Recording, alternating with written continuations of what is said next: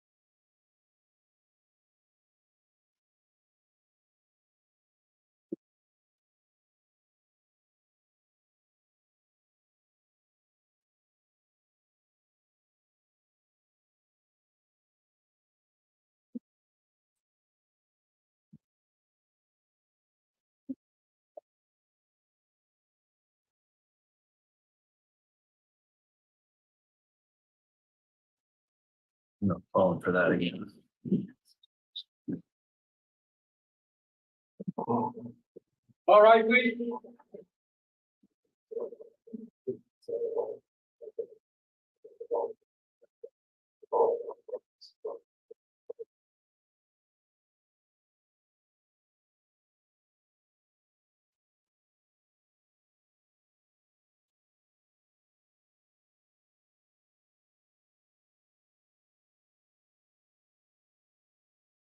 Here's our President Counter report, Your Honor. All right, thank you, Mr. Bailiff. Please be seated.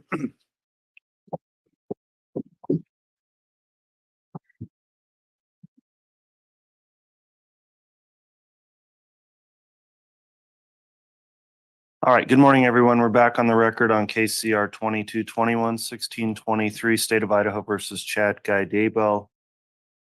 We are back on with continuation of the state's case in chief.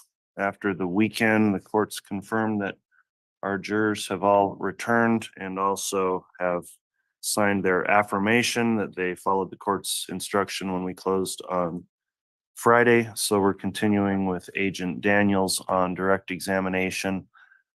With our gallery here in court today, there's a lot of people. Apologies for the inconvenience of moving you around. I think at some point later today, or if not later this morning, we'll be able to use the other side of the courtroom again. So thanks for accommodating that.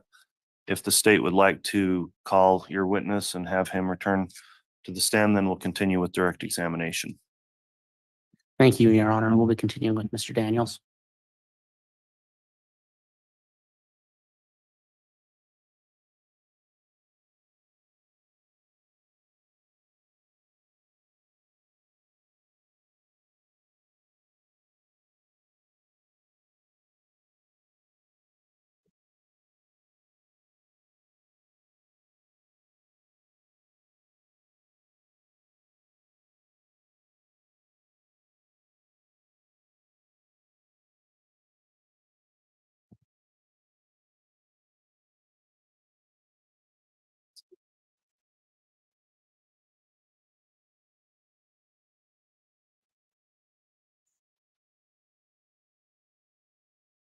All right, I'll remind Agent Daniels, he's still under oath for purposes of his testimony, having been sworn last week. Also, over the weekend, Agent Daniels, did you view any of the trial that's contained online or otherwise see any trial testimony that you weren't aware of before you testified?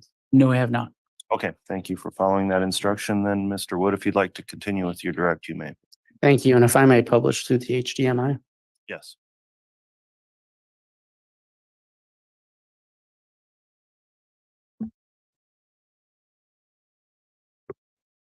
Morning, Agent Daniels. Good morning. Just to quickly recap and reorient the court and jury. On Friday, we had spoken about the June 9th and 10th search of Chad Daybell's property, correct? Correct. I believe the last place we talked about was searching the barn and tools. Is that accurate? Yes, that's accurate.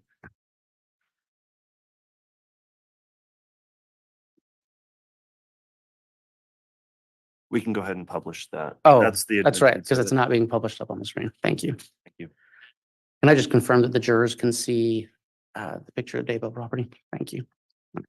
Okay, and thank you, Mr. Wood. When we get to the point where you think we ought to not publish on the overhead, let us know. Okay.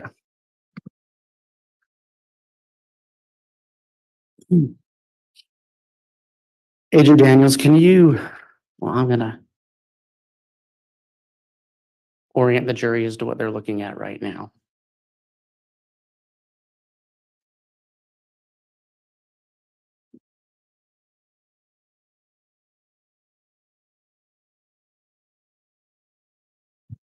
So, Your Honor, I am showing Agent Daniels what's been marked as Exhibit 170B. And where was that on the property? So right now we're in the kind of the northeast portion of the property. And from this photograph, we're looking back towards the residence. And in the photograph, you can see the second story bedroom window. And I'm pointing at it with the laser up there. And in the very beginning, last Friday, we showed you a vantage point photograph. And one of those vantage point photographs was from that second story window that's in that picture. So right above that back door. And so there's a rear man door that comes out of the residence also. So that's the Chad Daybell residence. That's the upper story, second bedroom window. And then we're going to be walking towards this large tree. And near the base of that tree is going to be J.J. Vallow's burial site. And so this is an overall photo as is. So as it looked when we were there, and we're just walking towards the burial. So what becomes the burial site. And this just gives you a good idea of how the taller vegetation or the taller grass as we're going that way. And that'll become important as we get closer.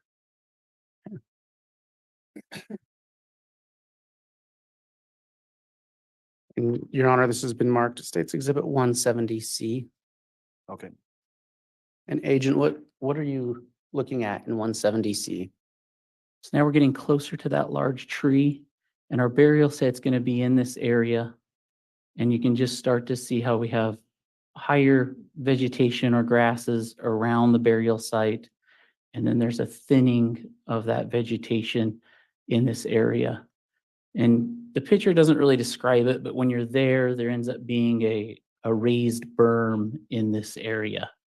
But we just want to show you kind of again, this is an as is, this is what it actually looked like. And so that's the little discrepancy we started to see in this area or this field.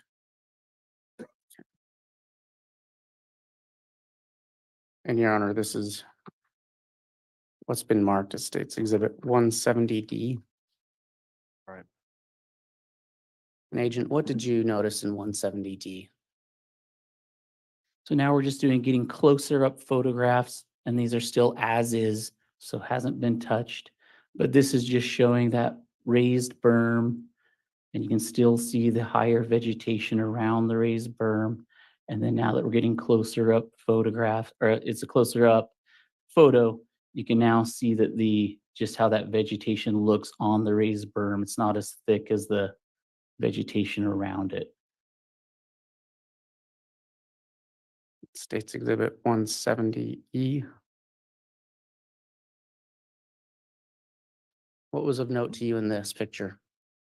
We just this is just a closer up photo of the actual burial site where JJ is going to be located. And it's just a closer just to see that vegetation as it is on the raised berm. And you can just see how there's empty spots versus what it looked like around the area. So there's something of interest here to us.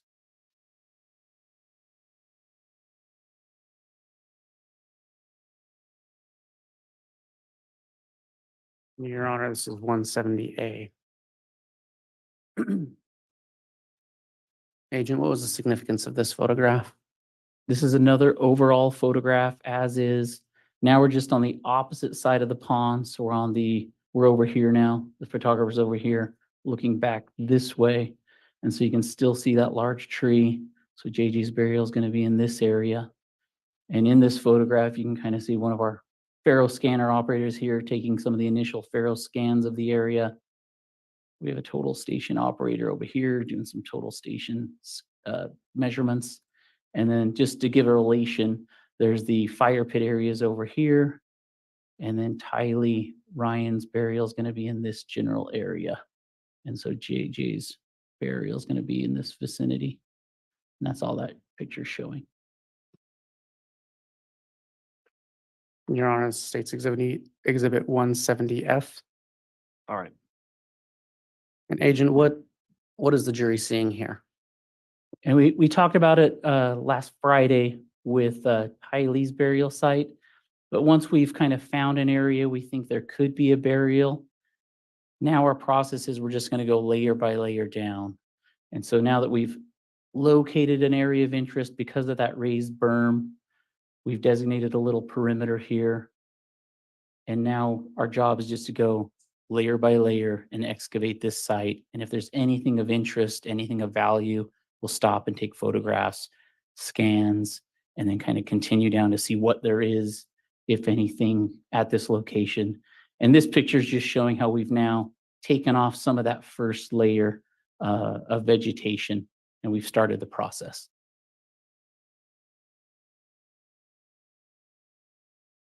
This is 170G. Agent, what was going on in 170G? So we've removed the vegetation off the top, and what we start to notice are these different stones or cement blocks that start to protrude through the soil. So that starts to draw our attention.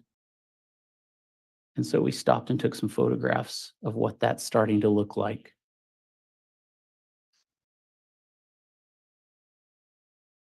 (170H). And so now we've gone another layer down. And so these are what the stones and cement block are looking like. And then I like this photograph because it shows whoever's done this in the ground.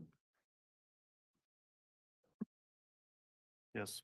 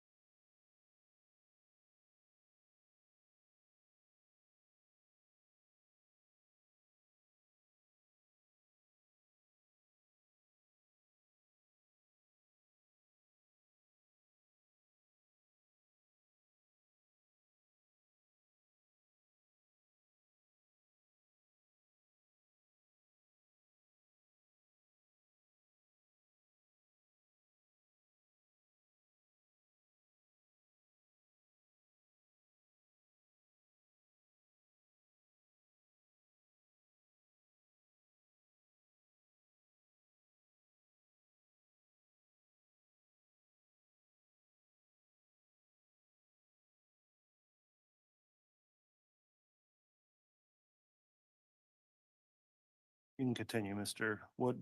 Thank you. Agent, what did you observe about these stones? So in this photograph, we see the stones now that are laid. And I like this photo just because it's showing how precise these stones are laid across this burial. And then on the left side of your photo, you start to see a wooden plank that's underneath the stones. And we'll get to the wooden planks in another photograph. But on this photograph, you can at least see how they're laid on top of these wooden planks. And then around these rocks, you can start to see the tree roots. This burial was next to this large tree. And you can see how somebody's taken the time to cut through these tree roots to place this burial here in this location. And so Agent, for clarity, did anyone on the ERT team cut those roots? No, we did not. This is how when they were excavating this site, this is how this was found. And Your Honor, States Exhibit 170I. Detective, what did you observe here? So after the stones were removed, these are two wooden planks that were underneath those stones.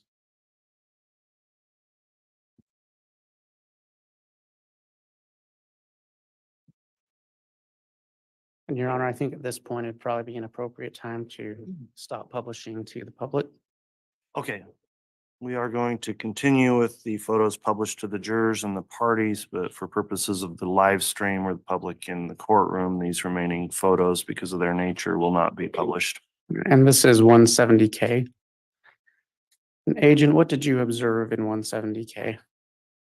On the right side of the photo you're looking at, you can start to see a black plastic that's showing up. And so that was an indication that, okay, we're starting to find something in this burial site. And did you notice that, was there a change in the soil? I mean, the soil's just it's getting darker as we get closer, but that's really all I can see in this photo.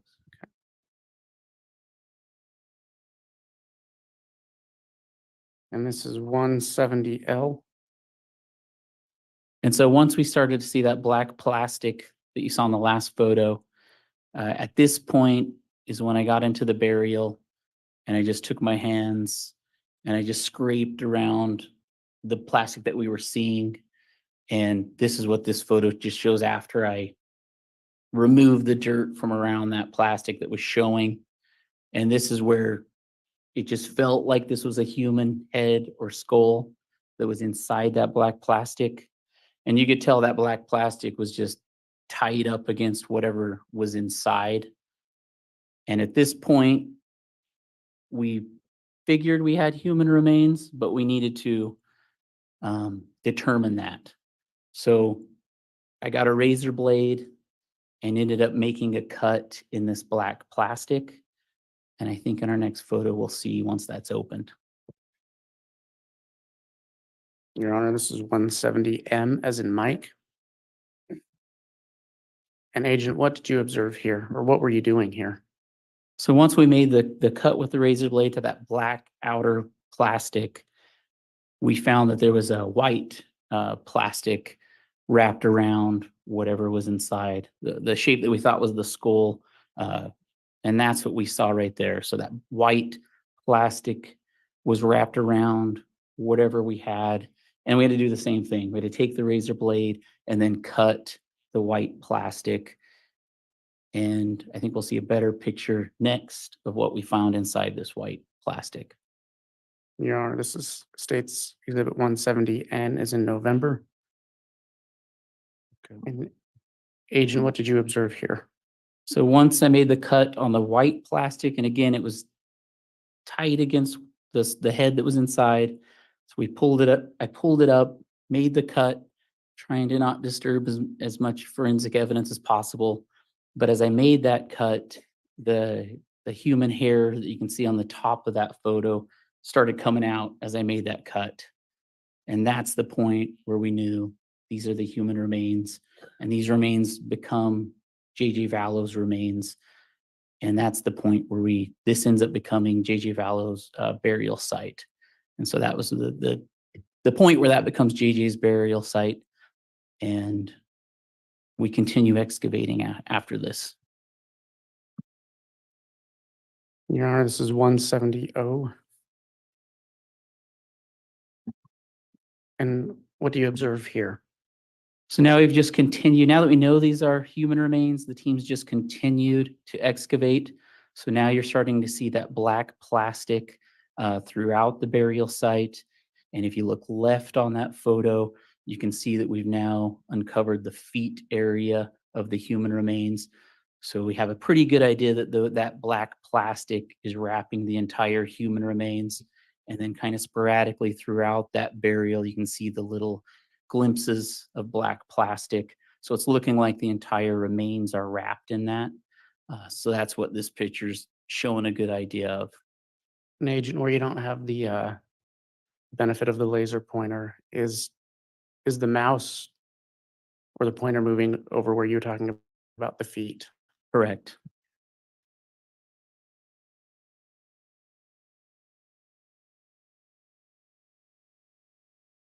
Your Honor, this is 170P. And what did you observe here, Agent? This is just continuing that excavation. And now kind of in the middle of the photo up towards the head, you can start to see there's a bigger piece of duct tape that starts to appear. And if I had the laser pointer, I could point to it a little bit, but that was just a significant thing that we noticed on that wrapping, is that there's duct tape involved. And then earlier on that, when we showed you a closer up of the head, there was a big piece of duct tape involved. So those were just some significant things that when we see that type of stuff, we like to take photos of that, where they're located. So that's just one of the reasons we would have stopped and taken a photo of those locations when we saw that duct tape appear. Your Honor, this is 170Q. What did you observe here? This is just a closer up picture. So now you can better see that piece of duct tape, and then just kind of see how that excavation's continuing.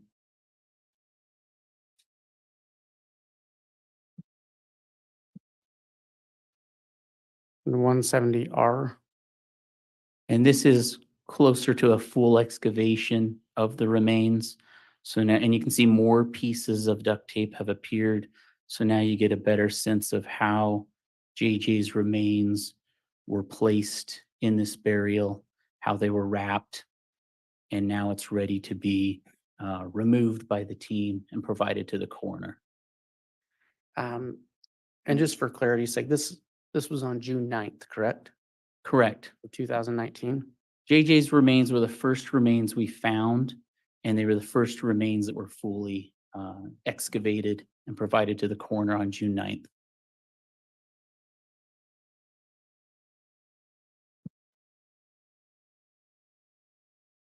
This is 170S.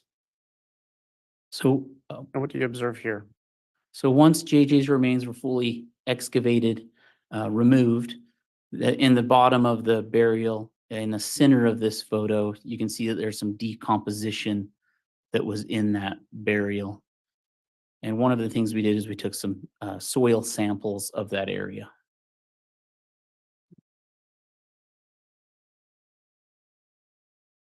One 170T. This is just a closer up photograph of that decomposition that was left in the burial.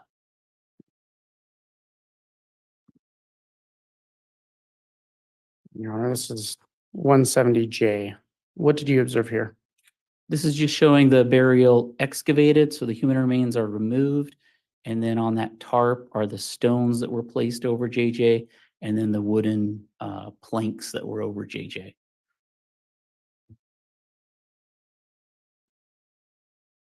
And 170U. What does the jury see in this picture? So this picture just shows that the backhoe, what we did was after we had excavated the burial site, we brought in the backhoe to, at this time, we didn't know where Tylee's remains were located.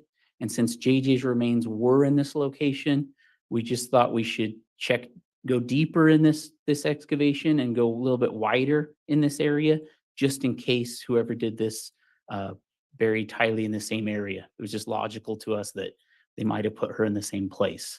So we used the excavator to dig a little deeper and go a little bit wider, just to see if we could find something else that might indicate Tylee, her remains were around this area. And we didn't find anything else in this area. And then the backhoe backfilled this excavation site.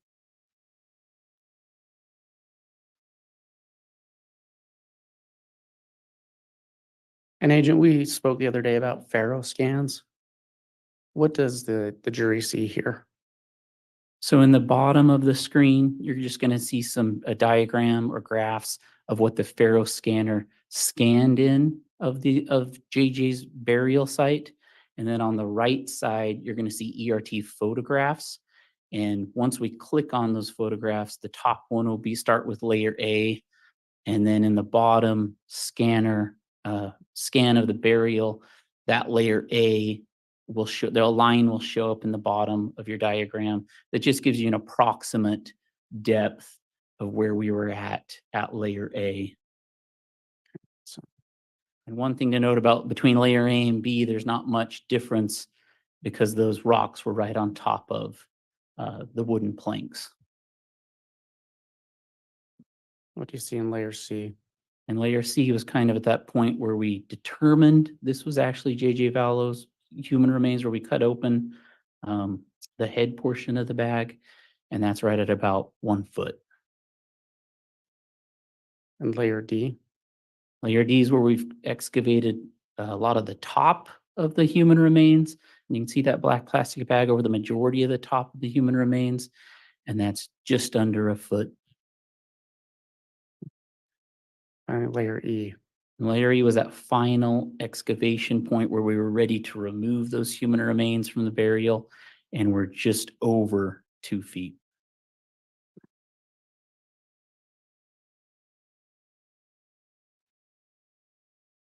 Your Honor, at this time, I have no more questions for the witness. All right, thank you.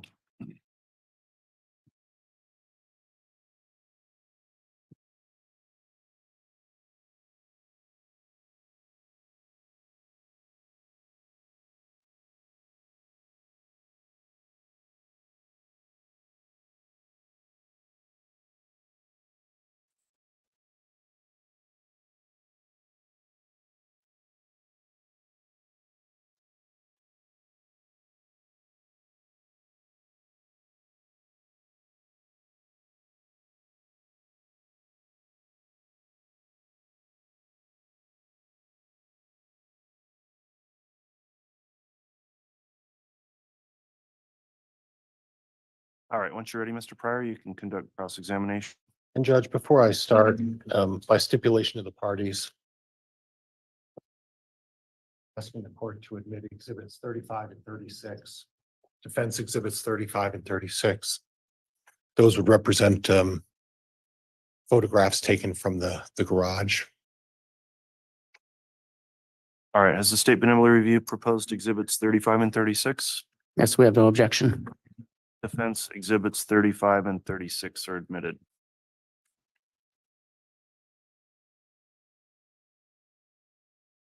Good morning, officer. Good morning. I did that without having to turn the mic on. That's a first, I think, today. I'd like to go over procedurally your involvement in this case, if we could take the time to go over all of the aspects of this case that you've been involved in. Would that be fair? Okay. Okay. I'd like to go back to the search involving Alex Cox's apartment. Were you involved in any aspect of that? I was involved in the search of 2 apartments. I just have to remember which That's is okay. which. That's okay. You were involved in and they were two different parts of the building complex. Would that be fair? Correct. And one of them may have been apartment 107, which would have been Alex Cox's. I can't remember who owned which apartment, but there were Okay. 2 apartments that were fairly close together. And could you explain to me what your involvement was in the search of Alex Cox's apartment? I was an ERT senior team leader in the search of both the apartments, and I just don't remember who owned which apartment. Okay, and part of your the aspect of being involved in that is that you were involved in a cadaver dog search of that complex. Do you recall that? I do. Okay, and was that your cadaver dog or was it another agency's cadaver dog?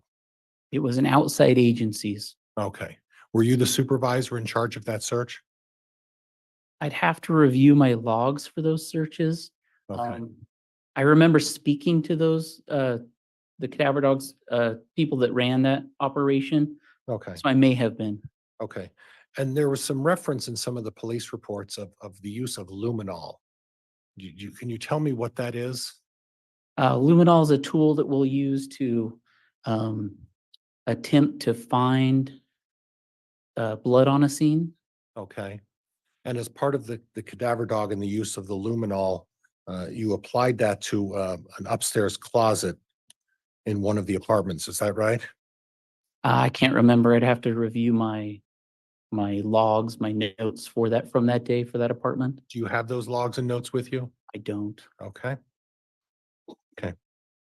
And then do you have a recollection of whether or not the cadaver dog indicated any positive on any of the locations of either of the apartments? I don't. Again, I'd have to review my notes.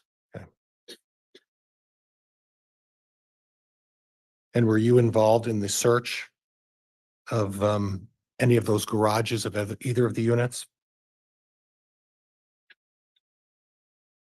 Yes, if the garages were right attached to the apartments, I was. Okay. But again, you don't have any recollection, would that be fair, of what was discovered in either of those garages? Is that right? I'd have to review my logs and records, my notes. Okay. And it's interesting that throughout your testimony in the last day or two, you didn't make reference of having to review your notes or logs about this case. Do you find it unusual that you have to review your notes and logs as part of a cadaver dog search of two apartments that were relevant to this case? No, I knew I was going to be speaking about this search, so I reviewed my notes and logs and records for this Daybell property we were speaking of. I didn't know I'd be talking about the search warrants of the apartments, so I didn't review those prior to coming. And I've conducted many searches in the last 4 or so years. Okay. Yeah. Now, you talked a little bit about the second floor and the view from the second floor of the Daybell residence. Is that right? Correct. Okay. Have you been in that house? Yes. Okay. Are you aware that the so-called second floor is an attachment to the garage? Yes. Are you aware that when you leave the main residence, you have to go in the garage and then further go through another entranceway to go up a set of stairs to get into that attached structure to the garage? Objection, counsel is testifying, move to strike from record. Sustain. Are you aware that the structure is an attachment to the garage? You've already testified that's correct? Correct. Okay. And you're aware that to gain entry to that attached structure to the garage, you have to leave the main residence. Are you aware of that? Same objection. Overruled. Yes. Okay.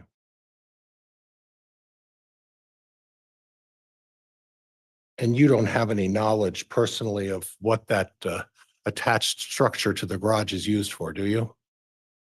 In that second story bedroom, there was a mattress on the floor. And on June 9th, there was a comforter and Okay. it was opened and there were pillows there as if somebody had been Okay. sleeping in it. That's why I call it a bedroom. Are you aware of who was residing in the residence at the time of September of 2019? I am not. Okay. Are you aware who was residing in that residence as of June of 2020? I am not.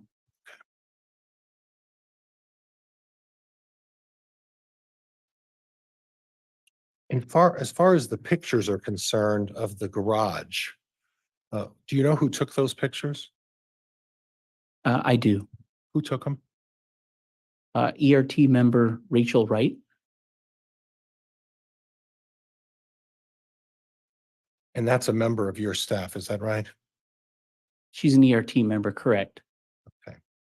Now, in the beginning, you had mentioned that you were staging up at the Salem Church with your ERT team prior to going to the Daybell residence. Do you recall that? Yes. Okay, and how many of you were there at the Salem Church staging on that morning? Do you recall? I would guess that the 8 of us were, Okay. plus other law enforcement members. Well, that's what I want to get at. How many other law enforcement members were also there? I wouldn't know specific amount. Okay. And then you had testified that you were waiting as your ERT team was up at the Salem Church for local law enforcement to secure the facility of the Daybell property. Is that right? Correct. How many people was it going to take to secure the property? Do you recall? I don't. Okay, well, you had a meeting prior to going out to the Daybell property with all of the folks, law enforcement agencies involved in this case, did you not? We did. Okay, so how many law enforcement agencies were you dealing with when you had that pre-meeting before going to the property? I don't remember how many were there. Okay. You don't remember how many agencies, or you don't remember how many people? Both. So you don't know whether the Rexburg police was there, correct? I'm sure the Rexburg Police Department was there At the meeting? at the meeting. Yes. Fremont County? Fremont County would have been there. Yes. Anybody with the Attorney General's office? That I wouldn't know. Anybody from the prosecutor's office at that meeting? I believe the prosecutor's office would have had a representative there. Yeah. Do you know which one of these folks was at that meeting, or the staging meeting? Probably Rob Wood would have been there. Okay. Madison County Police Department there at the staging meeting? And I'm talking about the briefing meeting, probably the night before the staging meeting. I am- Not at this church, not at the church parking lot area. Does that make sense? Yes, and that's what I'm Okay. talking about Okay. too, officer. I'm talking about the meeting prior to, and I've said staging, and I apologize for Okay. that. I see where you're trying to correct me. Thank Okay. you. I'm talking about the pre-planning meeting before you approached the Daybell property. Okay. Was Madison County there as well? I can't remember that, but they probably were. Okay. So in essence, your team of 8 plus at the pre-planning meeting, representatives from Fremont County, Madison County, Rexburg Police, anybody else? Other FBI employees, So in essence, do you have a recollection? And I don't want to hold you to this specifically, but do you have a recollection of exactly how many law enforcement personnel were at this pre-planning meeting before approaching the Daybell property? I don't. Okay. Was it more than 10? Yes. Okay. More than 20? I can't speculate Okay. on that. You were present there, right? Yes. Were you running the meeting? No, Who was running the meeting? I don't remember. Who's the one who initiated setting up the meeting with all of these folks before you went out to the Daybell property? I don't know. So you just folks all decided to get together the day before? Or was there someone sending out a memo or some sort of note saying, hey, let's get together before we arrive at the Daybell property? Or was it just a spontaneous planning of a meeting? I would guess that one of the case agents put it together, but I can't recall a head who put it all together. Okay. But you're the person in charge of the search and the process of the search on the Daybell property in June 9th of 2020. Were you not?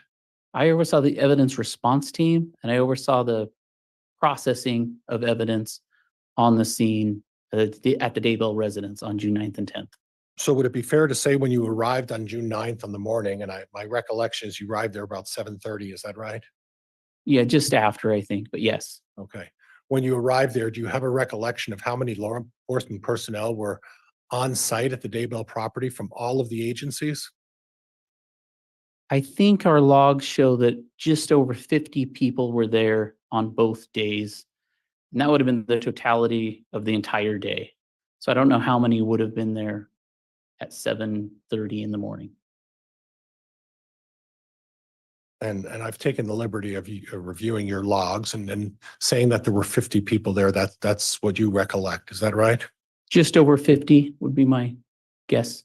And you're aware that Mr. Wood was one of those 50 who were there on site at the search of the burial of JJ and Tylee. Is that right? I know I saw him on scene. At the time, I didn't necessarily know who Mr. Wood was. Okay.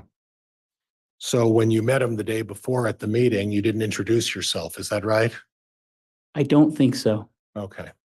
So prior to going out on any kind of an investigation of this case, you're telling me that the prosecutor was at the meeting before, the prosecutor was on the site, and you're in charge of the search You never took the time to introduce yourself to the lead prosecutor in this case. Is that correct? I don't remember doing so, and Okay. I was busy. Okay. So would it be fair to say that there were a number of law enforcement personnel on that property in this rural piece of acreage? Would that be fair? Yes, And would it be fair to say that that would have caused at least some sort of an opportunity for people to look and see what's going on the property? Draw attention to the property, didn't it? Having all those people out there? like what kind of people? Well, you had to have security who prevented people from driving by. You blocked down the roads a little bit, did you not? Oh, I believe the locals did block down the roads, yes. And you had to stop people from driving by and gawking at what was going on, right? I didn't do that, but But you would agree in a situation where there's 50 law enforcement people ascending down onto a piece of property that would have a tendency to draw some attention to what was going on, right?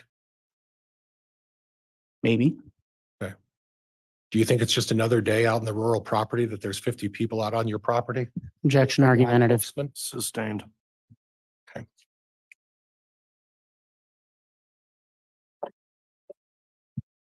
Did you happen to notice anybody looking around to see what was going on the property that morning?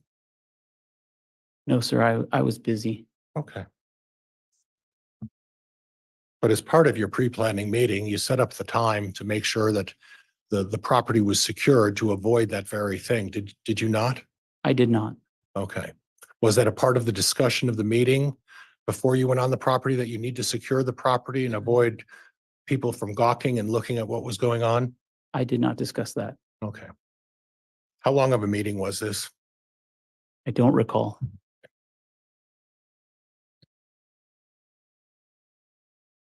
Now, when you arrived on the scene, you talked about the garage where these tools were located. Do you recall that?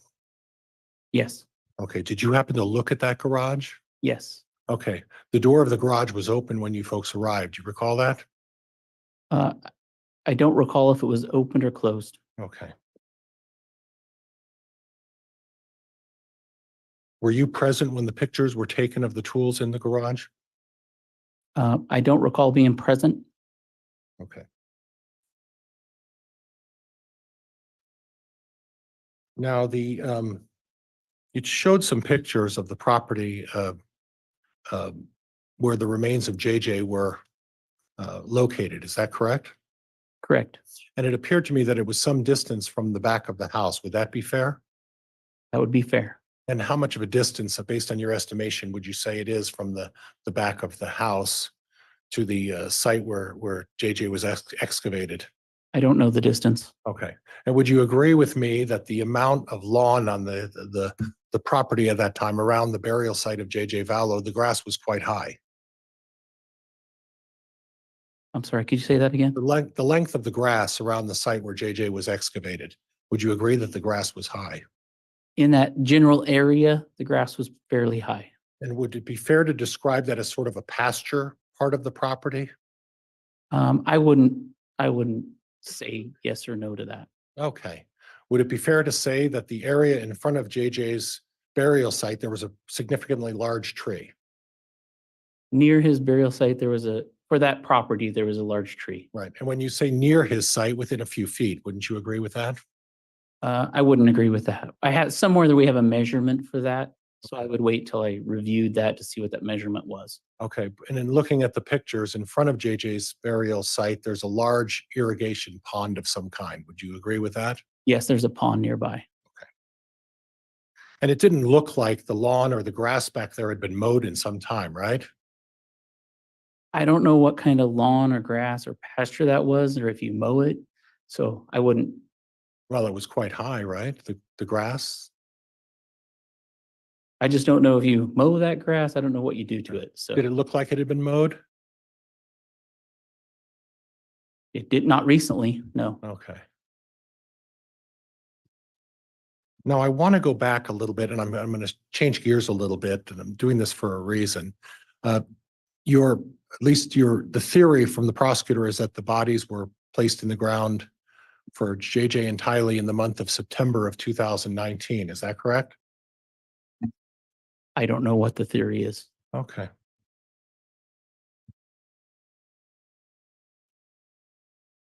And you found the jewelry, the piece of jewelry that you made note of around JJ's, or around Tylee's neck. You showed a picture of a pendant around Tylee's neck. You recall that? Are you talking about the silver charm? Yeah, the pendant, the charm. Okay. Yes, we collected a charm. Okay. And let's assume for argument that the bodies were placed in September of 2019. When did you retrieve that pendant? And when did the picture get taken? I don't know anything about the picture. We collected the charm on June 9th. So again, for purposes of argument, September to June 9th.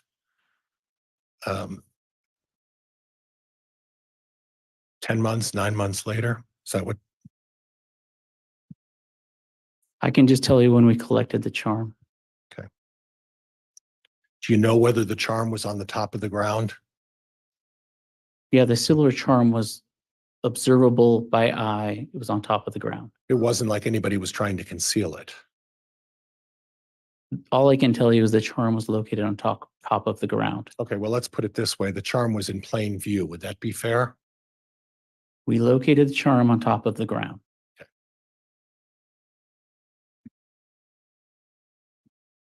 Now, in addition to removing the remains of Tylee from the ground, at that time, you also had access to a backhoe. Is that correct?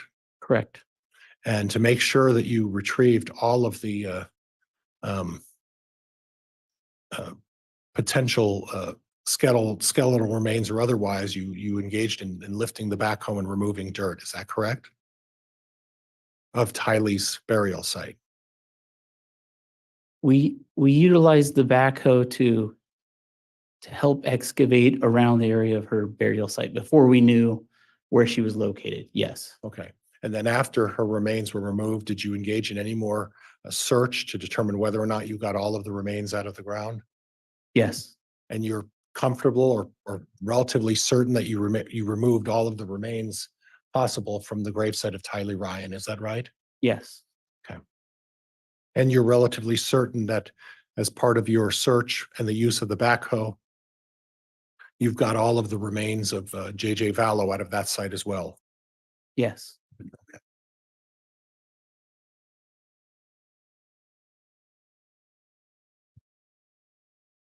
Now, at the conclusion of your search on the first day, and approximately what time was that? I would say it was sometime after 5 p.m. on the first day, June 9th. Okay. What plans did you put in place to secure the property overnight?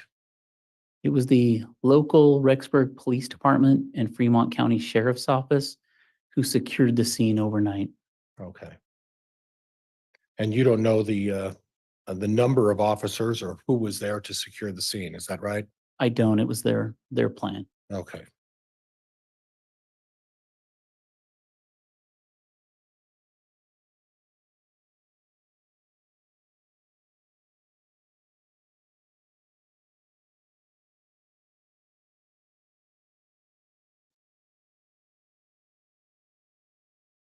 Now, as part of the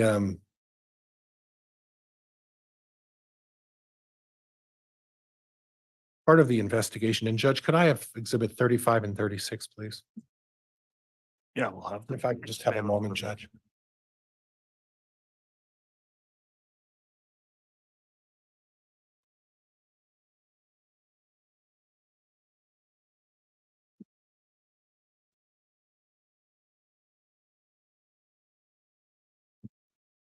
Judge, if I could just have a moment, please.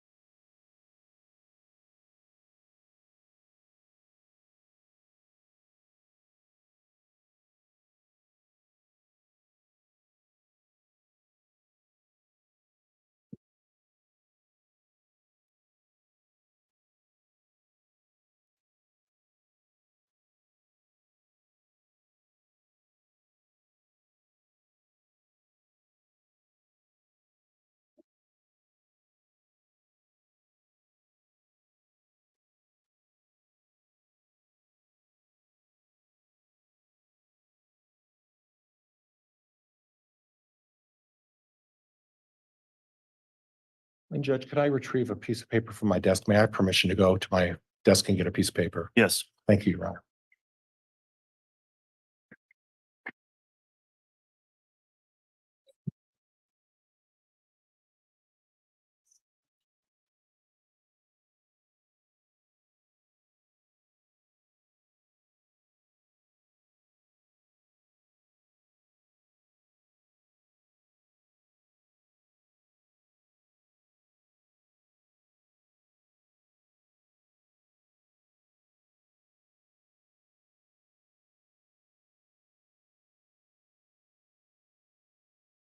And Judge, if I could publish. You may.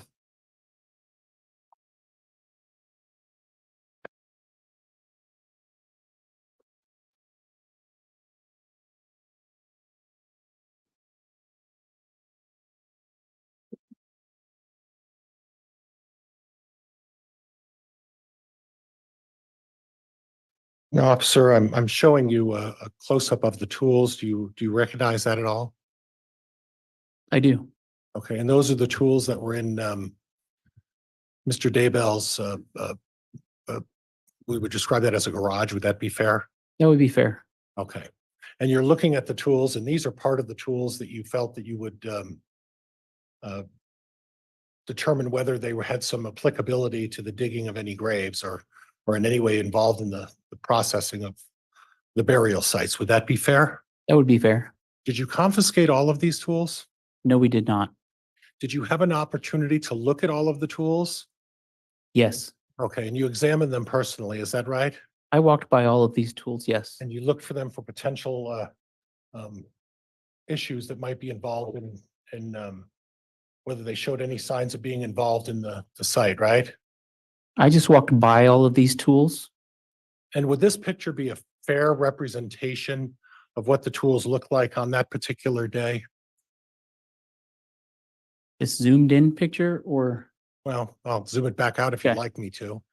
this is, I would call this an as-is photograph Okay. of what the tools looked like as you walked into that Okay. main garage door. So this would be what the tools looked like as you walked in, and then you directed, I think you said the name was Rachel Wright, to take pictures of that. Is that correct? This would be what I would, this is one of her overall photographs that she would have taken. Okay.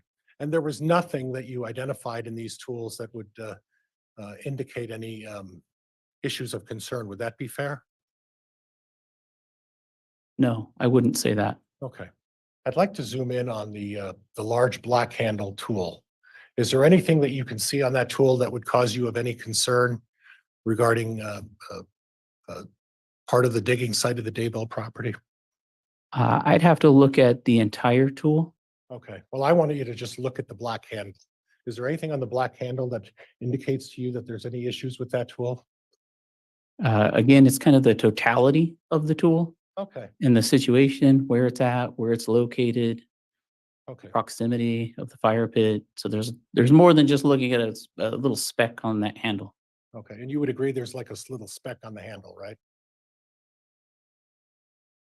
I wouldn't agree with that until I was able to see it in person, not just Okay. from this photograph. Okay. And Judge, I'm going to disconnect for a moment and then reconnect if that's acceptable to the court. Go ahead.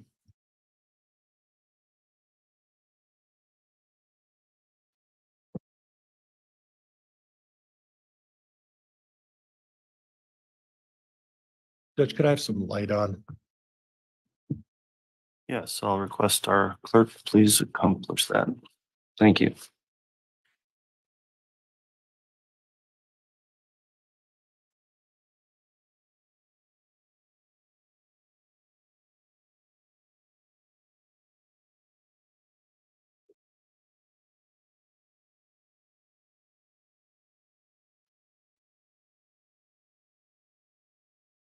Now, Officer, you previously testified that that's how you saw the tools when you first, from your recollection of when you first approached the garage. Is that right? When I would have done a walkthrough, correct.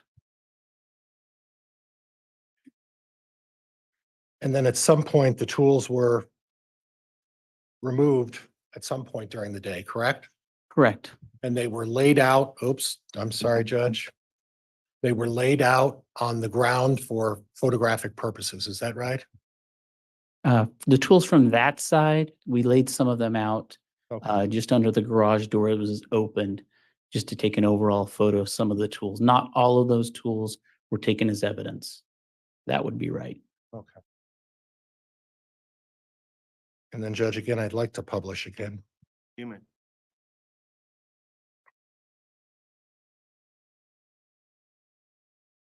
And then at some point during the day, the tools were removed and you placed them on the ground. Is that right? Like this photo shows, the tools on the west side of this garage were laid out and this photograph was taken. Okay. And you don't know exactly when that took place, right? I don't have a time for you now. Okay. But sometime on June 9th or 10th, right? Correct. Okay. And were you the one who laid those tools out on the ground? I did not. Okay, so someone from your staff did that. Someone on scene did that. Okay. Yes. Okay. All right.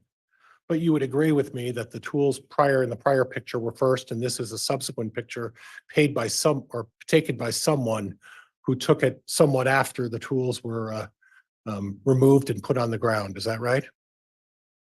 That the first picture we reviewed was taken prior to this picture. I would Okay. agree All right. with. But then I'm moving in on this picture. And do you see on the handle, the black handle? Yes, I see. Are you talking about the handle of? I was looking at the rake, but you're talking about maybe So the handle of let's the. look at the black handle of the picture that I showed earlier. Now we're going to look at the black handle after it's on the ground. Okay, I see the black That hand. one? Zoom out. I think that's as far as I'm going to go. Zoom out. Okay. Okay, so you're talking about the black handle of the shovel. The shovel. Okay, I see that.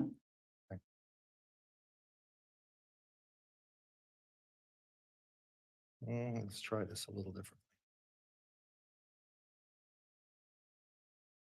Now that's the same black shovel. What do you see on the handle of that black shovel? It's hard to tell what that is. Okay. It's something, right? I can't tell what that is. Well, I didn't ask you what it is. It's a different look than what was looking up when it was in the garage, right? I can't say that for sure, Okay. but All right. And Judge, again, I'd like to disengage.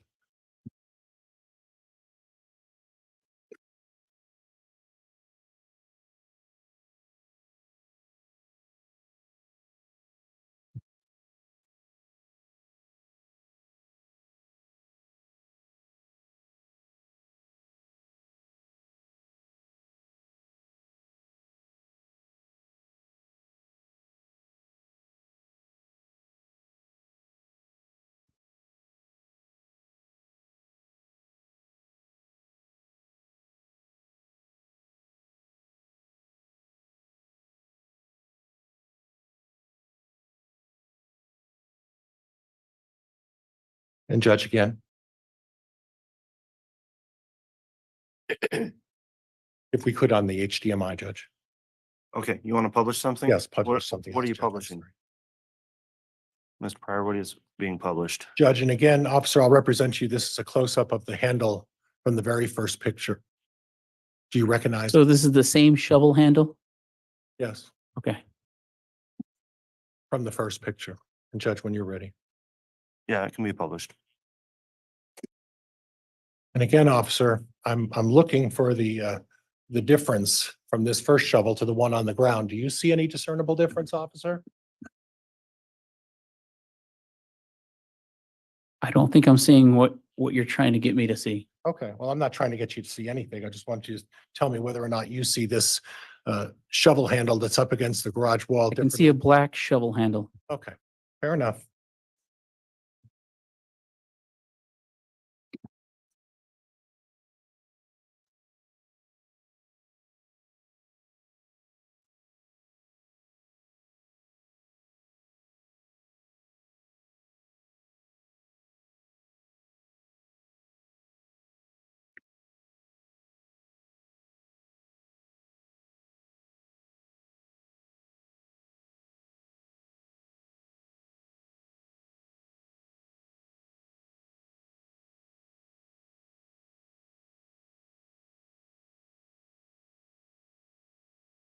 Judge, could we publish what's marked as Exhibit 36? All right, exhibit 36 may be published. And obviously, at some point, officer, the shovels were placed back against the wall. Would you agree with that in a subsequent picture? Correct.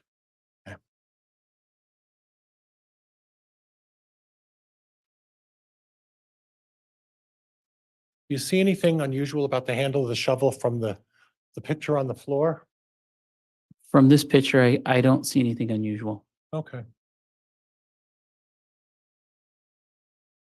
Does that help? I'm still not seeing anything. Okay.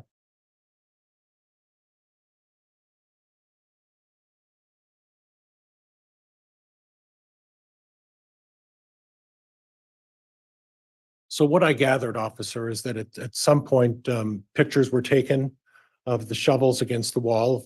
That was the first picture I showed you, correct? The very first picture, I think, was the as-is photo of the shovels against the wall. And then subsequently, the pictures were shown to be on the floor of the garage, correct? Correct. And someone took the shovels from the wall and put them on the floor, correct? Correct. And then at some point later than that, the shovels were taken from the floor and put on the garage wall, and that would be the last picture I took, correct? Somebody moved them and put them against the wall and took a photo. Right. I don't know at what time Okay, that happened. but you do know that the pictures were, in terms of a time frame, the pictures were, the first picture was the as-is photo, correct? I know that. I know the first picture was the as-is photo because they were in place. Okay, and then the other two photos, we don't know exactly when those were taken. I'd have to look at our photo logs Okay, to kind of match that up for you to tell you which one was taken before the other. That makes Okay. sense. at any time, officer, did anybody during the digging of either of the grave sites use the Daybell's shovels to dig the grave sites? No, they did not. Did anybody use the pickaxe there on the Daybell grave site during your excavation? No, they did not.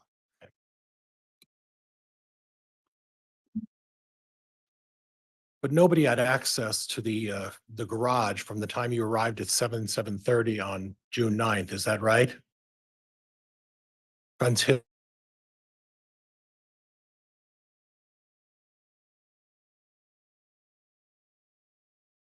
sorry, that wasn't particularly clear, was it? No. Thank you.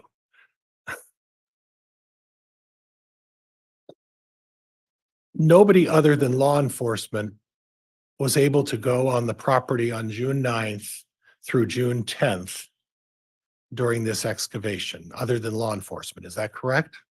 As far as I'm aware, yes. So there wouldn't have been any citizens or anybody else who would have had access to the Daybell property from June 9th until June 10th, correct?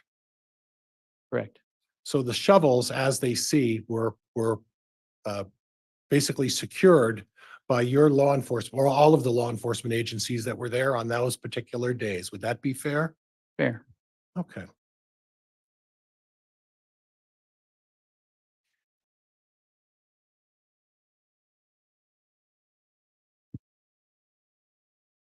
Now, the burial site of JJ, we talked about that. That was approximately a foot and a half deep.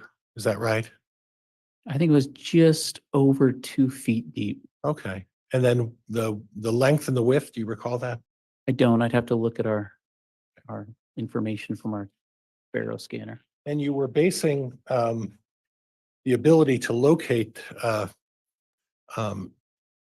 JJ's remains basically by some electronic data that you received indicating someone was there on the 23rd. Is that right? One of the things we used was telephone ping information showing that somebody was in that area. But one of the reasons we showed you those photos we took was just to show you that it was fairly easy to walk to. As we walked towards that burial, that raised berm, it was pretty easy to distinguish where that Right. burial site was. And I appreciate that. It was hidden though. Judge, I'm going to Mr. Pryor, object. I'm going to object to you talking over the top of his response, Mr. Pryor. Let him finish his answer. before And you- Judge, it's non-responsive. Mr. Pryor, You just ran over me. Stop cutting people off in your cross, please, including me. Let the witness finish, and we'll never get an accurate record if you keep doing that. So please do that. And Judge, my objection is non-responsive. I asked him about the electronic data. I didn't ask him about the rest of this colloquy. Ask, Your Honor, he, ask another question, Mr. Pryor. You engaged in the use of electronic data to locate the remains of JJ Vallow on the 23rd. Is that right? That was just one of the things we used, the Okay. telephone ping information showing that there was a telephone ping in that northeast area by the pond was just one reason or indicator to show us to go look in that area. Okay, thank you.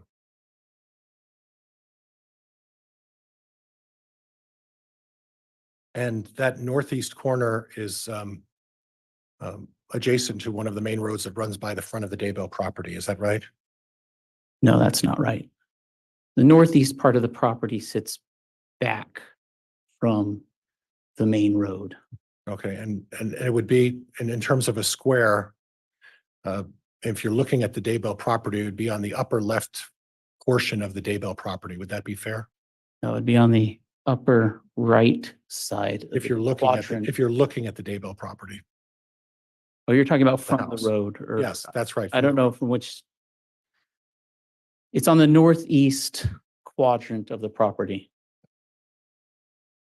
And then the location of Tylee's remains, would it be fair to say are in the center of the property, of the Daybell property? Probably close. It's just east of that large red garage. Okay.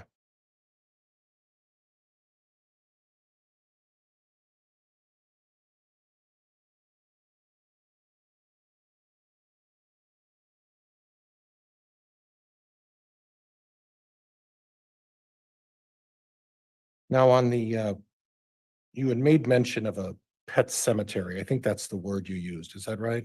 Correct. And as part of the search, did you locate some pillars or what appeared to be a makeshift sign of some kind on the Daybell property?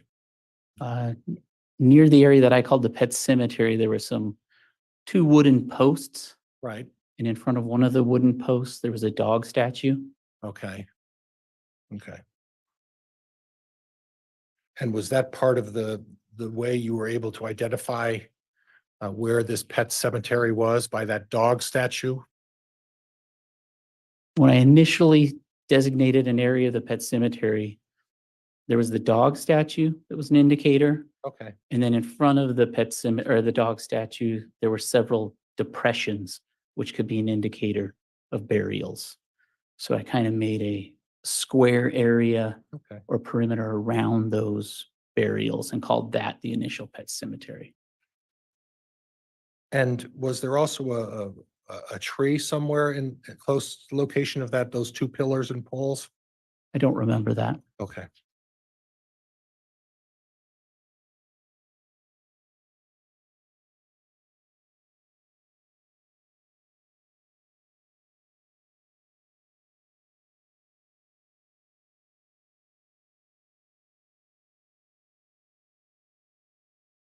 Rich, I think that's all I have at this point.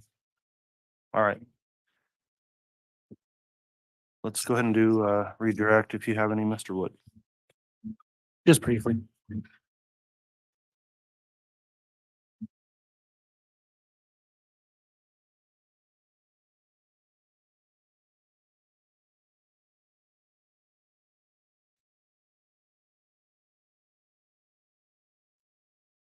Agent, you were talked to about by council about securing the scene between the 9th of June 10th and, the night of June 9th and the morning of June 10th, correct?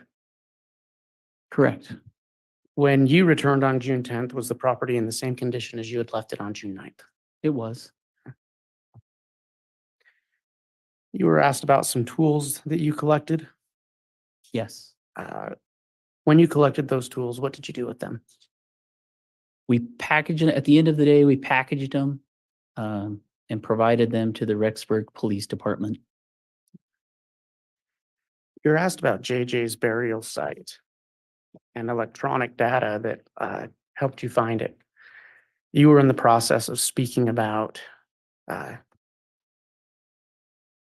me rephrase that. What else led you to locate JJ besides the electronic data? So besides that electronic data that just gave us kind of a general vicinity to look at, once we started progressing to that area, we showed you already the photographs that showed you how high the vegetation was in the general area, that whole pasture, whatever you want to call it. And as we progressed towards his burial, we kind of showed you how that vegetation right above the berm was different than everything around it. And that raised berm was different than everything around it. So once you are out there and you kind of see that difference, whether it's a depression or a berm, and it's just different than all of the surrounding area, that's what kind of drew our attention. So the ping might have got us to the general vicinity, that northeast quadrant, but once you were there and you kind of use these our other trainings, techniques, it just honed us in on this is different. And then we could start excavating that site that we showed you earlier. You were asked about a planning meeting. Yes. Do you recall when that took place? I don't remember exactly, but I'm going to guess it was probably the night before the actual search warrant. So probably June 8th, the evening of June 8th is my guess. And Mr. Pryor asked you if I was there. Correct. Do you recall the two Fremont County prosecutors who were there? I don't. At Okay. the time, I didn't really know many people in the area. So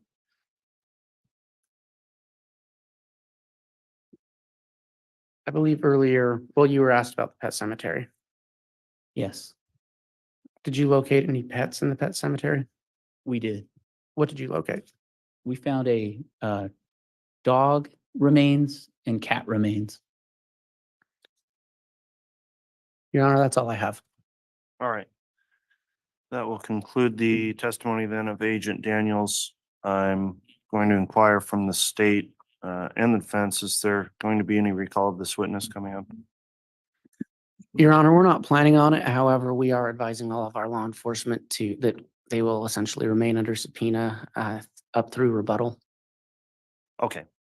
And with that then, Agent Daniels, you are still subject to the exclusionary order, meaning please don't watch the trial because it is being live streamed and easily accessible, or observe any trial testimony so that you may have the ability to be recalled to testify if necessary.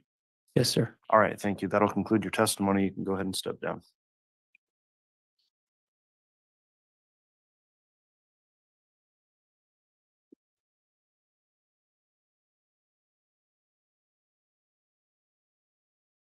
All right, at this point, I'm going to suggest maybe we take the mid-morning recess before we call the next witness and allow the gallery to fill back in on the other side of the courtroom. Is there going to be any need to have, is there any concern with putting them back there with the next witness or the evidence that might be presented? No, Your Honor, there's not going to be any graphic images shown. All right, thank you, Ms. Blake. We'll go ahead and take our recess then. Let's try and come back on at about 20 after. So we'll come back on for more evidence then. All right, please.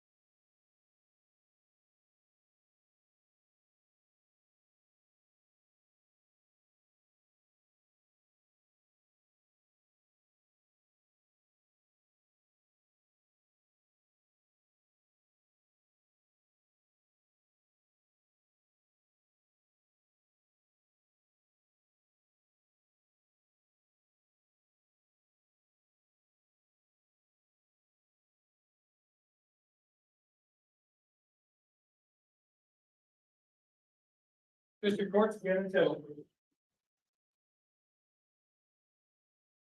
All right, thank you. Please be seated.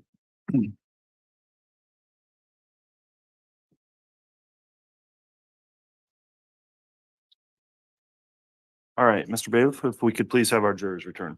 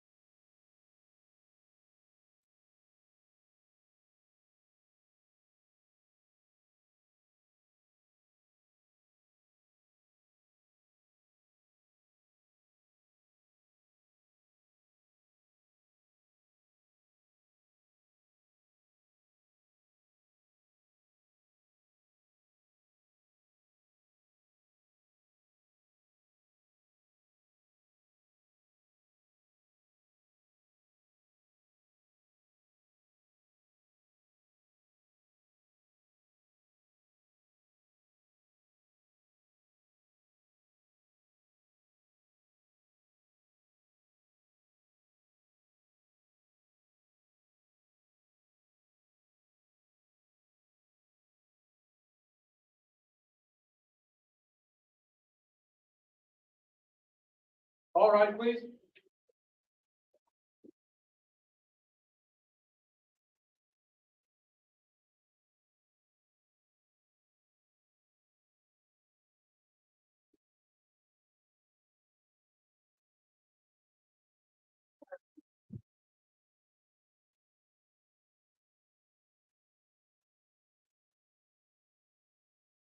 Here's all President County, Your Honor. Thank you. Please be seated.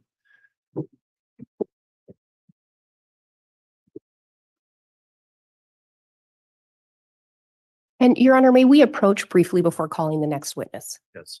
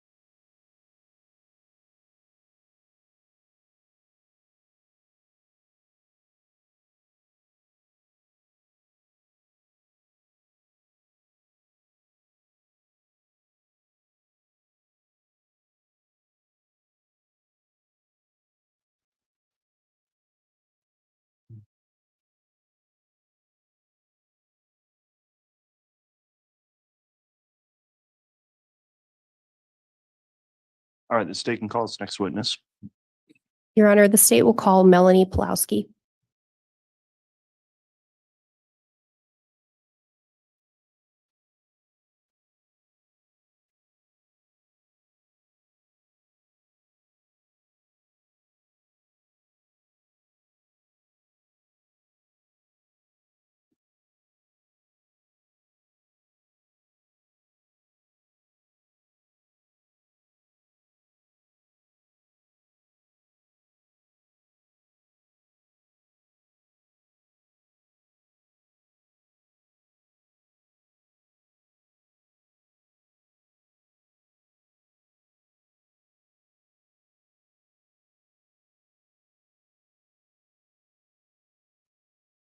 You solemnly swear or affirm the testimony you're about to give will be the truth, the whole truth, and nothing but the truth, so help you God?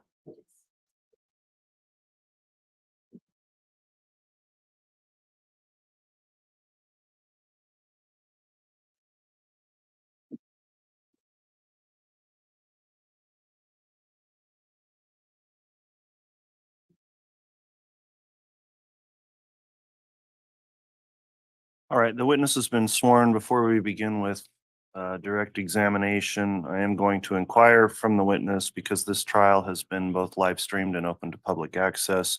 Ms. Pulowski, have you reviewed or watched any of the trial testimony since this case started? No, sir. Have you talked to anybody about the testimony they've given at trial? No, sir. Okay, that'll conclude my inquiry. Then you may inquire Ms. Blake on direct. Thank you, Your Honor. Would you please state your name and spell your last name for the record? Yes. Melanie Pulowski, MELANIPAWLOWSKI. Ms. Pulowski, do you know an individual named Lori Vallow? Yes, How do you know her? she's my aunt.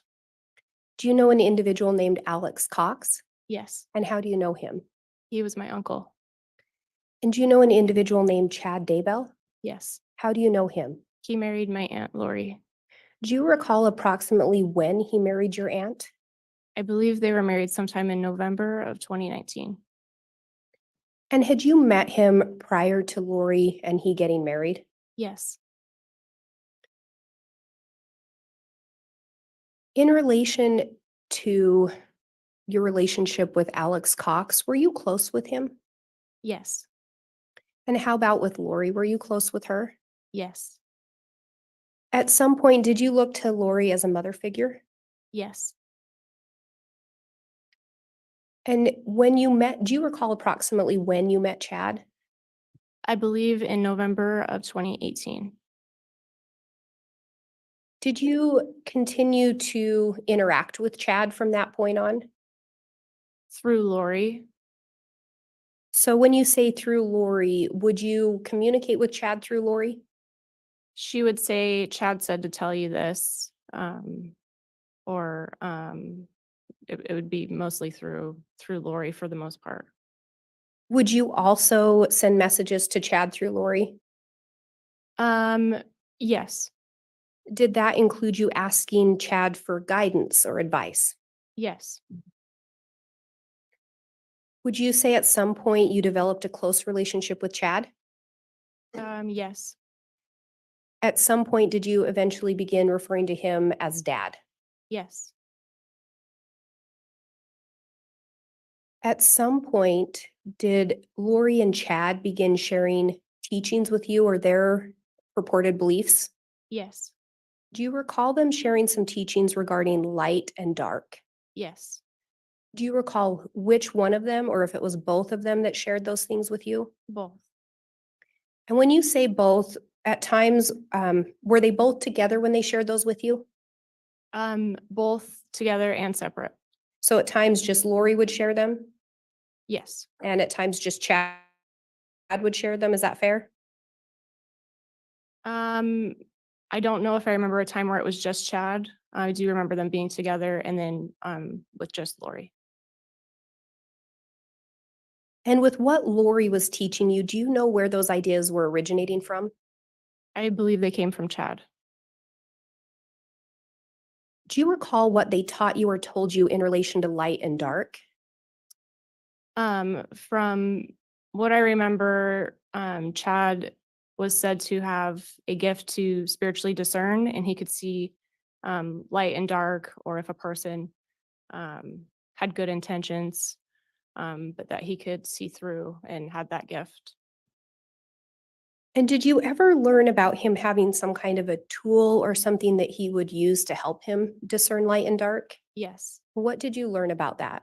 That he had a pendant or like necklace, something to that effect, that he could like a pendulum kind of thing, where he could get an answer to something he wanted to know. And it looks like, and just for the record, it looks like you were making a swinging motion with your hand. Is that correct? That's what I've seen from other people that will use like a tool or something like that, that I think you swing it, and if it swings one way, it means yes or no. I'm not sure exactly. And was it your understanding that Chad always had to use that tool to discern light and dark? From what I remember being told is that he didn't always need that. It was just something extra he could use. At some point, did Chad and Lori teach you about castings? Yes. What do you recall them teaching you regarding castings? From the basis of where it comes in the scriptures, where you raise actually, I don't even know if that specifically is in the scriptures, but where you raise your right hand and can cast out a dark spirit or a demon. But they would explain how to do that, and the correct way to do that, or sharing different ideas on how what that could mean. And did they teach you who castings would be done on or for? Yes. And who were those individuals? That you could do, you could cast out at any time for anybody if you feel like you're being inflicted with some type of dark spirit or a bad feeling, that anybody at any time could raise the right hand to the square and cast out. Did you participate in any castings? Yes. Do you recall who those castings were done on or for? I remember one where Lori invited us over to do a casting on Charles. And Or for Charles. oh, sorry. Sorry. And you said it was done on Charles? Yes. Had you been told anything in relation to Charles being dark at that point? I think at that time they believed, and Lori and Chad believed, Charles was affected by some type of dark spirit. When you participate in a casting, is the person there? So was Charles physically present when you participated in the casting? No. And as part of the casting, was anything physically being done to Charles? As I'm not. By I any of you? understand. Oh, no. So he's not there, no one's laying hands on him during a casting? No. At some point, did you learn whether or not JJ had been labeled as dark? Yes. And what did you learn in relation to that? An objection based on foundation And Your Honor, I'm just asking broadly if at some point she learned that. and suburban. At some point, did you learn that JJ had been deemed dark? Yes. Do you recall what you learned in relation to that? I don't remember super clearly on that, but just that at some point JJ was affected by some type of darkness. Did you ever learn anything in relation to Tylee being labeled as dark? Yes. And what did you learn in relation to that? That I believe Chad labeled her as dark. And do you know who it was that labeled JJ as dark? I assume that it was Chad. And is that because Chad had the ability or Judge, I'm going to object at this point. It's bleeding. Sustain. previously had you learned about Chad having the ability to discern light and dark? Yes.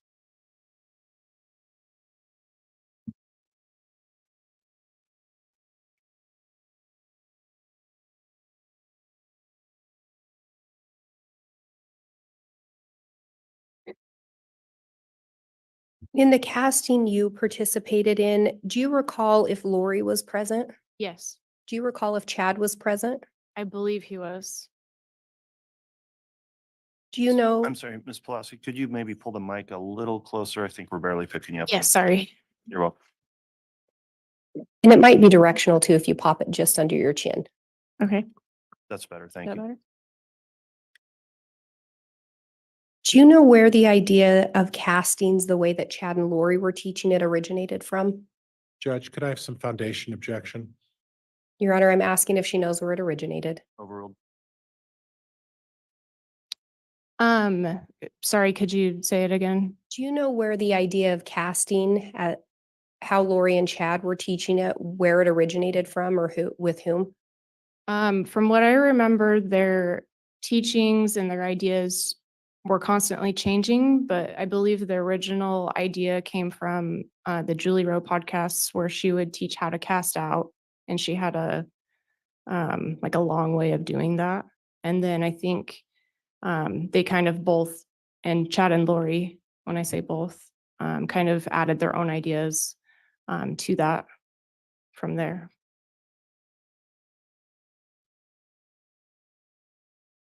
And we talked a little bit about Tylee, but did you know Tylee Ryan? Yes, And how did you know her? she was my cousin. Do you recall when the last time you saw Tylee was? I believe the last time I saw her was when she was packing up in Arizona, um, preparing to move with her mom and with JJ. And do you know JJ Vallow? Yes, And how did you know him? he was my cousin. And and you last saw him around that same time? Yes. Prior to Lori moving, do you recall Charles passing away? Yes. Do you recall learning of Charles passing? Yes.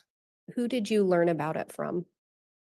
From what I remember, my ex-husband pulled me into the garage and had Adam Cox, my uncle, on the phone. And he said, I'm going to object at this point. Calls for hearsay. Sustained. Your Honor, and I would say it doesn't go for the truth of the matter.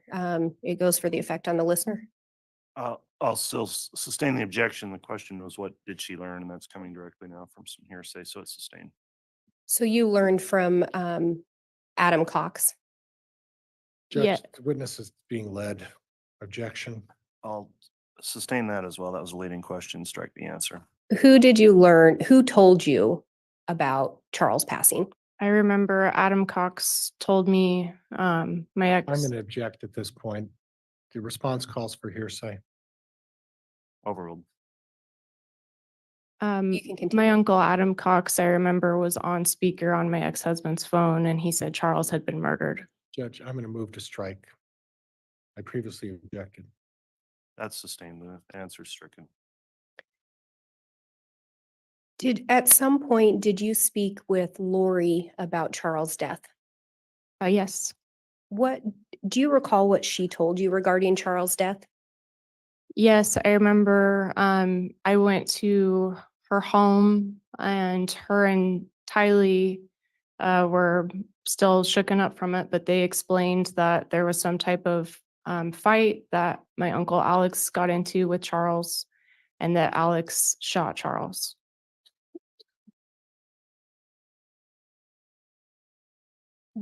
Were you aware if Chad had ever designated Alex to have a certain role in this life? Judge, I'm Um, going to object. There's lack of foundation. Overruled. You can answer if you know. I'm not sure specifically what that was, but probably designated something. Good. Did you ever talk to Alex about Charles' death? Yes. What did Alex tell you? He told me that Charles had become enraged and that he got into a physical fight with him, that there was a baseball bat involved, and that Charles had hit Alex in the back of the head with a baseball bat, and then he ended up shooting him with his gun that he had. And this took place prior to Lori moving to Rexburg, is that correct? Yes. Did you ever talk to Lori about why she was moving to Rexburg? I don't know if she told me she was moving right off the bat. She was kind of I just remember when she was moving, she was telling everybody different things, kind of where she's moving, or that she was needed to be protected and had to protect the kids, that she was going into hiding. So she mentioned needing to be protected. Yes. Who else moved with her, if you know, when she left to Rexburg? She took Tylee and JJ, I believe, with her when she moved to Rexburg, and Alex Cox helped them move. Did Alex Cox also move? Yes.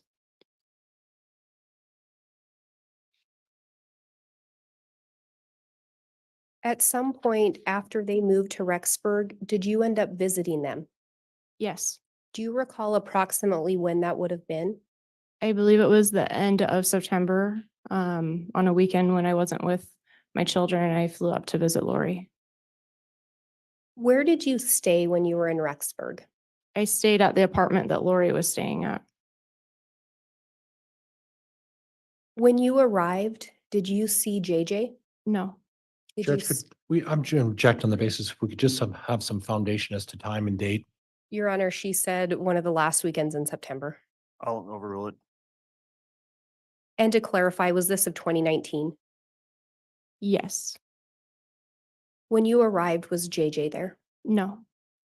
Was Tylee there? No. Do you recall if Melanie Gibb or David Warwick were there during your visit? I don't remember them being there during my visit, from what I remember. Did you ask Lori where Tylee was? Yes. What did she tell you? I got a few different answers, but one I remember clearly was that she was with a friend from college at BYU, and that she was kind of doing her own thing. But that's one of the main answers that she would give.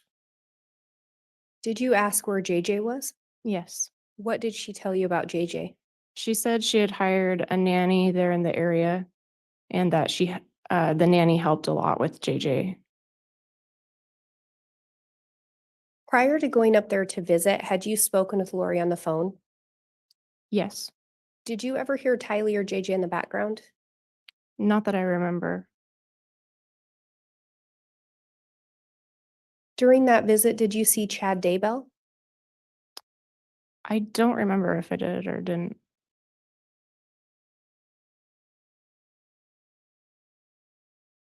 In October, do you recall going on a trip with Lori? Yes. Where did you go?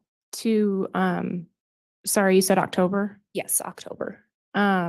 We went to Hawaii. Do you recall going somewhere with her prior to traveling to Hawaii? Yes. And where was that? Missouri. When you went to Missouri, was Tylee with you? No. Was JJ with you? No. Did you ask Lori where they were? Yes. What did she tell you? I think she said that the nanny was helping with JJ, and I don't think Tylee at the time needed like a babysitter. She was old enough to kind of be independent. Or maybe it could have been too that Tylee was helping with JJ. I can't remember exactly. Did you ever hear Lori on the phone with them while you were in Missouri? No. And then you said you traveled to Hawaii with her in October as well. Yes. And again, is this October of 2019? Yes. Do you recall approximately what part of October, what time in October you went to Hawaii? I believe it was in the middle of October. Was JJ with you in Hawaii? No. Was Tylee with you in Hawaii? No. Did you ask Lori where they were? I believe I did. I probably would have, yes. And do you recall what she indicated to you? I don't, probably one of the same answers she had been. Judge, I'm going to move for objection speculation. She answered the question. Sustain. Did you ever hear Lori on the phone with JJ or Tylee while you were in Hawaii? No. Did you hear her on the phone with Chad Daybell? I heard her on the phone, but she would put headphones in, so I never knew who she was talking to. Did you know the nature of Chad and Lori's relationship? Somewhat, or I thought I did. Now I have different ideas, but At the time, did you think they were really close? yes. Do you know or did you observe them talk on the phone a lot? I'm going to object at this point without some foundation. You can answer if you know. Can you ask that again? You observe them talk on the phone a lot? Lori always had headphones in, but I assumed Judge, I'm going to object, calls for speculation. Well, the answer is so it's sustained. Did Lori ever tell you that she would talk to Chad? yes. Did Lori ever tell you that she would exchange text messages with Chad? I assumed she texted with Chad. I don't think she ever, I mean, she probably would say I texted Chad and he said this. And she would give you messages from Chad, correct? Yes. So you knew, based on what she was telling you, she'd been in communication with Chad. Yes. Did something happen back in Idaho while you were in Hawaii? Yes. And what was that? Tammy Daybell passed away. How did you learn that information? Audrey, who was staying with us, Judge, I'm going to object. It's going to call for hearsay. Sustained.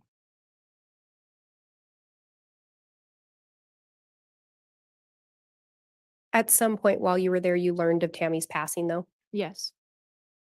How did Lori seem to be? She, from what I could tell, seemed in a state of shock, just surprised. Did Lori head back to Idaho after that? Yes. Did you head back to Idaho right away? No, I stayed longer. Was someone else supposed to go on the trip with you and Lori to Hawaii?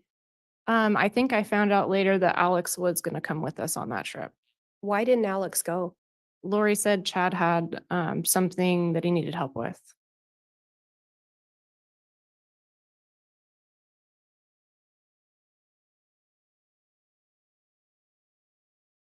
At some point, did Chad or Lori talk to you about the Church of the Firstborn?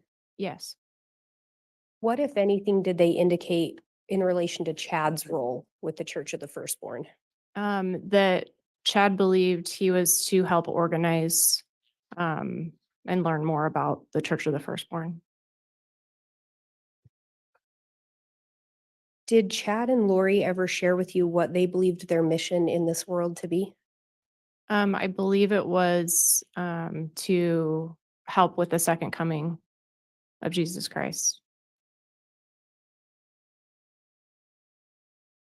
And we talked about the dark and light and you turning to Chad for advice. Were those some of the things that you would ask Chad if someone was dark or light? Yes.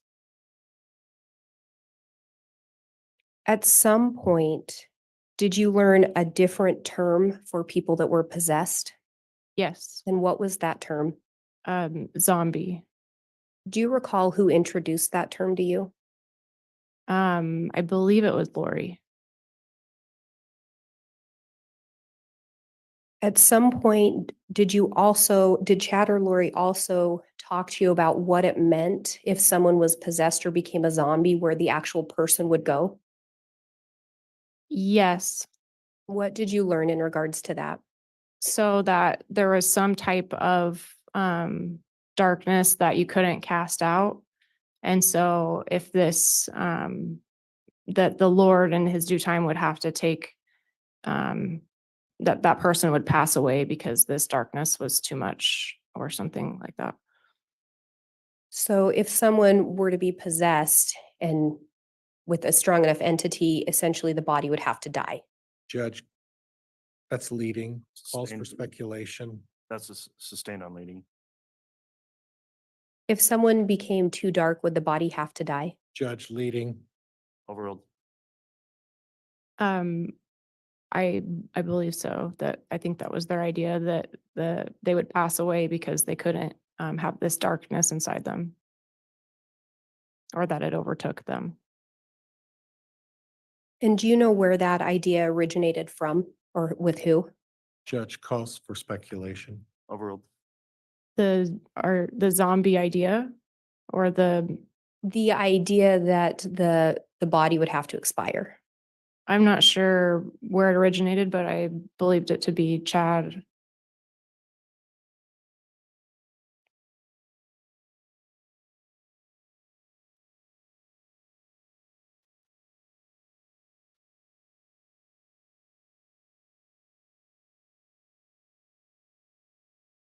At some point, did you have conversations with Chad and Lori about law enforcement? Yes. What did they tell you in relation to law enforcement? They told me that law enforcement was corrupt and that they were after them and that they couldn't be trusted. Did they tell you anything in relation to whether or not to speak with law enforcement? Yes. And what did they tell you? They told me don't speak with law enforcement. Judge, can I have some foundation? Overruled. Objection. At some point, do you recall if specific law enforcement officers were identified as dark by Chad and Lori? Yes. Who were those officers? Detective Aramasio and I want to say Detective Hope. Is that? I'm not sure if that's right. There was somebody who was related to Tammy's family, I think. And those are the two you specifically remember being named? Yes. At some point, did Chad, well, let me back up. Where were you living in November of 2018? I moved up Or to 2019, excuse me, November of 2019. I moved up to Rexburg the first week in November of 2019.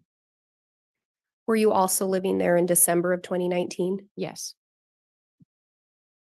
At some point, did you learn JJ and Tylee had been declared missing? Yes.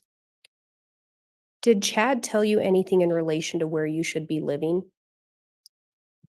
I remember that he said that Madison County wasn't safe and to wait until the whole thing blew over, but that I should move away out of that county for the time being. And was this after the children had been deemed missing? Yes.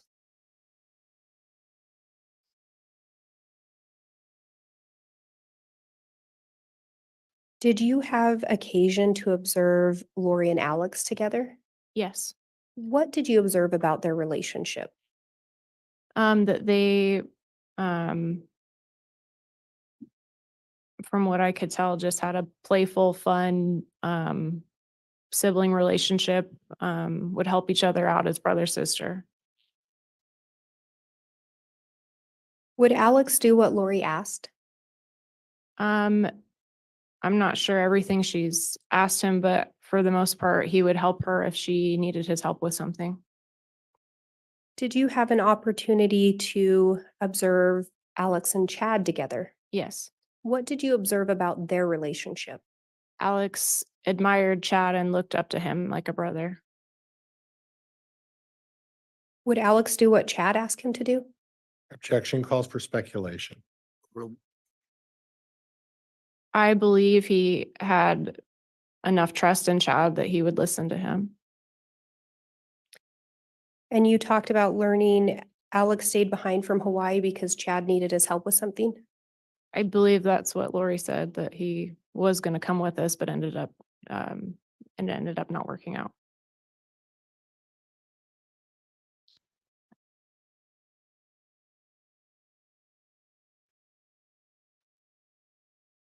When law enforcement were looking for the children, did you observe anything about how Alex seemed to feel about that or behave? He seemed calm and normal, just collected his normal self. Like And did Alex tell you anything in relation to how Chad reacted to law enforcement getting involved? I don't remember who told me, but Which it was, Jack calls for speculation. It's hearsay. Sustained.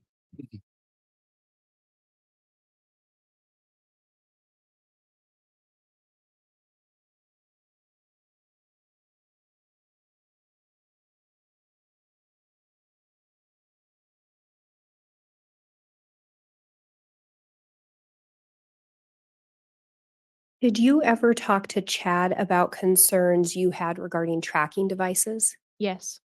What do you recall about that? Chad reached out and told me that my ex-husband was following me and had put a tracking device on my car. Did that turn out to be true? Yes. Did that make you trust him more? Chad? Yes. It validated a lot of the things he was saying, for me at least.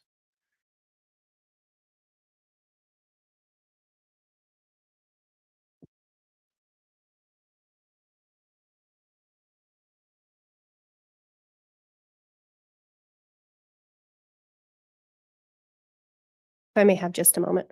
You may.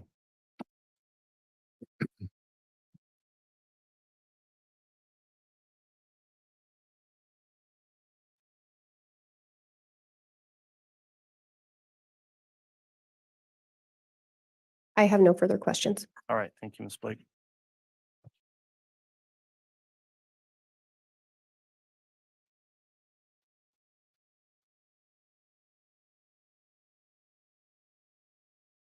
All right, cross-examination, Mr. Pryor.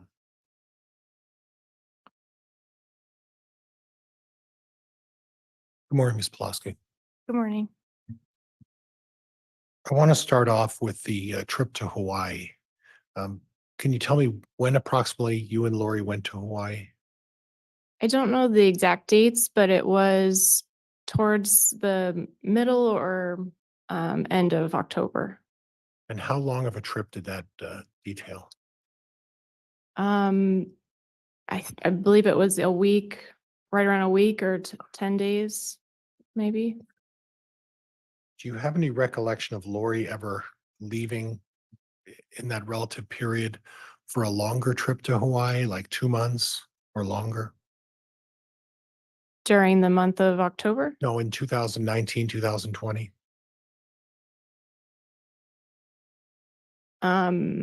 After, I guess if this answers your question, like after December when they left to Hawaii. Well, I'm referencing a time when JJ was with Charles and Lori went to Hawaii for some time during that period. You remember that? I'm not sure how long she went to Hawaii for. February and March of 2019. Do you recall that? I'm not sure what dates it was. Okay. I want to go over a little bit of a procedural history so I get some context as to where you were living. So in November of 2018, where were you living? 2018, I was living in Gilbert, Arizona. And you were close to Lori and Lori's residence as well? Yes. Okay, how close?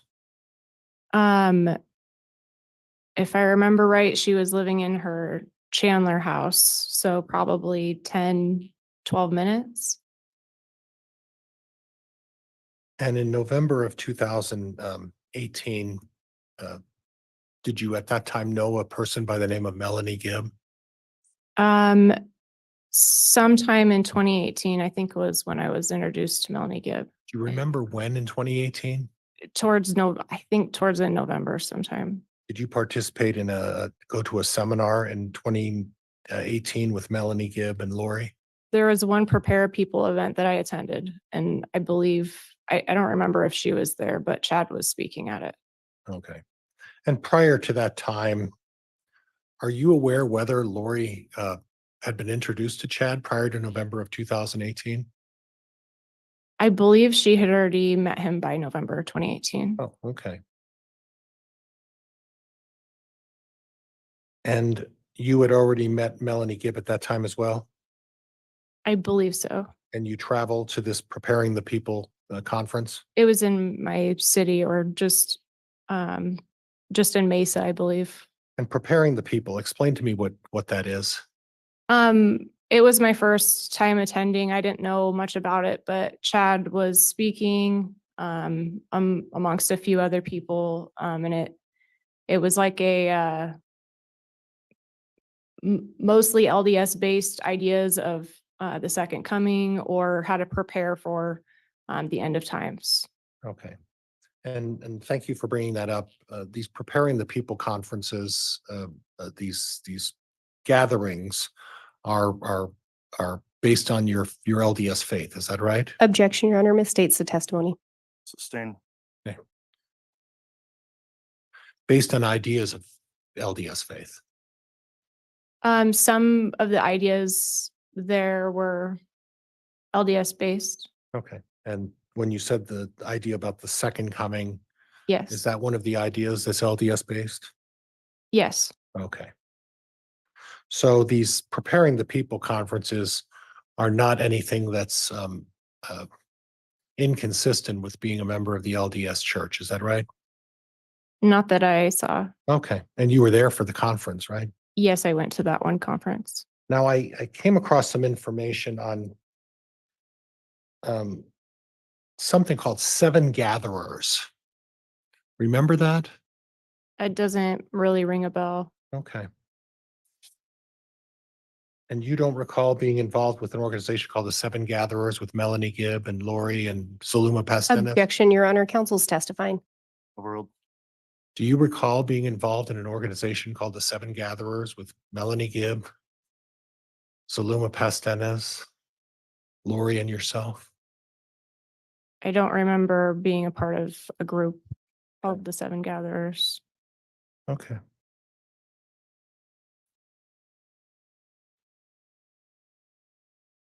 Now, you previously testified that, well, I'll ask it this way. The vast majority of the information that you received about Chad came only from Lori. Is that fair? Yes, most everything came through Lori. So you didn't confirm any of this with Lori. You basically took your aunt's word when she said Chad talked about these various topics. Would that be fair? Yes. Okay. And when Lori talked about moving from Arizona up to Idaho, you indicated that she wasn't particularly clear actually where she was going to move at that point. Would that be fair? Yes.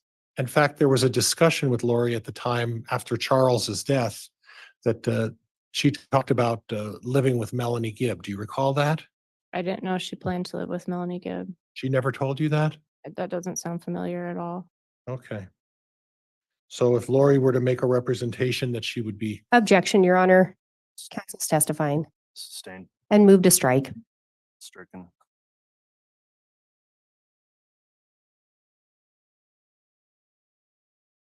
so this idea of light and dark,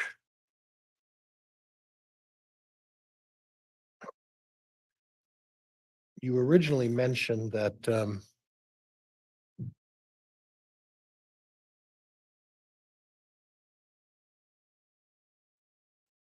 light and dark is, well, I guess I would like you to clarify. Are you saying that the mentioning of light and dark is something that's within the LDS faith in terms of the scriptures?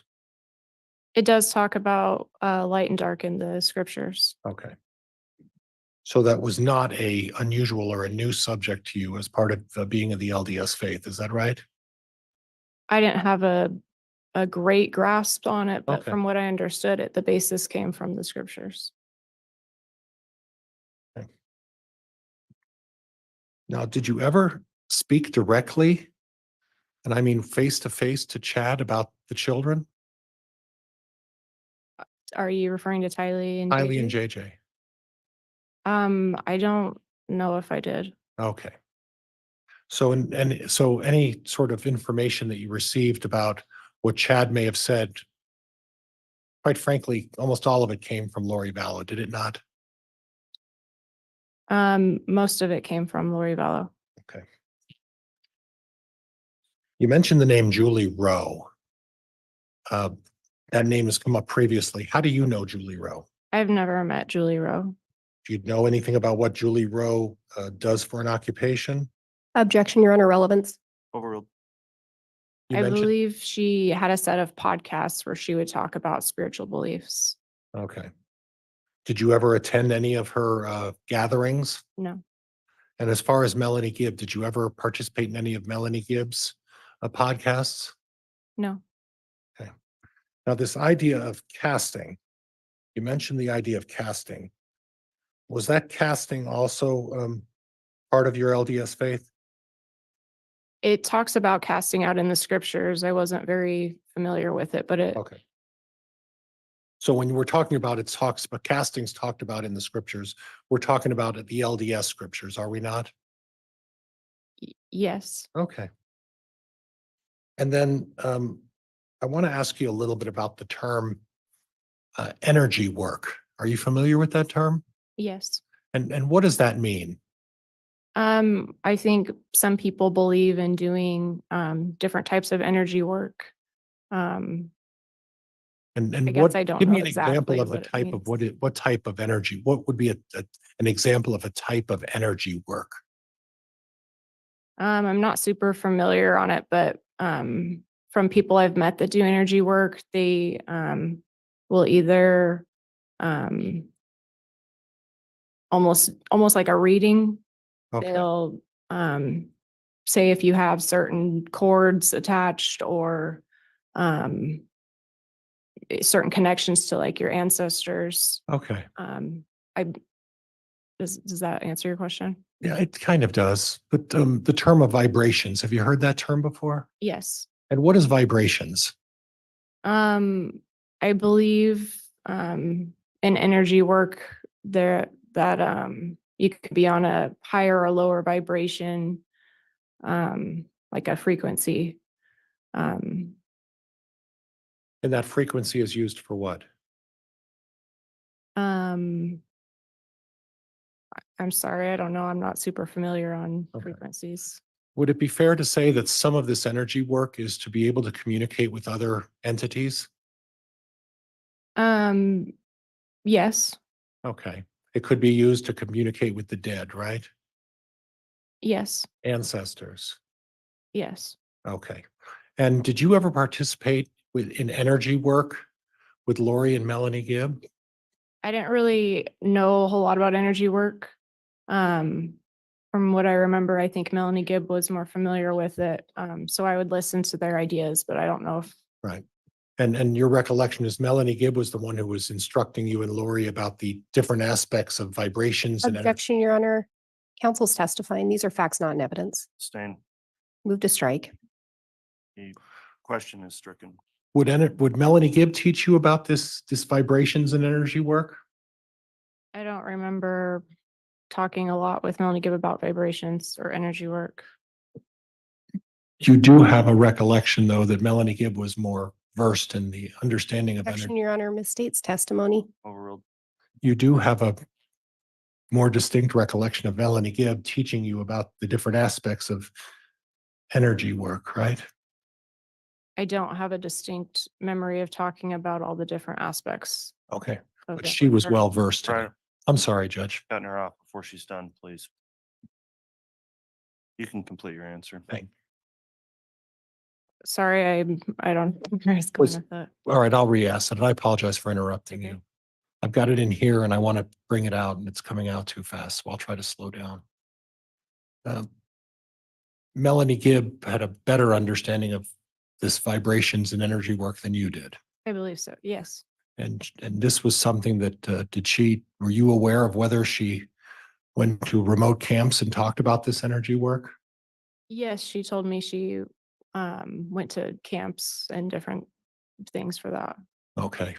And when did she tell you that? Objection, Your Honor, hearsay. Overruled. I don't remember, but I think it would be sometime maybe in 2019 or 2018. Okay. And at that point, was it your understanding that Melanie Gibb was teaching this energy work or at least instructing it to people at these remote camps? Objection, Your Honor, calls for hearsay. Overruled. It sounded like she was maybe teaching at those classes or at if there were camps or meetings, whatever she was attending. And again, this was in 2018, 2019? I'm not sure, but I lean towards 2019. Okay. Now, this idea of this term zombie, that was a term that you heard from Lori Vallow, is that right? Yes. Okay. You never had Chad walk up to you and use the term zombie, did you? I don't know if he, I guess I would say I assume he used that term with Lori Okay, together. and you're assuming that because all of the information that you got regarding Chad Daybell came directly from Lori Vallow's mouth, right? Objection, Your Honor, misstates prior testimony. Sustained. All of the information about zombies that you learned came from Lori Vallow, did it not? I don't know if it all came from Lori Vallow. I believed it to come from Chad. Okay, and what are you basing that it came from Chad on? Chad never told you that, did he? Objection, Your Honor, argumentative. Overruled. Chad never told you or used the word zombie in front of you, did he? I can't remember a time that he did, but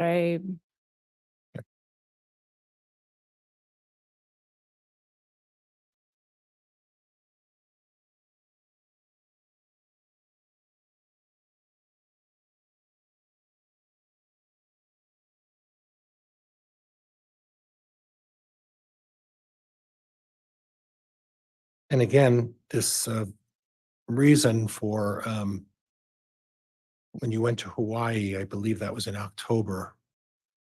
The reason you felt Alex stayed behind is because Lori told you Chad needed Alex to help him with something. Is that right? yes, Okay. You didn't hear that from Chad telling you he needed help from Alex, right? no.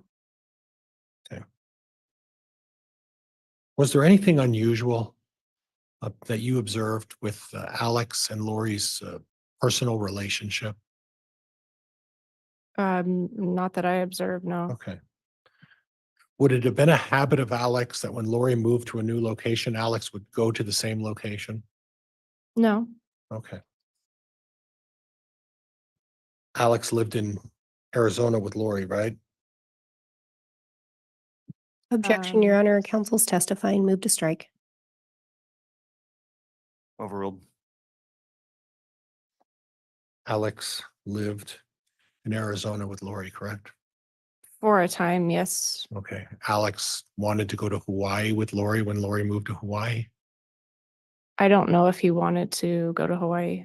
Alex moved to Rexburg, Idaho when Lori moved to Rexburg, Idaho. Yes, he moved with Lori.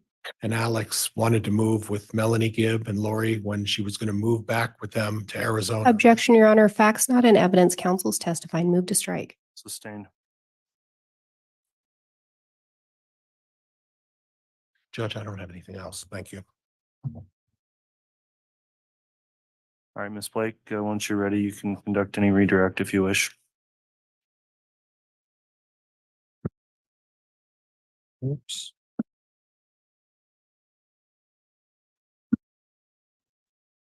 Ms. Pulowski, did Chad and Lori teach you these things? I believe they were both present when these ideas were, that both of the ideas were from both of them. And you were asked a little bit about castings being part of the scriptures. When you're referencing that, do the scriptures reference it the same as the way Chad and Lori were teaching about castings? No, What about light and dark? Do the scriptures reference light and dark in the same way Chad and Lori were teaching about it? no, they would use it as a basis and then elaborate with their ideas. In using that as a basis, did it draw your attention? Yes, they had a way to explain where everything their ideas came from and how there was a scriptural basis from it. Did that make you more open to listening to them? Yes,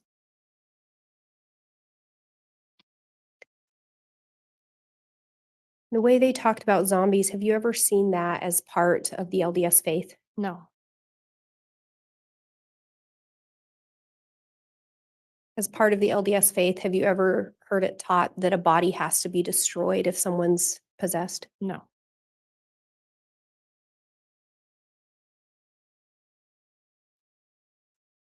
And Alex didn't live with Lori in Arizona, is that correct?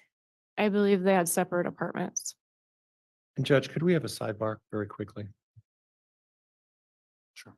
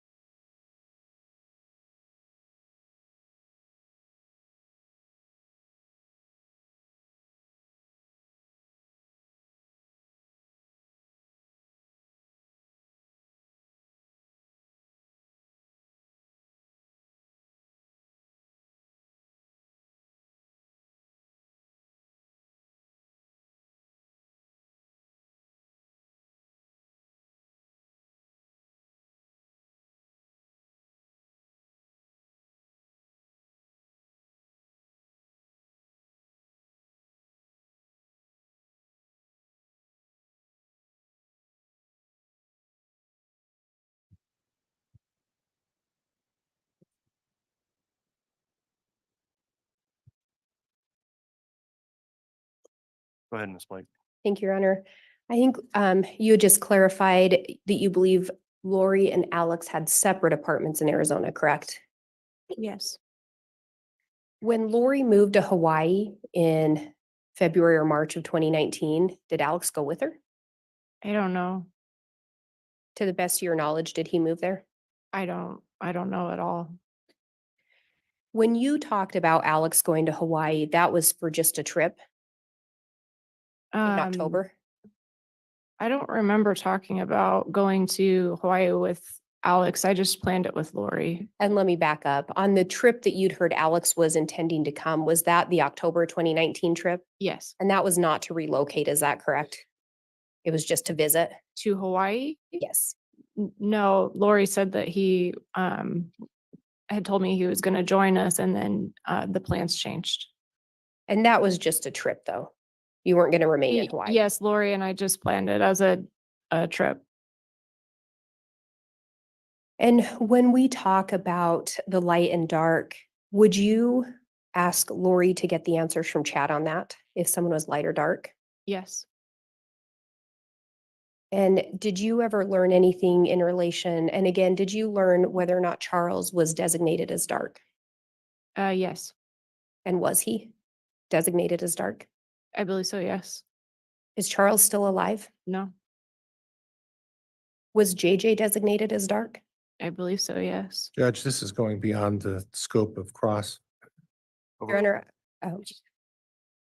is JJ still alive? no, Was Tylee labeled as dark? yes, Is Tylee still alive? no. I have no further questions. All right, thank you, Ms. Blake. All right, that'll conclude the testimony then of Ms. Pulaski. Is she still going to be remain under subpoena from either the state or the defense? Your Honor, the state would ask for her to remain under just temporarily for today. Okay. Well, where that would only be for today at the request of the state, is the defense intending to perhaps recall her in its case? No, Judge.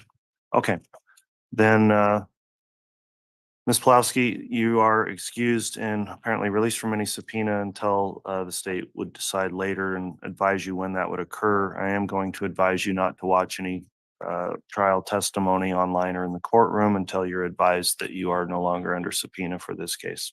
Okay. Thank you to Thank you, appear Judge. and testify. You can step down.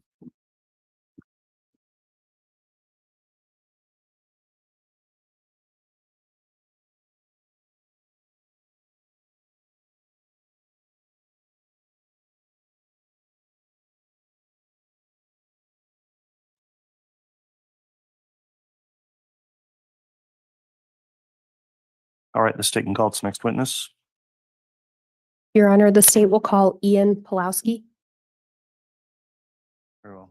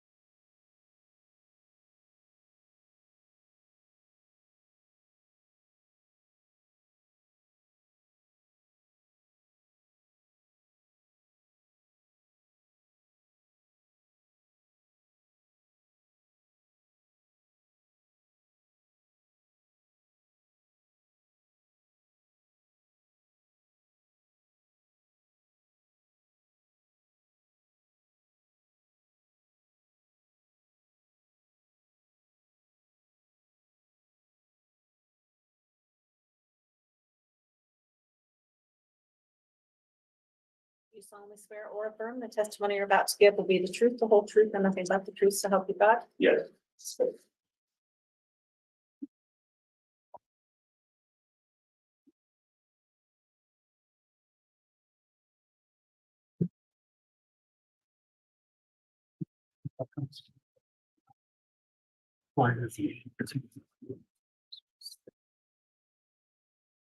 All right, now that Mr. Pulowski's been placed under oath, I do have an inquiry before we start on direct. Mr. Pulowski, there is a exclusionary order not allowing you to listen to any court proceedings before you've testified. And this case has been streamed live as well as open to the public. So have you listened to or reviewed in any way any testimony that's occurred in the Have not. trial since it started? No, sir. All right. Have you talked to anyone else about their testimony? No. All right. Thank you. Ms. Blake, you can inquire on direct. Thank you, Your Honor. Would you please state your name and spell it for the record? Ian Pulowski, IanPawlowski. Do you know an individual named Lori Vallow? Yes, How do you know her? I met her through my wife, Melanie Pulowski. Do you know if she's related to Melanie Pulowski? She's her aunt. Do you know an individual named Alex Cox? Yes, And how do you know him? also met through my wife, Melanie, and he is her uncle. Do you know an individual named Chad Daybell? Yes, And how do you know him? met through Melanie, married Lori Vallow. Do you recall approximately when you met Lori and Chad? I believe it was the 23rd or 24th of November, 2019. Did you meet them in person? Yes, Do you recall where they were located when you met them? they were in the apartment just next to Melanie's apartment in Rexburg. And do you recall when you first met Alex Cox? It was the night that Melanie and I got married, And do you recall approximately when that was? November 30th, 2019. So he was not present when you met Chad and Lori? No. At a later date, did you have a conversation with Chad and Lori over Zoom? Yes. Why did you have that call with them? It was to ask their blessing in marrying Melanie And why did you want to ask their blessing in marrying her? because of how I understood the relationship that they had. What did you understand about Melanie's relationship with them? That Melanie had a kind of a parental view on them. Chad and Lori were kind of guides and supports to her at that point in her life. When you reached out to them on Zoom, did the call actually take place? Yes, Did you end up asking for their blessing? yes, Did they give it to you? yes. Do you recall anything else that happened during that call? They gave me, in addition to, giving me a blessing, or saying, they approve of me marrying Melanie. They gave me a religious blessing. Was anything strange about the religious blessing to you? It was unorthodox based on the LDS beliefs that I held at the time. They he talked about shielding me with light, removing dark weapons from me. The fact that it did not occur in person. Typically, in LDS faith, when you receive a blessing, it's by the laying on of hands and not over Zoom. Had you ever had a blessing like that before? No. Did you end up saying anything about thinking it was a little odd? Yeah. Did you say it to Chad and Lori at that time? No, I said it to Melanie.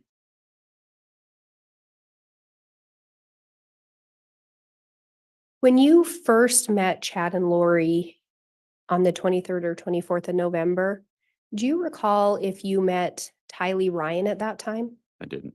Did you meet JJ Vallow? No. Did you ever see them anywhere around? No.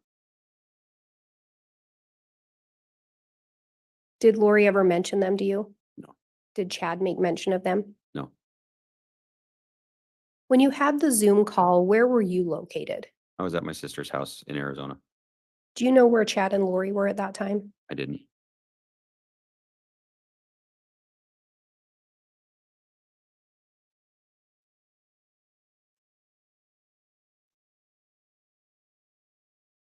Had Melanie shared, you said you mentioned the blessing was odd Right. to Melanie. At any point, did Melanie share some of the beliefs she'd been taught? Yes. At some point, did you start hearing some of those beliefs or teachings from Chad and Lori? Yes. When Melanie was sharing those with you, was that prior to your marriage? Yes. There was some that was shared prior to my marriage, and then the bulk of it was the night that we got married. Initially, were you somewhat open to some of the ideas she was sharing? Yes. How long did you remain open to those ideas? Until the night we got married. What changed that night? The weight of what she was sharing, the implications of what she was sharing, it was just hearing that she feared that Tylee and JJ may have been in danger at that time, and the behavior that she was seeing from Chad and Lori at that time. Did what she shared with you cause you concern? Yes. Did something happen that next morning to amplify your concern? Yes. That next morning, my daughter thought it would be funny to play hide and seek. And so I got up, I was looking for her. She would not answer. It was quiet in that hotel room for about 5 minutes. I couldn't find her. And then I heard some giggling. She was behind a curtain. Based on what was shared with you, did you have concerns for the safety of JJ and Tylee? Yes. Did you have concerns for other people's safety? Yes, I did. Who were those individuals? My 2 children and my ex-wife. At some point, did you go to law enforcement with your concerns? Yes. Do you recall approximately when that would have been? I believe that was December 4th or 5th. Did you sit down with law enforcement at that time? Yes. Did you participate in an interview? Yes. Did law enforcement end up asking for your assistance? Yes. As part of that, did they ask you to record conversations? Yes. Did they instruct you to only record those conversations if you were present and part of the conversation? Yes.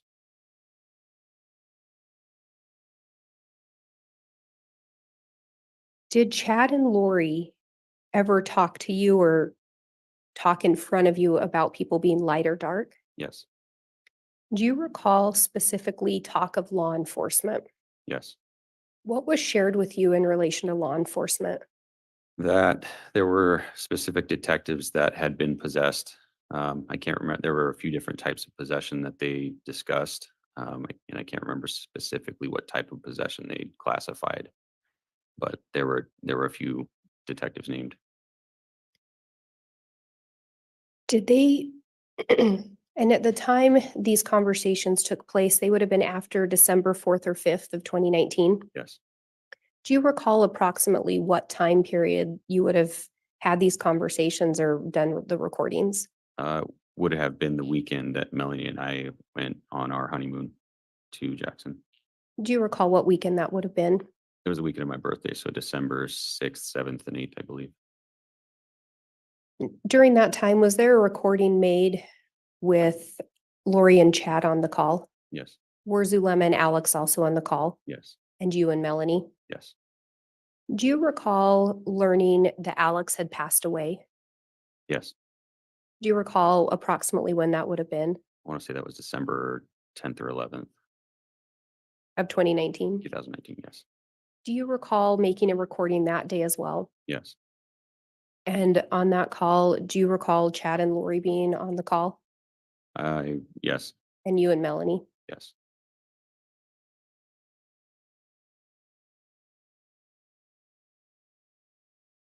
When these calls were being made, had you learned whether Tylee and JJ were missing?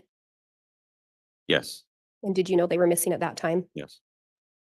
Where were you living in December of 2019? I had an apartment just across the street from Melanie's, and at that point after we got married, I had moved into Melanie's apartment. And was that in Rexburg, Idaho? Yes, Do you recall Chad telling you anything in relation to whether or not you should move? yes. And what did he direct? That we should leave as soon as possible. Just get away from law enforcement, basically.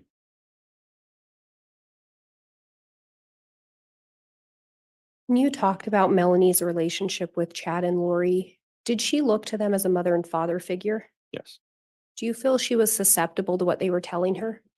yes, Overall, yes, she was. Your Honor, I have what's been marked as State's Exhibit 266A. It is a thumb drive. I am going to be asking to publish it. all right, and describe what the contents are. The recordings that were just referenced, I think I'll need to lay some additional foundation, and I recognize that, but it may include needing to play a portion of it to allow Mr. Pulowski to identify it. Okay, very well.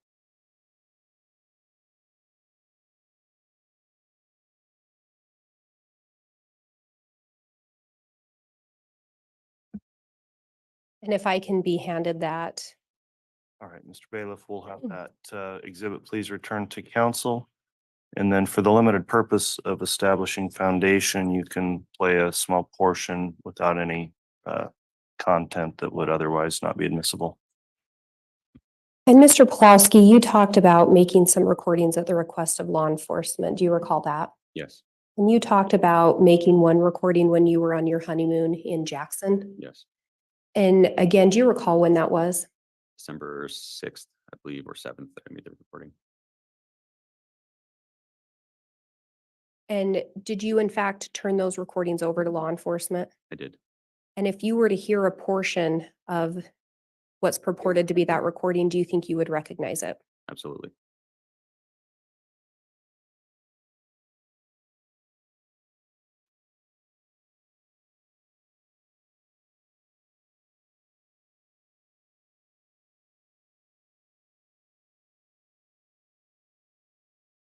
Your Honor, I would ask to publish just the first portion. You may. So, What's that? so when Lucifer attacks, And I'll stop it right there. Were you able to hear those initial voices? Yes, Do you recognize the female voice? yes, that's Melanie. And do you recognize the male voice that was heard? I'm not sure if that was Chad or Alex. In what you heard from Melanie, do you recall this being the recording from the day we talked about? Yes, And Your Honor, I would move for admission of State's Exhibit 266A. Any objection? With the understanding, Judge, that the entire recording of 266A is included as an exhibit. If that's the case, there's no objection. Okay, Ms. Blake, I'll admit it. I would like you, if you can, to reference the, if you have, for example, the length or duration of the call so that we can confirm that it's the entire recording being admitted. Yes, Your Honor. The jump drive being admitted into evidence will have 87 minutes. It's the state's intent and request to publish portions of that, and I will put the time marks on the record as we publish those. All right, that works. Thank you, Ms. Blake. So 266A is admitted in its entirety.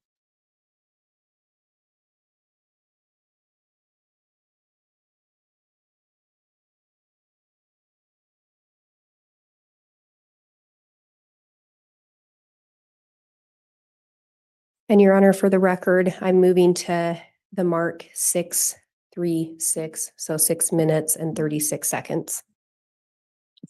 Thank you.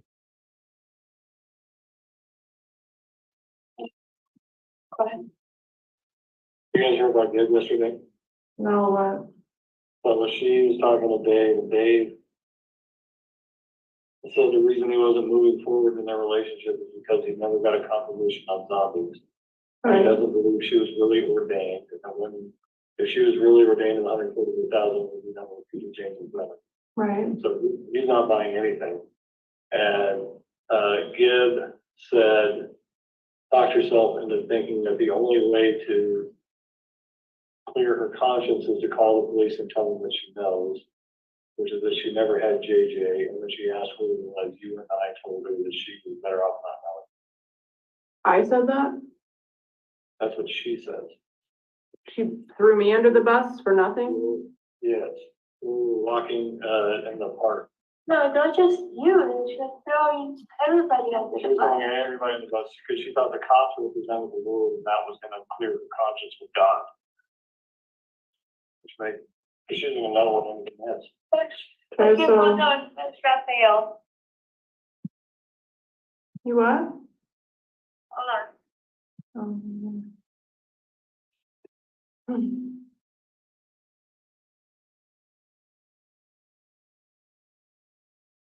Call us back, so I waited. Okay. Lori and Mama. Melanie Pulowski, are you there? I'm here. I miss you. I miss you. No. Oh, perfect. Is it there, your voice?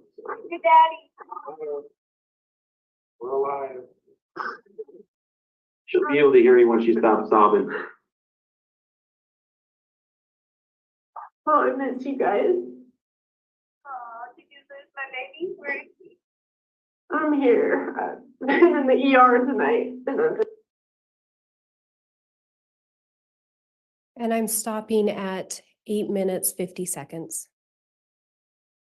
Mr. Pulowski, we hear several people on there. Yes. The first man on the call, did you recognize his voice now that you heard more of it? Yes, And who was that? that was Alex. And we hear another female join in initially. Could you tell who that was? That was Zulema. And it's hard to hear, but did you hear Alex talking about Dave? Yes, Do you know who he was referencing? I believe he's referencing David Warwick. And he was talking about Dave's not buying anything. Right. Do you know what that was in reference to? I believe at that time they were, Melanie Gibb and David Warwick were both kind of, I don't know how, I never met them in person, never discussed anything with them in person. I never heard them on calls, so I don't know how pulled into it they were at that time. But they were essentially trying to step away because things were starting to get a little too hot. And the indication was that Dave's not buying it. Right. And there was also talk of Melanie Gibb was going to go to the police. Mhm. Did you hear that? Yes, And she was going to tell the police she never had JJ. Did you also hear that part? yes, Did you know what that was in relation to? no, And then at some point, a female says, Raphael. Do you know who that was referencing? yes. And who was that? Chad. And then it sounds like two more individuals joined the call. Could you tell who the female was? That was Lori. And could you tell who the man was? That was Chad. And there's reference to mommy and daddy. Right. Was that in relation to Melanie as if she were their child? Correct. Yes. And you talk about Melanie sobbing. Yes. Were you present with Melanie? I was. Did she appear overcome with emotion? Yeah. She was relieved to hear their voices. Had she not heard from them in some time? Throughout those first few weeks, they had a tendency to call in and then disappear for a few days or a week at a time. And did you know where Chad and Lori were located when that call took place? Mr. Pulaski, I'm sorry, would you scoot up a little Yes, closer of to your course. mic while you And testify? I think if you put the mic just under your chin, I believe they're directional. Okay. Might pick you up a little better. I'm next going to move to, actually, let me try to get it there.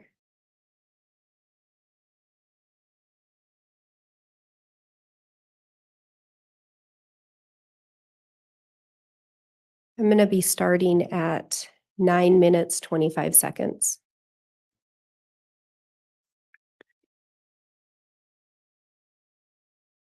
Oh, I passed yesterday too.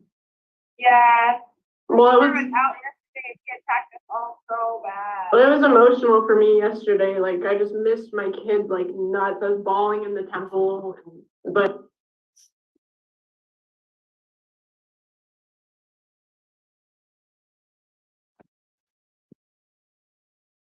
Your Honor, I'm going to stop it at 9 minutes, 40 seconds. There was some talk on there about some attacks, and Melanie talks about an emotional attack in relation to her kids. Do you know what's being referenced there? Was someone actually being attacked? There were no physical attacks. What they're referencing were spiritual attacks from Satan. Did that link back to the blessing that you were given by Chad? Yes. Had you heard of spiritual attacks before, like they were talking about them? Yes. And had you heard about them from someone besides this group?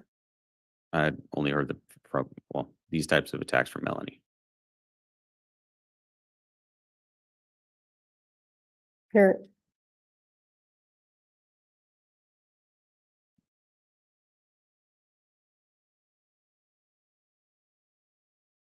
going to be moving to 14 minutes, 15 seconds. it's horrible. Is he one of the bad ones?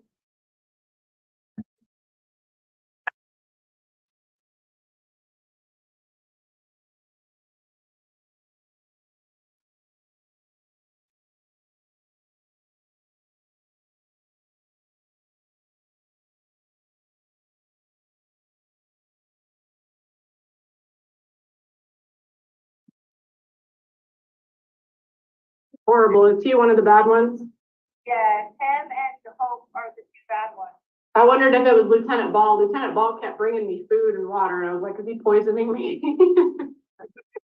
He's like, here's some fresh banana bread. And I was like, I don't know about this banana bread. He's probably good. The other ones are good. Hope, you said? Hope and your guy, your Messiah guy, those are the two bad ones. Yeah, so he has all my stuff.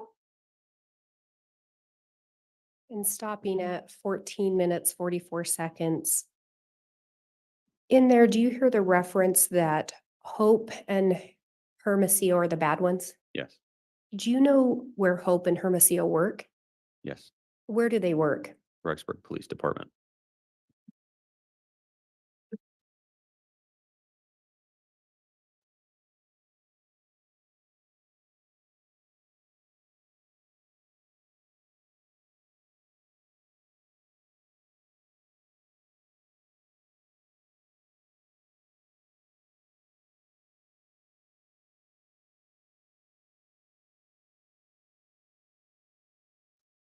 Next, I will be going to mark 20 minutes, 38 seconds.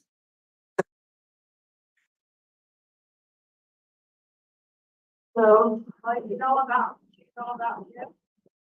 Just that she's not good. She's doubting and falling because of Dave.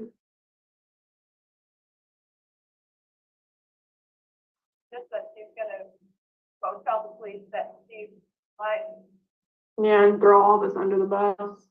I don't know, that makes sense. Remember, I always got that thing about her that, yeah, and I was like, so I was just mama bear claws towards you, like I was like, trust girl.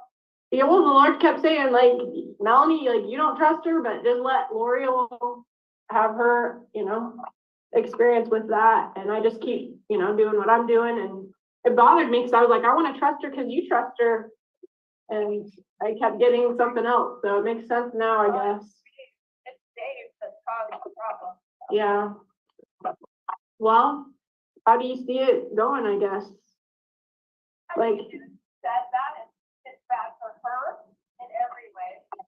Because we can't trust her anymore, because that for one. For two, it ruins her place with us, but for three, you call the police and you tell them that you're a liar, and then you try to tell them something that's the truth, they're gonna be like, you just said you were a liar. right, So I don't know if I trust that at all. right. So you kind of shoot yourself in the foot, you call them, tell them that you lied, and then try to tell them the truth. Right. So I don't see it going anywhere bad for any of us. And stopping at 22 minutes, 18 seconds. Mr. Pulowski, do you hear in there again talk of Dave and Melanie? Yes, Do you know which Dave they're referencing? it's still David Warwick, And the Melanie? Melanie Gibb. And did you hear in there again talk of Melanie was going to go to the police and tell him she lied? Yes, And do you hear Lori's responses that there's going to be three things for her? Right. One, that she's essentially lost her place with this group.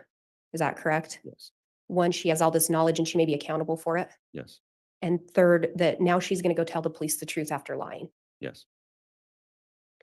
Do you know what Melanie Gibb had lied to the police about? She had lied to the police about having, I believe it was just JJ in her possession.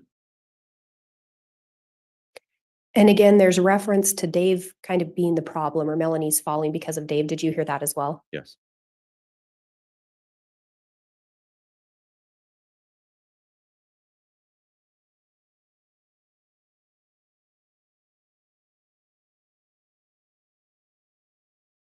Your Honor, next I'm moving to 22 minutes, 45 seconds.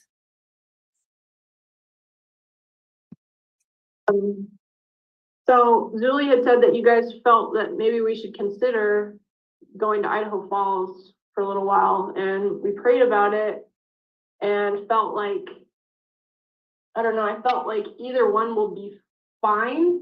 Like we're gonna be okay no matter what.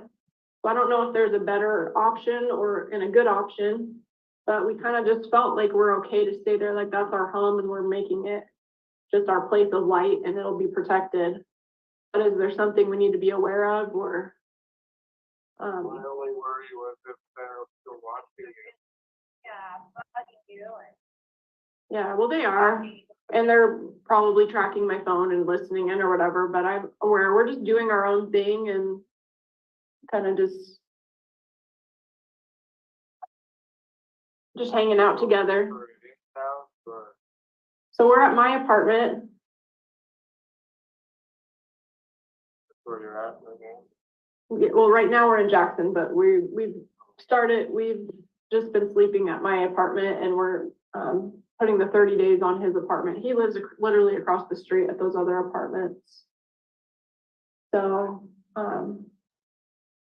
Dad did find a house that's really cute, $1,500 a month that's there in Rexburg. That might be a good thing. Maybe you want to move. I mean, if you guys are thinking we need to move, I kind of felt like we were fine, that like, kind of like, pretty much what can they do? I mean, And stopping at 24 minutes, 23 seconds. Could you, outside of you and Melanie, could you hear the other male and female on there? yes. Or, excuse me, I don't think you're on there. Outside of Melanie, do you know who the other female was that was speaking? That was Lori. And do you know who the male was? That was Chad. And Chad indicated he had a worry that they were still watching Melanie. Right. Do you know who he was referring to? The police, law enforcement in general. Had law enforcement talked to Melanie? At that point, I don't believe they had. And had you talked to law enforcement? Yes, Did you know they were actively looking for JJ and Tylee? yes.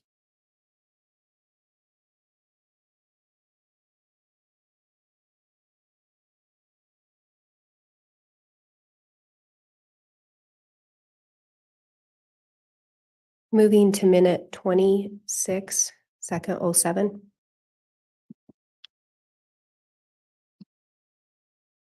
Yeah, I don't think it's gonna keep going and going. What can they possibly do? Well, he says he's not gonna stop until, you know, until they get what they want. So I don't know. There's some, So you need to get out of that complex. Not rush out of there, but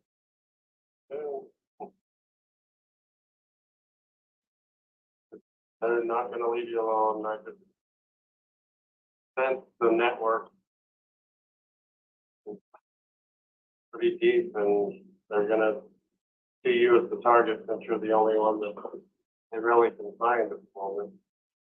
For your own sake, for your own sanity, you bet. We know you were led there, and it worked for 2 months for us as we planned, we got together, and we found Ian, and now a different phase of your life has begun. so his kids are in Rexburg and Natalie, I know. You don't have to move super far away. just a different city. Yeah. Madison County, you know, probably. Well, it's in Rexburg. I'm not saying you got to decide tonight. The sex complex went from a blessed place to a cursed place due to the Yeah. wickedness of the police. No, we did not expect the police to be that wicked. Well, and if it is just gonna be a couple weeks, like we could do an Airbnb and just stay in Idaho Falls somewhere. I mean, Ian works there. And that's close enough to where we could go pick up the kids and they wouldn't even know that we're not in Rexburg. But do you feel like a whole physical change of address and moving everything to a new place is what will be best?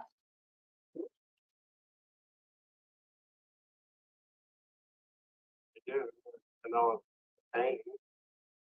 I think they're not gonna leave you alone, so you're out of that city.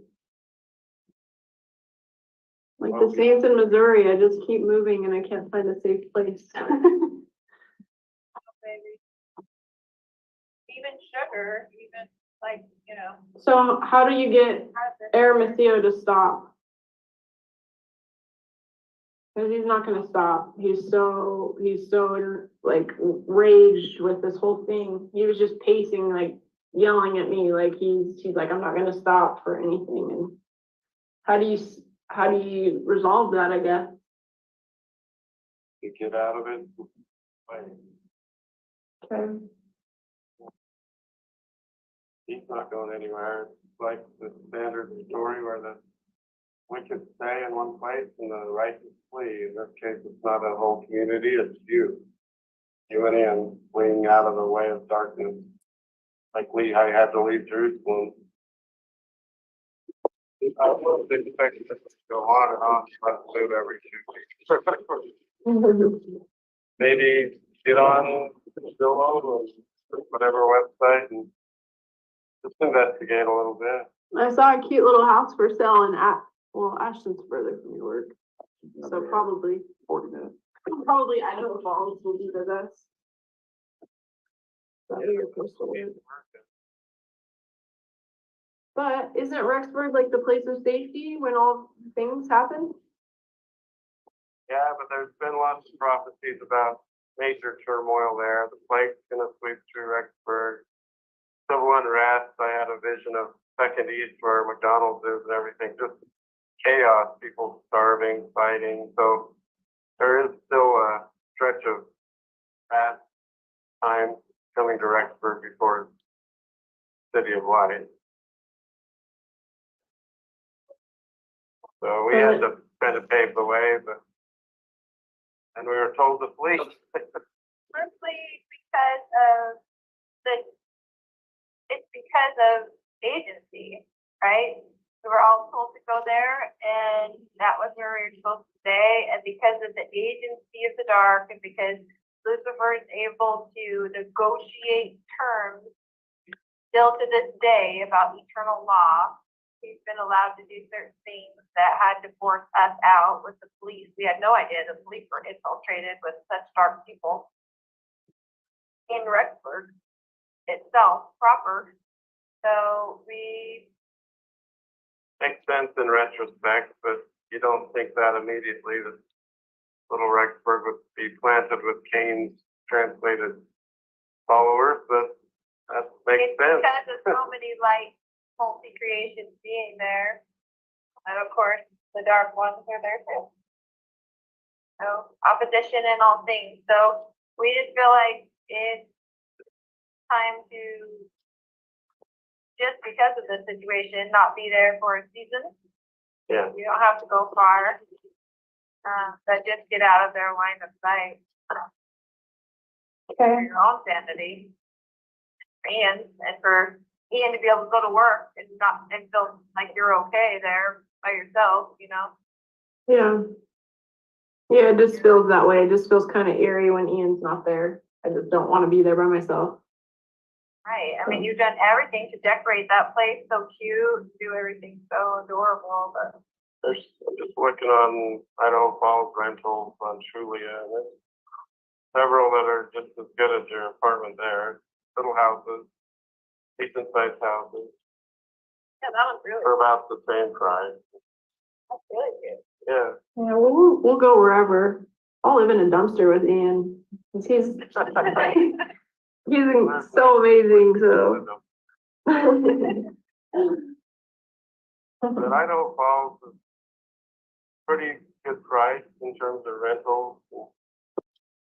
Especially this time of year, you should be able to find a nice one. Okay. I hate to say that, but it's just pounding me that you need to get out of that city. Okay. You did great, babe, you did great with. Oh, we love So proud of you. so amazing. So Yeah, grateful for you. he wanted to know, who I went to Arizona with, so I just thought, well, I drove with Ian and, yeah, I mean, Maybe stopping at 33 minutes, 26 seconds. And looking at the clock, I'm assuming the court would like to break for lunch. Yeah, I think that would be an ideal time to do that if we can, Ms. Blake. Okay, we'll go ahead and take our lunch recess. We will return back at 1 o'clock. All right, please.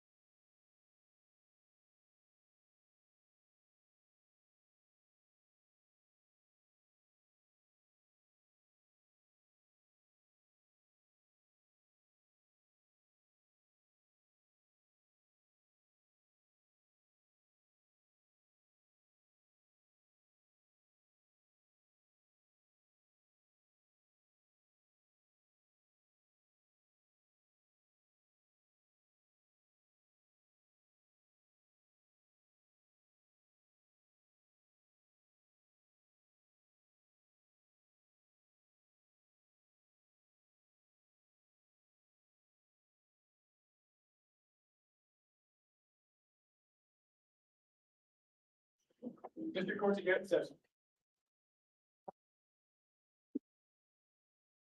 Thank you. Please be seated.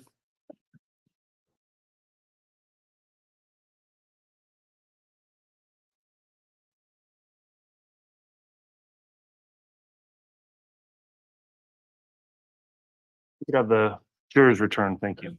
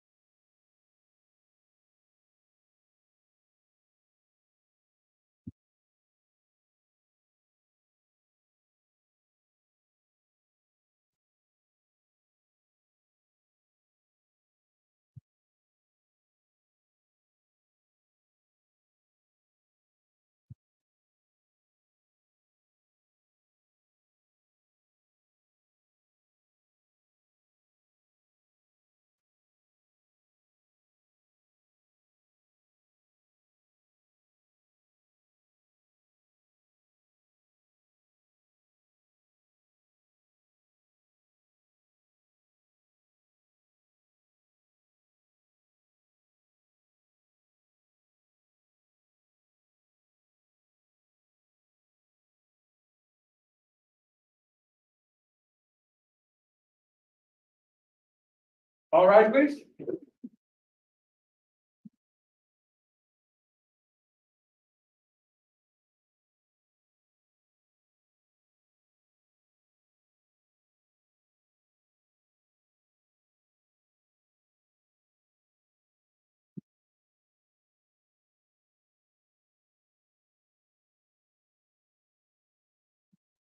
Resolve President accounted for, Your Honor.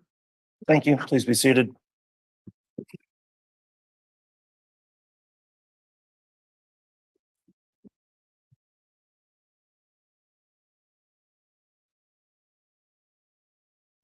Okay, we're back on the record on case CR 2221-1623, State of Idaho versus Chad Guy Daybell. Continuing with direct examination of Mr. Pulowski after the lunch break. If the witness is available, he can return and we continue with your direct.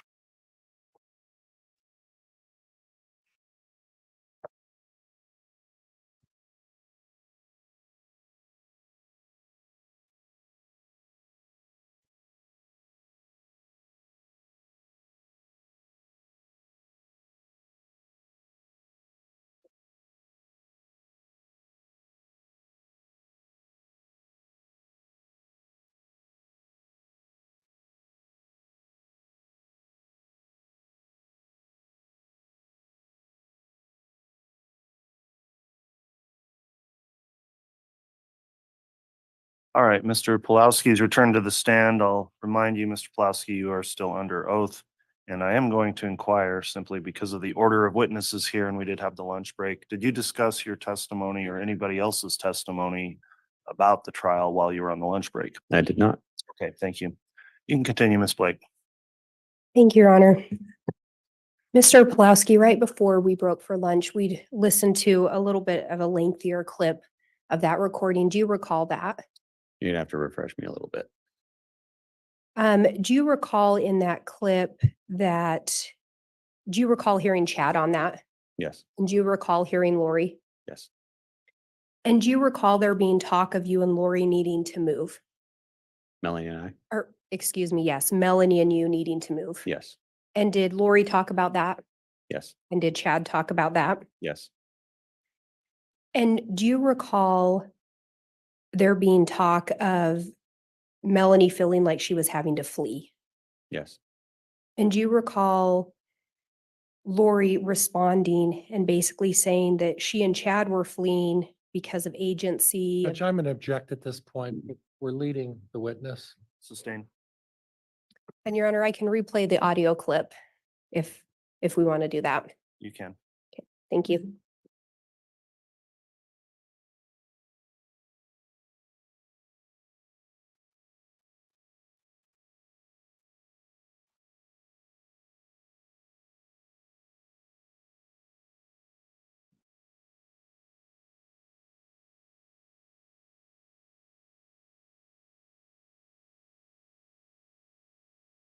Hi.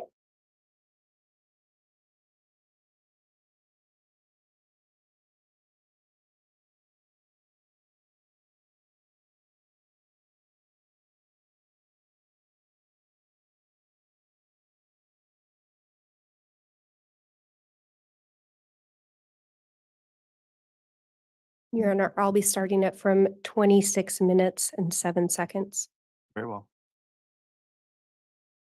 Yeah, I don't think it's gonna keep going and going. What can they possibly do? Well, he says he's not gonna stop until, until they get what they want. So I don't know. There's some, So you need to get out of that complex. Not rush out of there, but still. They're not gonna leave you alone. I just sense the network is pretty deep, and they're gonna see you as the target since you're the only one that they really can find at the moment. For your own sake, for your own sanity, be best. We know you were led there, and it worked for 2 months for us as we planned and got together, and you found Ian, and now a different phase of your life has begun. so his kids are in Rexburg and Natalie, I know. You don't have to move super far away. just a different city.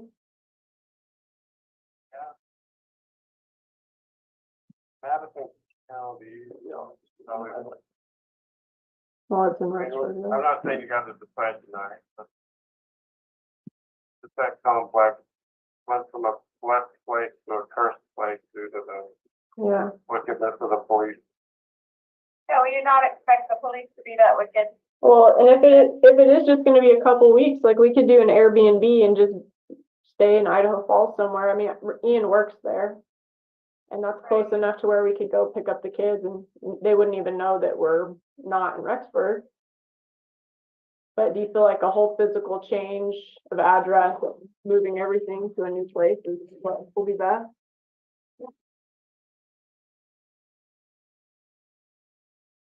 I do. I know it's a pain. But I think they're not gonna leave you alone. So you're out of that city. Like Well, the Saints in Missouri, I just keep moving and I can't find a safe place. Even sugar, even like, So how do you get Aramasio to stop?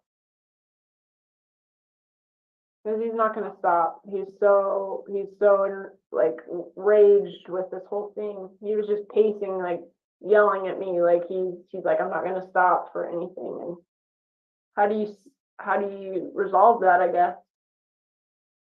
You get out of it. Like, Okay. he's not going anywhere. It's like the standard story where the wicked stay in one place and the righteous flee. In this case, it's not a whole community, it's you. You went in, fleeing out of the way of darkness. Like Lehi had to leave Jerusalem. I wasn't expecting it to go on and on. You have to move every 2 weeks. Maybe get on Zillow and whatever website and just investigate a little bit. I saw a cute little house for sale in Ashton's further from your work. So probably 40 minutes. Probably Idaho Falls will be the best. And I'm going to pause at 29:47. Mr. Pulowski, in listening to that, did you hear at the beginning where there was an indication, Melanie saying he's not going to stop until he gets what he wants? Yes, Do you know who the he is that she's talking about there? Detective Hermosillo.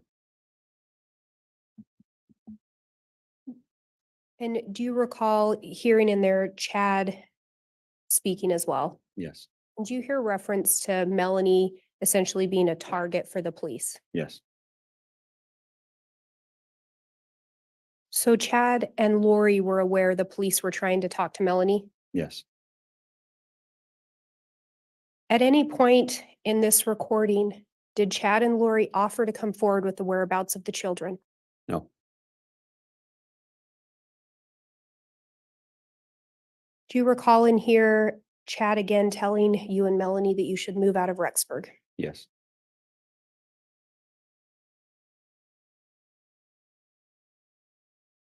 Do you recall Melanie asking how she gets Detective Hermosillo to stop? Yes, Do you recall Chad's response? yes, What was that? get away.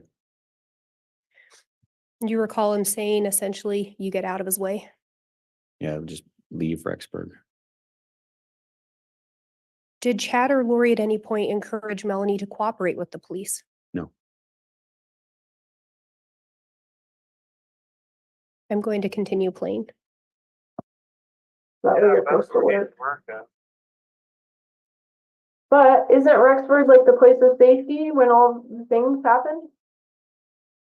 Yeah, but there's been lots of prophecies about major turmoil there. The plague's gonna sweep through Rexburg. Civil unrest, I had a vision of second east where McDonald's is and everything, just chaos, people starving, fighting. So there is still a stretch of bad times coming to Rexburg before it's city of light. So we had to kind of pave the way, but and we were told to flee. I'm going to pause at 30 minutes, 32 seconds. Did you hear Chad say we were told to flee? Yes, And at this point, were Chad and Lori in Rexburg? No. Did you know where they were? no, Did they disclose to you where they were? no, Because of it's because of agency, right? We were all told to go there and that was where we were supposed to stay. And because of the agency of the dark and because Lucifer is able to negotiate terms still to this day about eternal law, he's been allowed to do certain things that had to force us out with the police. We had no idea the police were infiltrated with such dark people. In Rex, I'm going to pause there at 31 minutes, 3 seconds. Did you hear Lori talking about part of why they fled? yes, And did you hear her talk about anything in relation to the police? that they had been infiltrated.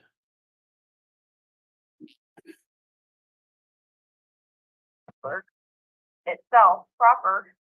So we Makes sense in retrospect, but you don't think that immediately that little Rexburg would be planted with Cain's translated followers, but that's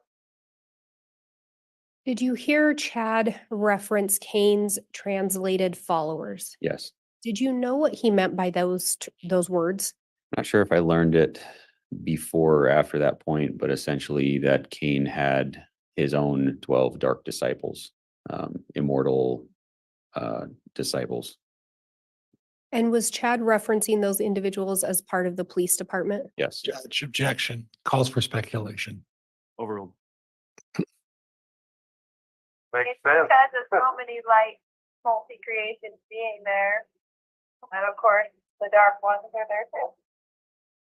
So opposition in all things. So we just feel like it's time to, just because of this situation, not be there for a season. Yeah. You don't have to go far. But just get out of their line of sight for your own sanity. And fans, and for Ian to be able to go to work and not and feel like you're okay there by yourself, you know. Yeah. Yeah, it just feels that way. It just feels kind of eerie when Ian's not there. I just don't want to be there by myself. Right. I mean, you've done everything to decorate that place so cute, do everything so adorable, but There's just looking on Idaho Falls rentals on Trulia, and there's several that are just as good as your apartment there. Little houses, decent sized houses, yeah, that one's really for about the same price. that's really good. Yeah. Yeah, well, we'll go wherever. I'll live in a dumpster with Ian. He's so amazing. So. But Idaho Falls is pretty good price in terms of rentals. Especially this time of year, you should be able to find a nice one. I'll stop there at 32 minutes, 51 seconds. Did you hear Chad referencing some possible rentals for you and Melanie to consider? Yes. So as well as encouraging you to move, he was suggesting potential places. Correct.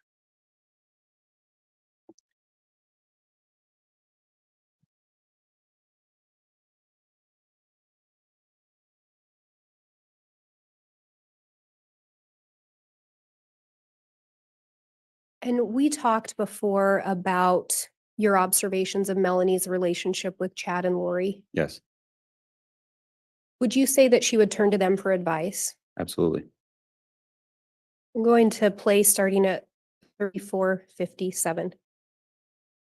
I know Dad, you were saying to get some money out just so Natalie couldn't like come after finding out I had money and try to get more child support or whatever. So I went and got 50,000 out and this banker came up. Stopping at 35:11. Did you hear Melanie in that recording? Yes, When she says dad, do you know who she was talking to? he's referring to Chad.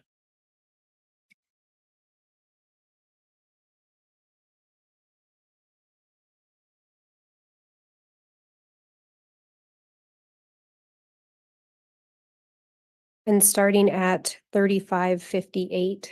How grateful we are. We are. We love him, taking care of you. That's so sweet. Mel, do you need another blessing? Yeah, can you give me and Ian like a combined blessing, whatever comes for either of us? Do you have any questions you want to ask? No. You can ask anything. Sure. We don't know what Ian knows, so. you Ian knows know everything. that. I have not. Ian has figured out most stuff by himself, but he And stopping at 36:29. Did you hear the reference in there to you know everything? Yes, Do you know what Melanie was referring to?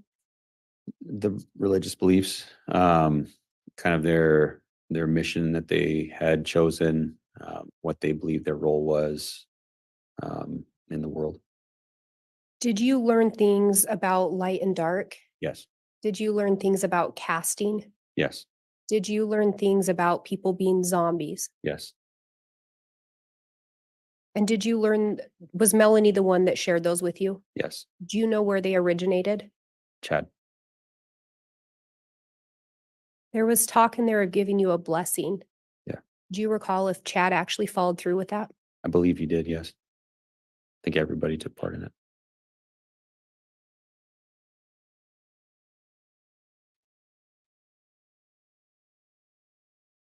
And again, we talked before about a blessing you received over Zoom. Mhm. For this blessing, you were not present in the same place. No. So was this out of the ordinary with what you would expect within the LDS faith? On this current recording? Yes. Yes. And starting at 39:06. We go to Mel and Ian in Jackson and invite all those others With Raeliel and Ilana. to join us and all others in the heavenly realm that are willing to participate at this time. Come jump in, baby.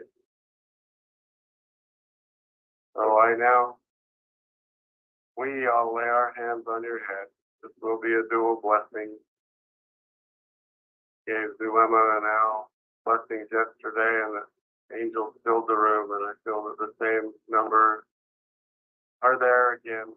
Same wonderful helpers, angelic ministers are there, happily joining in on this blessing. So at this time, I say to you, Ian and Melanie Pulowski, by the power of the Holy Melchizedek priesthood and the patriarchal order of which we are a part of, and in the name of our Savior Jesus Christ, we lay our hands upon your head in a united effort of happiness for your union and how vital it is to the overall plan of our Lord and Savior in these latter days. You are a powerful couple with unlimited potential, and you'll be utilized by the Lord in tremendous missions of life and salvation.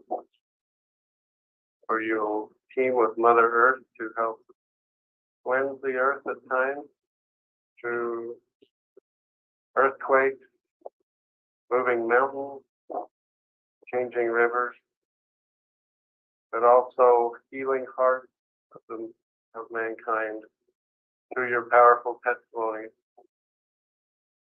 Trials you're going through right now are events that you'll be able to share with others who are experiencing trials in the future. You'll be able to relate to them and understand what they've been through, the persecutions that they've faced by supposed Christians, and you will make it so much easier for them to transition to accepting the gospel. I see you both all over the world through portals, helping those who need to come to Zion. I see you back and forth, raising your children, but also leaving them in the care of trusted family members because of your great power and importance. You will spend days and weeks at a time helping bring groups to Zion. Those are wonderful promises, and I know they will come true. I bless you now on a more personal level. Melanie, you can quickly heal from your illness.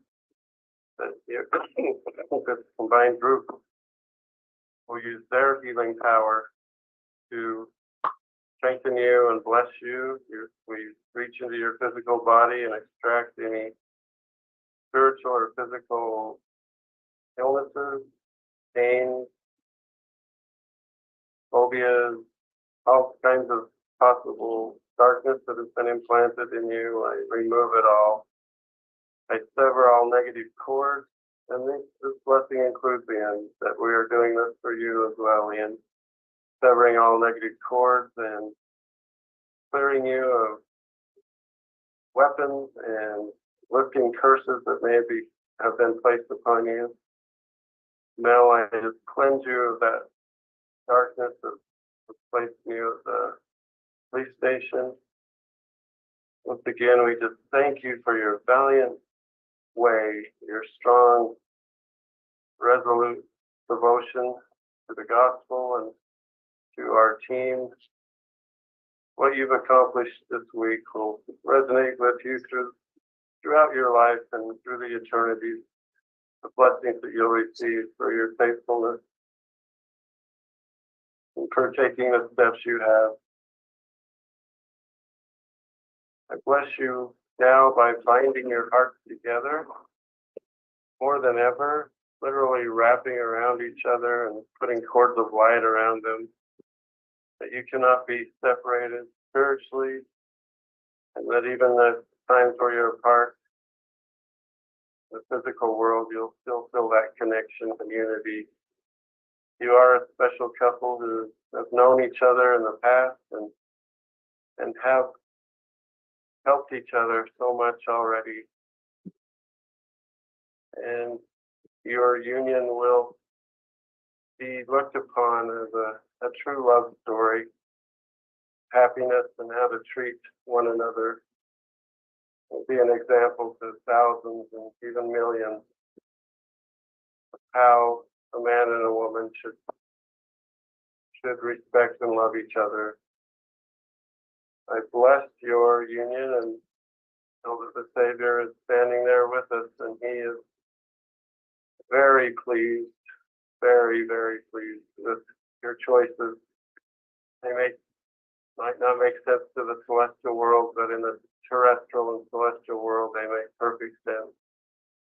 And for your valiant efforts, you will be memorialized, and they're singing praises in heaven. I see it. Choir of thousands, like they make up the songs as they go, like Lolo does. But they're praising you too right now, and just singing to the heavens for what you've accomplished. And I do want to include Alan's dilemma in this blessing again. Just what a tremendous friendship we formed 6 of us are on the right track. I assure you of that. I give you my testimony that this is a power team, that we are the genesis of the 144,000. We don't say that boastfully. It just is the beginning of a new terrestrial order. And Ian, we're so grateful you're a part of it. We love you already so much. We miss you and can't wait to see you again. And we will see each other again soon. It feels like we're going into different corners of the world for a short time. The changes are coming quickly to the earth that will allow us to reunite and not be under the pressure of the celestial police forces, that they will have greater problems to deal with, and even those that are pursuing us may have their lives with effort. And that will open up the way for us to use our powers fully and to continue to cleanse the earth and to bless it. Mother Earth loves each one of us and knows us. We will be helping her remove darkness from this world. I promise you a home in New Jerusalem. All of us will each have homes there. That will be our home base as we work under the direction of the Savior.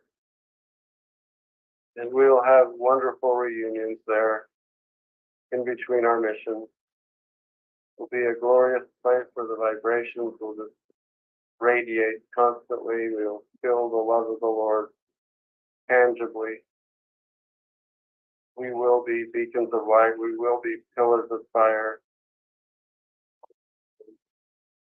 Blessings that have begun for us will just continue to accelerate. So I bless all of us one more time with physical strength, spiritual devotion, and emotional stability as we face these small but trying times. The trials are real, but we will overcome them. And the Lord is watching over us. And I leave this blessing upon us all in the name of Jesus Christ and fill it up unto heaven. Amen.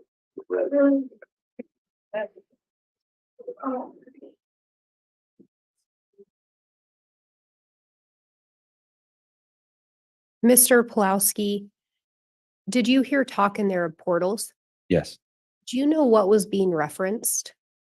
My understanding is at the time, well, now is, and at the time was that upon reaching a certain ability or level of spiritual worthiness and strength, you could open up a portal and step through it and land anywhere you saw fit. Is that something that you had ever learned about before in religious teachings? Not in that context, no. And then there was talk of cords as well, Mhm. cutting cords. Do you recall that? Yes. Do you know what was meant by reference to cords? My understanding is cords kind of act as anchors to negative things or positive things, things that tie you to a negative force or a positive force. Was that something that you'd heard about before in a religious context? No. And then there was reference to removing spiritual weapons.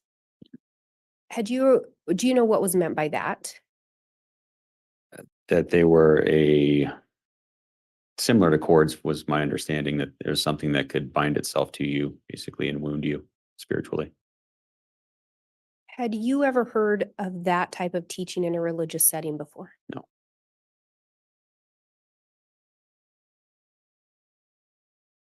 Did you hear in there or recall talk of the 144,000? Yes.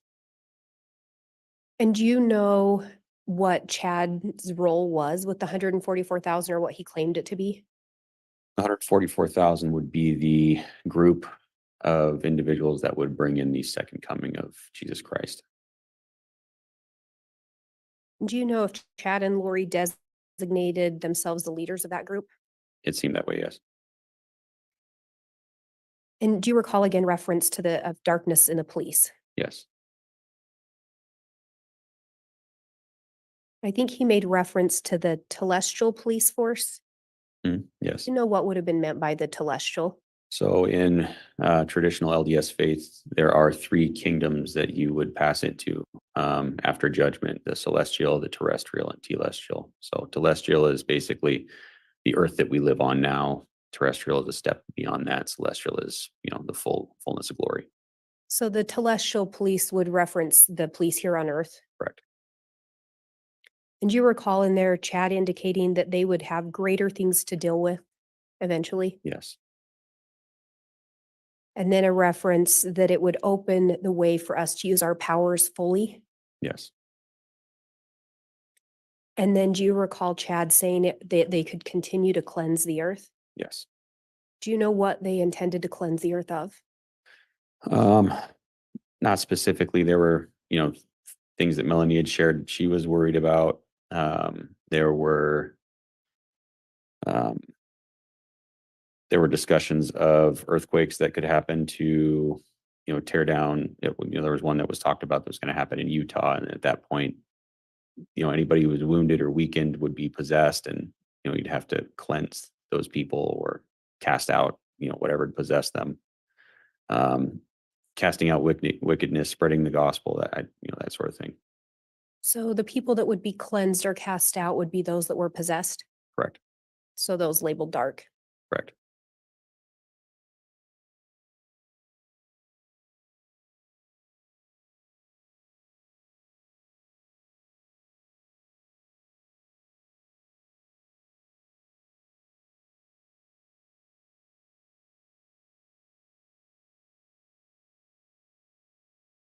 And turning to 1 hour, 3 minutes and 39 seconds. And Serena? But she could. It's just We sad worked for on- Gib. We worked on Gib spiritually, healing her and helping her and cutting her cords from Dave all day. Yeah, I worked on her Last night. today too, just sending her lots of love to cast out all this fear that's inside her. It was all just fear. It's all celestial fear. And I needed to remind her, and I didn't get to talk to her, but I needed to remind her, like I did when she was getting divorced. You are not a celestial being anymore. So don't go to the celestial world. But that's what she's doing and Dave's talking her into doing it. So I need to remind her she's a terrestrial being. Dave is not.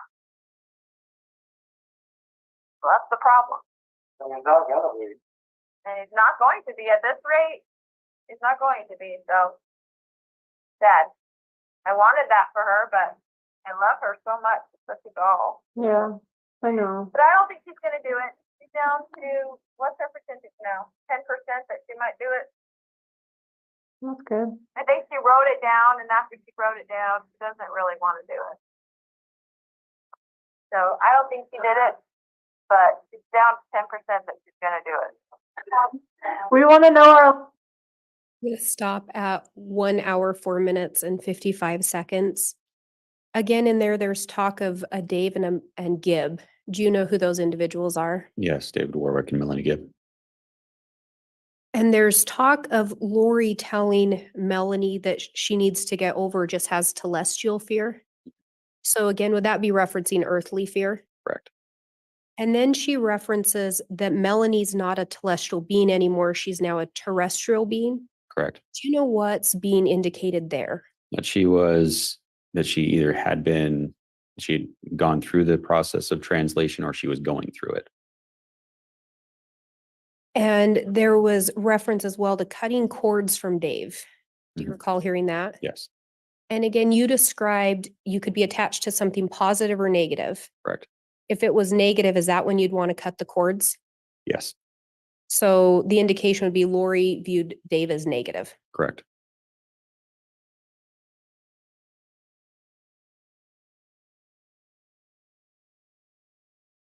And you mentioned translation. Yeah. Had you heard of translation before? Yes. Had you ever heard of it in the way that Chad and Lori were teaching it? It sounded similar. I had heard of it in scripture.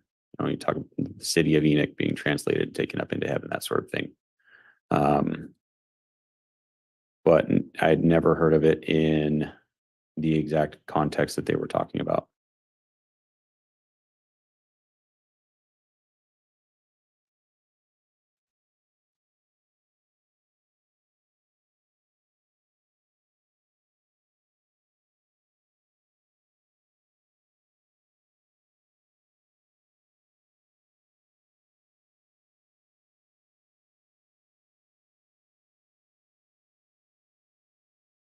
And turning to the 1 hour, 23 minute and 29 second mark.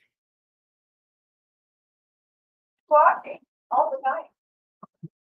Well, I gotta do it. Yeah, there's nothing else to do. I could help, but not one dollar. Yeah, Al, you know better. And stopping at 1 hour, 23 minutes and 41 seconds. Did you hear Al on there indicating there's nothing left to do in Rexburg? Yes. And did you hear someone respond, yeah, Al, you know better? Yeah. Do you know who responded that? Sounds like Chad.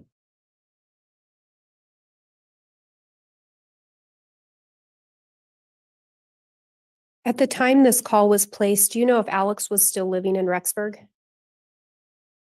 He had left Rexburg at the time this call had been placed. Do you know if he still had an apartment there, He did. but he was not residing there? Correct.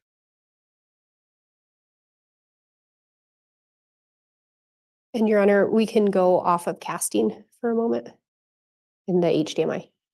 Okay.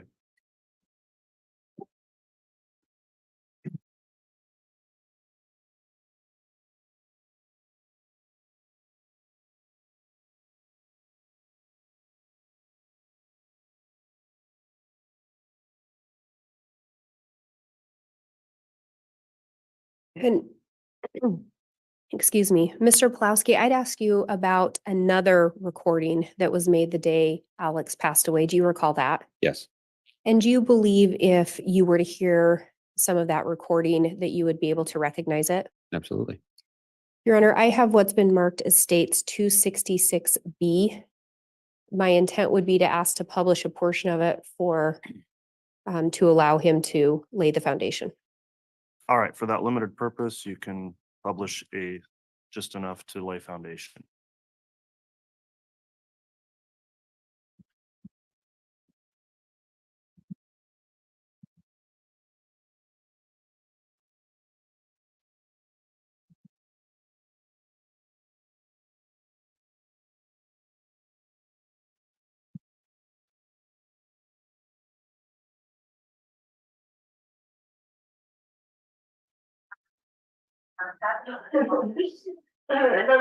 I remember you giving And Mr. Plowski, could you hear a couple women on there? Yes. Are you able to recognize who they were? That was Melanie, who was present in the room, and then Lori was on the phone. And do you recognize this recording? Yes. And is it the recording that you made approximately December 11th of 2019? Yes. Your Honor, I would move for admission this state's exhibit. 266B, have you had a chance to review that, Mr. Pryor? I have reviewed that, Judge, but I'm going to ask that we're going to be admitting that we admitted it in its entirety, please. And the state's intent would be to admit the entirety. I have it as 56 minutes is what will be admitted, and the state would intend to simply publish portions today. Okay, well, exhibit 266B is admitted. And as you did in the previous exhibit, Ms. Blake referenced the portions that are being published, so the record acknowledges that. And with that, you may proceed.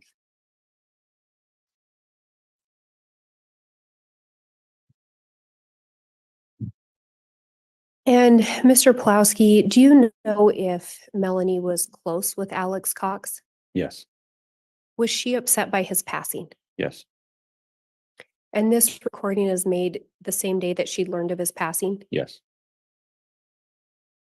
Your Honor, I'm moving to minute 6. Well, 6:40 is the timestamp. I mean, it's sad, like, so what do you believe in anymore, Mel? It's nothing, like, you know, it's just sad for her. It's so sad for her, like. But I she, think it's in a break from it. I kind of had a glimpse of that today, because I was like, what's gonna happen with that? And she was like, did you know Lori said that she felt inspired to say that I had JJ? And I was like, yeah, you were inspired to say that. Because look what's happened, like, and, I don't know. I was inspired to say that. I have to work research, so I was like, I don't want to say that.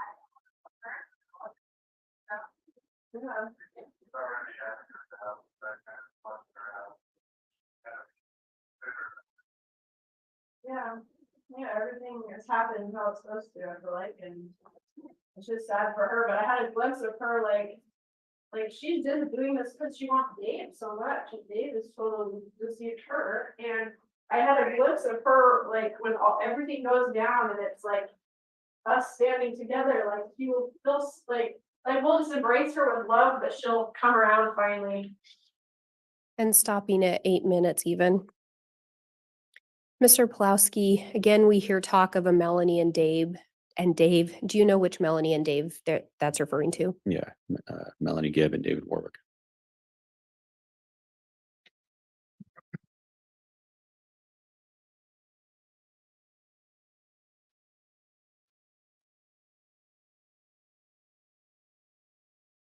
And Mark being 8:44. He's been a huge part of our life. We talk to them every night. Yeah. They're like our only friends. You guys are all I know, I call them every day, I just, even if we talked about nothing, I just need to talk to him and report to him and tell him everything.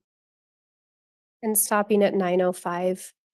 Did you hear Lori in there referencing someone that we talk to every night? Yes, Do you know who that reference is in regards to? I believe at that time they were referencing God.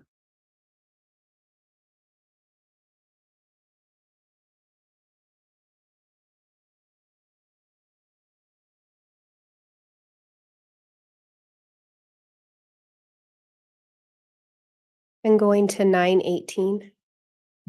Do you know, my other phone, is it being tracked or recorded or listened to, my 480 number? Showing you had. Yes, we're getting yes.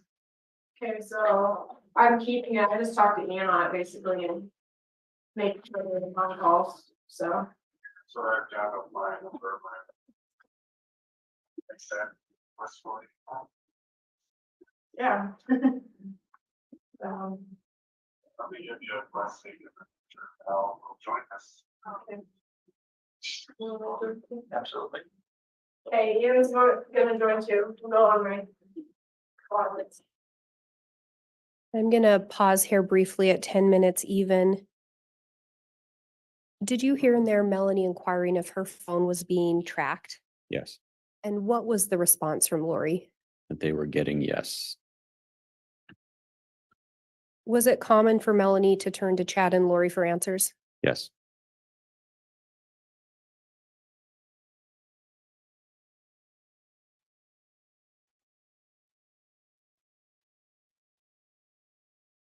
And Judge, might I inquire, is the volume all the way up on the courtroom speakers?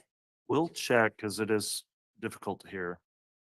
I'm seeing a nod yes. I think this one's just a little more difficult to hear. I Okay. just wanted to verify. Continuing on at the 10-minute mark.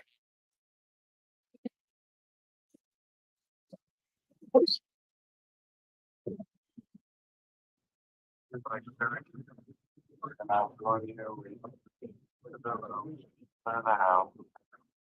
Any darkness or booby traps or time bombs that might affect you, and raise the vibration in the house. You put sheets of light around all sides and may protect you above and below. And close all dark portals that are nearby. You can feel protected. The dark side can be kept at bay. So this time, Melanie Pulowski, by the power of the Holy Melchizedek priesthood and the patriarchal order, and in the name of Jesus Christ, we lay our hands upon your head and invite many others to come.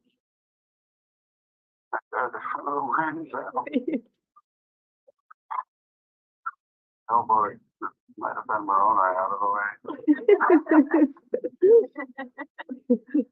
No, I'd like that.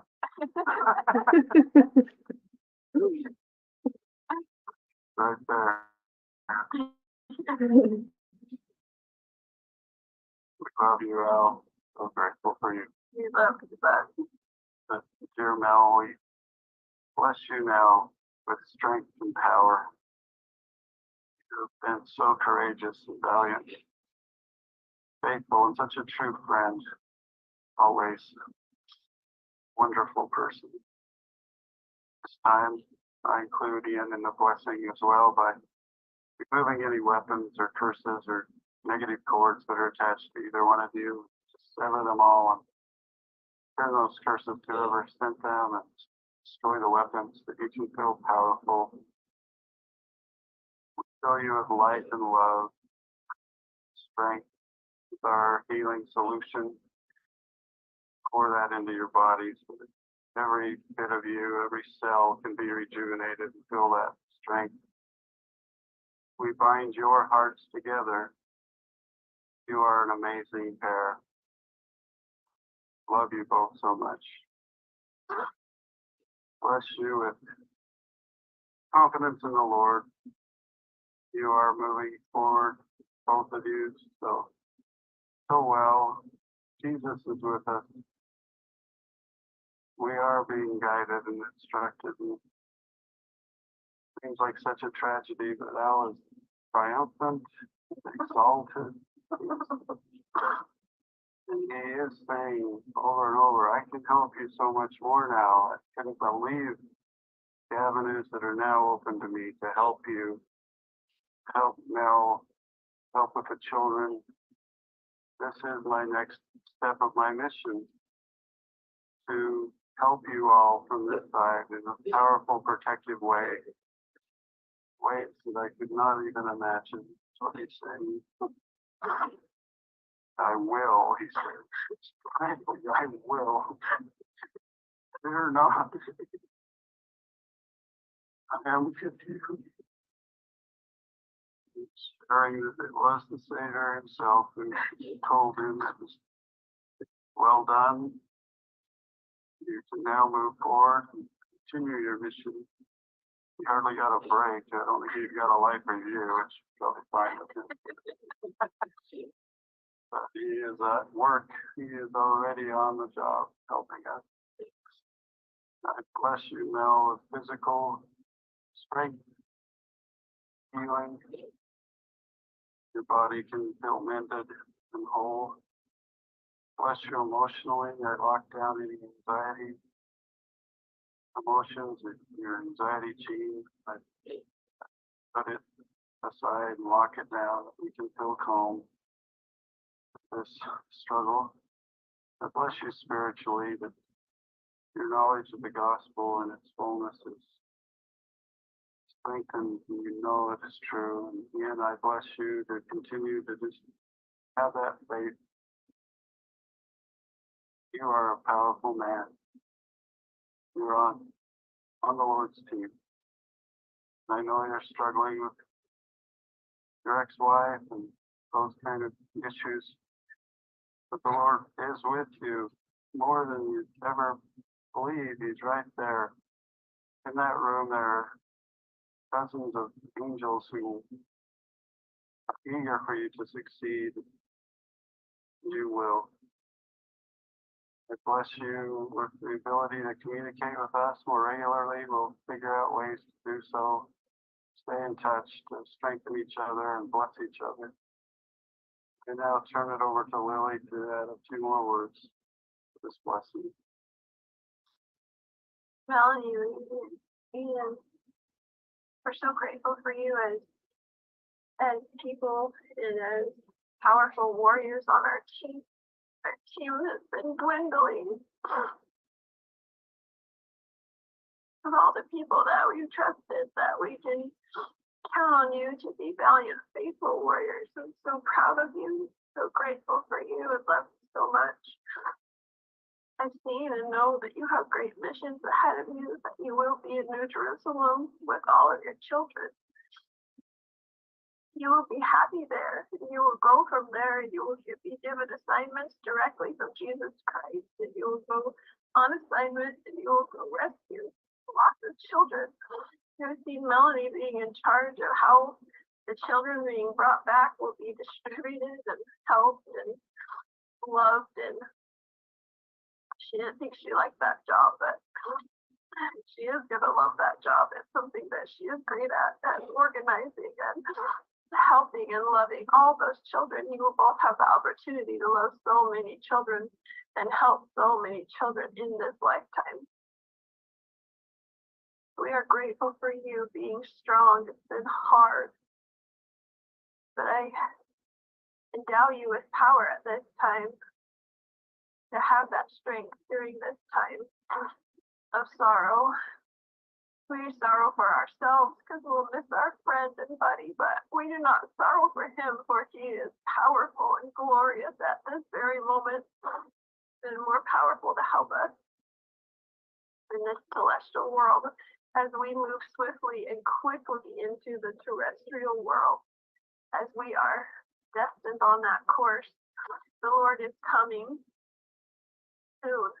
And we are his warriors that are cleaning and purifying the earth and preparing it for his coming. He has asked us to do so on this errand, and you are both a part of that number one team. It is our job, and we will do it. And he will come and rule and reign in majesty and power and might, and everything will be glorious. And there will be no more tears, and there will be no more pain.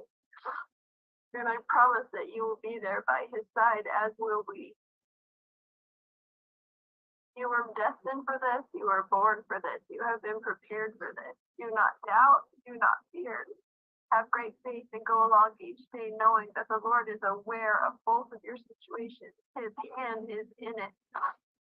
You will send his angels, including Alex, this wonderful warrior, to clear the way that you will be reunited with the children, and it will be a glorious reunion. Do not fear and do not doubt. Call down angels to surround you at all times, legions of angels that we have at our charge that will be round about you at all times, that they may help you feel peace and comfort as you go on about your daily celestial tasks that you must do. And remember, you will be reunited, and it will be glorious, and it will be soon. I'll show up this blessing for both of you. Show it up in heaven. The angels will not leave you desolate this evening. You'll feel them throughout the night and into tomorrow. Guide you in every step. We do this all in the name of Jesus Christ. Amen. Amen. Thank you. You're welcome. And pausing there at 1917. Mr. Plowski, we'd talked before that you were open to these ideas for a brief period of time. Yes. When these recordings were made, were you still open to these ideas? No. In that, excuse me, in that blessing again, did you hear reference to removing weapons Yes.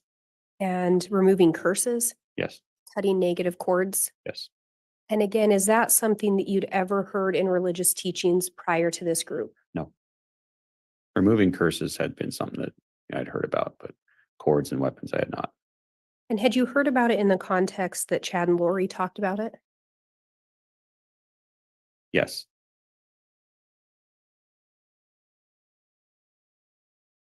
And these are two calls. When you were recording the calls, were there any other times that Chad and Lori were on any calls? You'd have to refresh my memory. There's I believe there were, I want to say there were 9 recordings that I made, if I remember correctly. Yes, I believe so, around 9. And I don't remember all of them. You know, if you were to play them for me, I could absolutely identify them, but You'd be able to. In the times that you would have conversations with Chad and Lori, was it common for Chad to offer up a blessing? Yeah. Did you have very many interactions with Chad where a blessing wasn't given? No. Was that something that you were used to within standard religious teachings?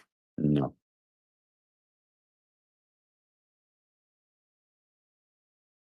And continuing on from that 1917.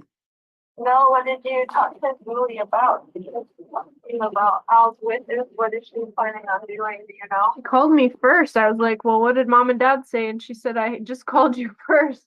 I know. She said, I don't know what he would want. And I said, he just didn't care about anything in this world. He just wanted his guitar out of his house. He didn't want anything. And so I said, he probably would want to just have it be simple and cheap, like be cremated. And I said, you know, talk to dad. Dad knows how to do all that stuff since he was a sexton. And when we hear Melanie refer to mom and dad, do you know who she's referencing? Chad and Lori. And then she talks about Chad or dad, excuse me, dad being familiar with that. Do you know who that dad is? Yes, that's Chad. Right. But Yeah, that would be the best way. I think a lot like Charles, just simple. but not at all like Charles.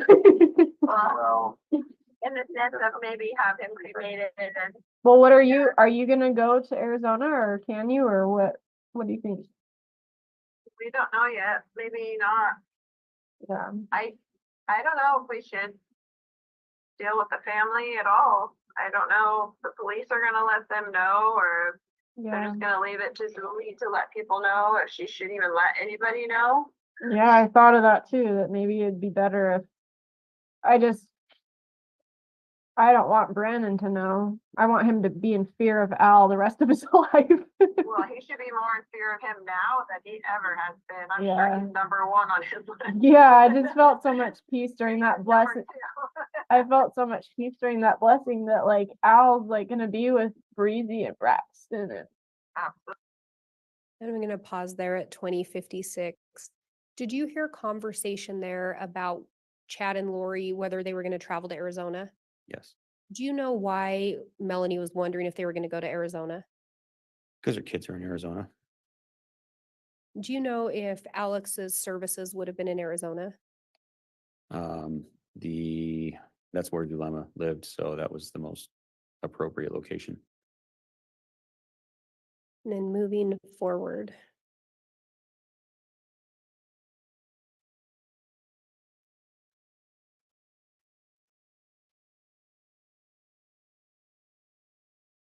And going to 2237. so I don't So know. I was telling Al that Tammy, I don't remember if we told you this, but Tammy was here the other day and said how the Rexburg police are ridiculous. And she told me that as we We were know already. converse with her. And then Al was laughing at that so hard, so I'm like, he's gonna be handling the police from now on. Yeah, he can handle Hermosillo from now on. I was so upset though because they still have all my stuff and like I don't care about my things, but I have a hard drive that has all my pictures on it and Right. I'm just frustrated with them. Like they have no reason to even keep it, but They don't, but they're just corrupt. So, so they're just are going they to. the ones tracking my phone or is it Brandon? Or both? It's Rexburg. Yeah, they are checking you. I'm going to pause at 2330. Mr. Plowski, did you hear a reference to the name Tammy? Yes, Do you know who they were referencing? Tammy Daybell. Do you know at this point in time if Tammy was alive or not? She was not. And Melanie's inquiring again about her phone being tracked. Did you hear that? Yes, Did you hear Chad's response as to who's tracking her phone? Rexburg. And is that in reference to Rexburg Police Department? Yes. Continuing on at 2330. Just have faith that we'll get all of that back for you. We Yeah, will. I don't care. It's just I just didn't know if I needed to call them and get it back or if I should if they call me and say they want to give it back to me, they're gonna do what they did last time and just corner me in a room for hours. Told that if you talk to them again, it'll start the circus over. So just avoid them. Yeah, Okay. Al's passing is kind of a marker for us all to just move forward. Trust in the Lord. I Yeah. feel bad. I'm going to pause at 2407. From that conversation, does it sound like Melanie had talked to the police before? Yes. And does it appear that Chad's encouraging her to speak to the police again? He's not. Is he encouraging her to avoid them? Yes. And then Chad makes reference to with Al's passing, basically it's a chance to move forward. Right. Do you hear that in there? Yes. Continuing on from 2407. Those items are still at that police station to hopefully soon we can just get them back for you. They told us they were gonna give us all of our stuff back from Charles too, and they've never given it back to us. They have no intention of giving it back. Yeah, that's fine. But yeah, I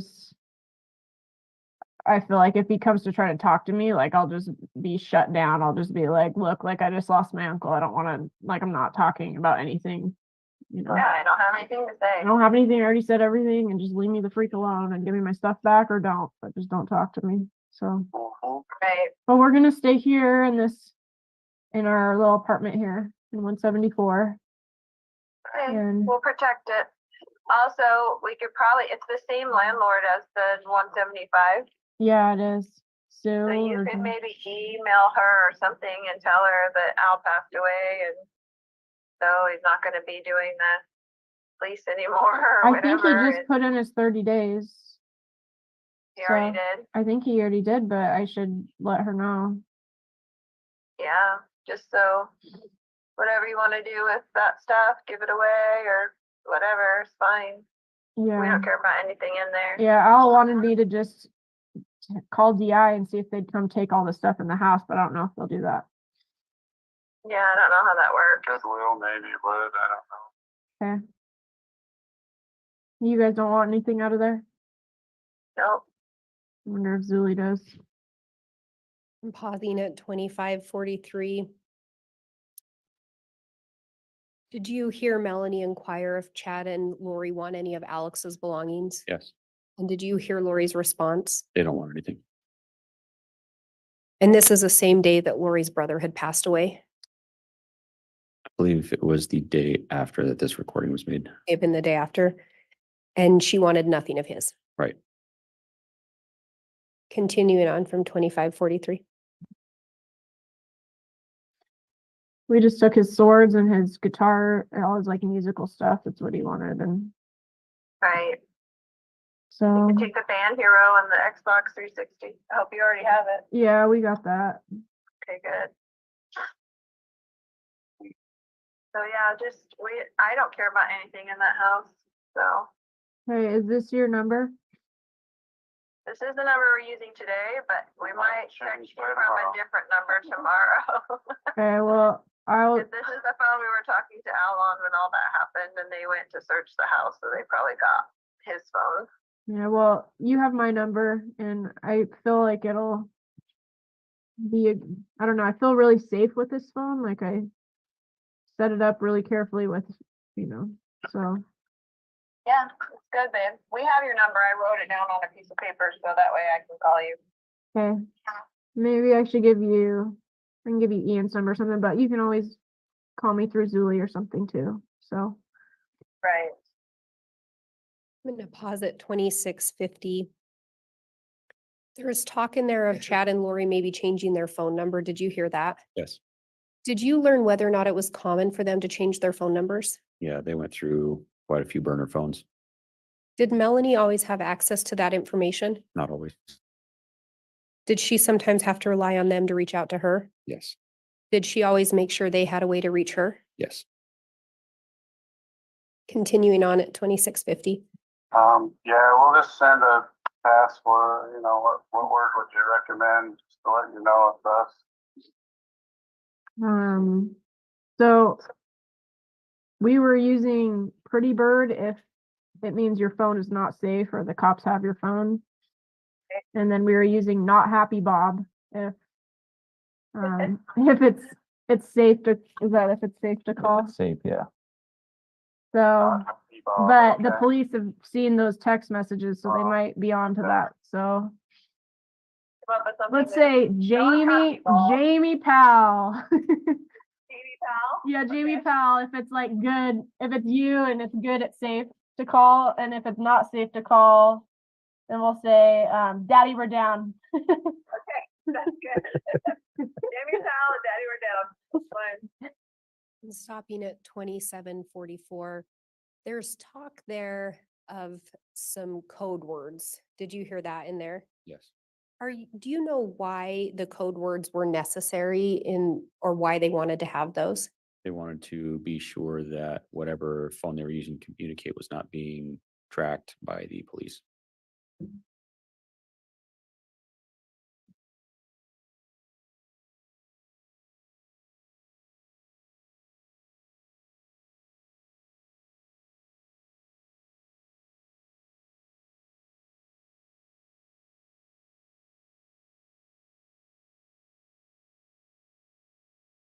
And moving to 2929. Everything's gonna be different. But Al set it up that I had Chad and you got Ian just before he left. He had to have us both protected because he was our protector. Yeah. And he couldn't go until that mission was accomplished. So I'm But so he loves grateful that you have Julie. Ian. Yeah, don't ruin it with Ian. Be nice. Gonna stop at 2955. In there, did you hear the reference to Al being a protector? Yes. Do you know who designated Al the protector? I don't. Judge, I'm going to object specifically. unless there's some foundation. I'm asking if he knows. Overruled. I don't know.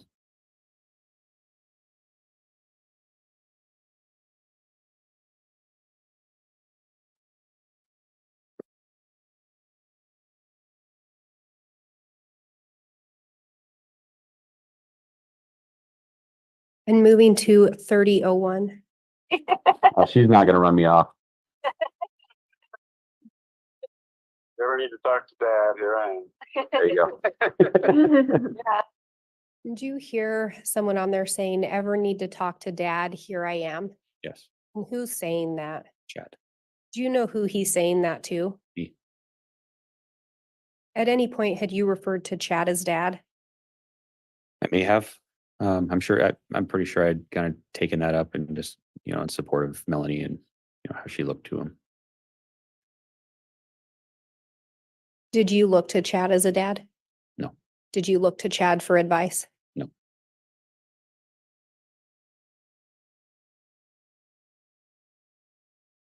Moving to 3107. If you have any feelings like I shouldn't go there, then just let me know. But otherwise, you could probably leave tomorrow and just drive. I don't feel safe flying, so after the police incident. Yeah. I'm not getting a yes or no yet. We just need to see what's transpiring with her, but then we'll talk and decide. Okay, Like, don't get up and pulled out of there at 6 a.m. or anything. Just, okay. I'll just wait to hear from you. yeah. Okay. Yeah. And stopping at 3145. Do you know where Melanie was planning on going in that conversation? I do not remember. Did you hear her inquiring of Chad for advice? Yes. And did you hear Chad's responses to her? Yes. And did Chad ultimately direct her to wait to hear from him? Yes. And again, was it common for Melanie to turn to Chad for advice and counsel? Yes. I may have just a moment. Yes.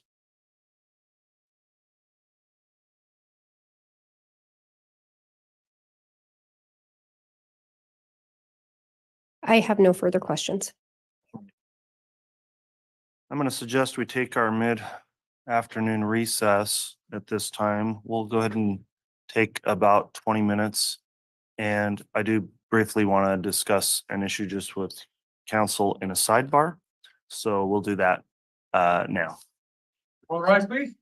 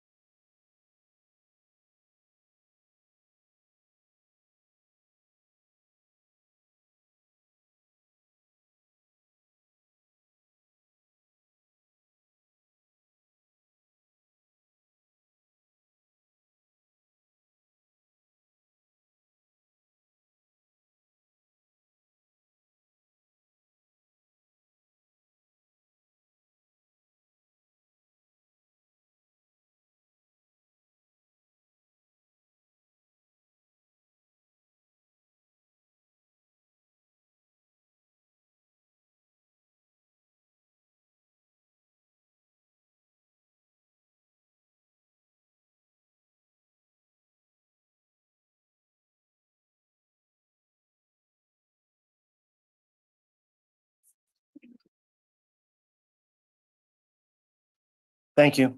I believe the jurors are lined up, so once we're ready, they can be brought in. Yes, sir.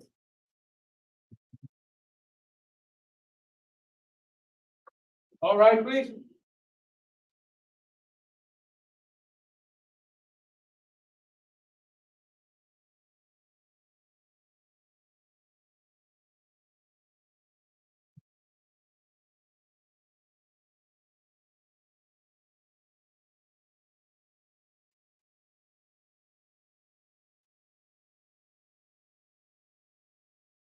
Here's our President Counter for Your Honor. Thank you. Please be seated.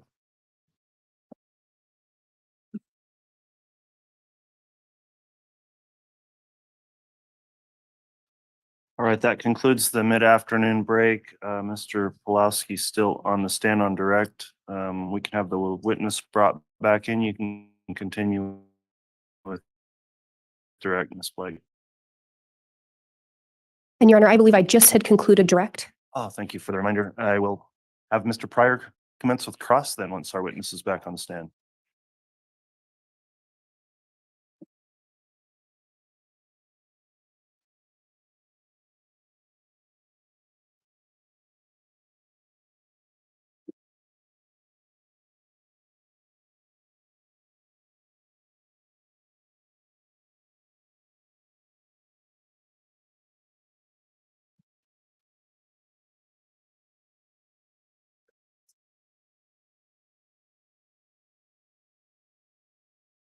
Mr. Pryor, Mr. Pryor, you can start with your cross-examination whenever you're ready. Thank you, Judge. Good afternoon, Mr. Pulaski. My understanding is that your marriage to Melanie was when? November 30th, 2019.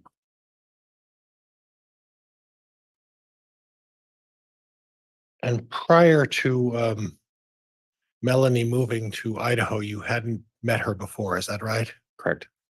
And Melanie moved to Idaho in late November? It was mid-October, I believe. Okay. But you met Melanie through a LDS site, is that right, on about the 19th of November? A dating app, yeah. All right, on the 19th of November, sir? Yes. Okay. So from the 19th of November of 2019 to the 30th of November of 2019, your courtship was about 11 or 12 days, is that right? Correct. Okay. And then you decided to get married after the 11 or 12 days, is that correct? Correct. Okay.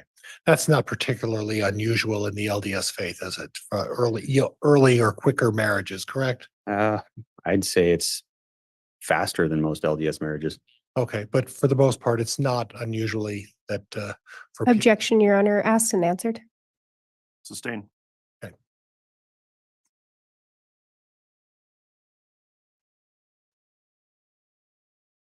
And you met Chad for the first time on November 23rd, 2019? Yes.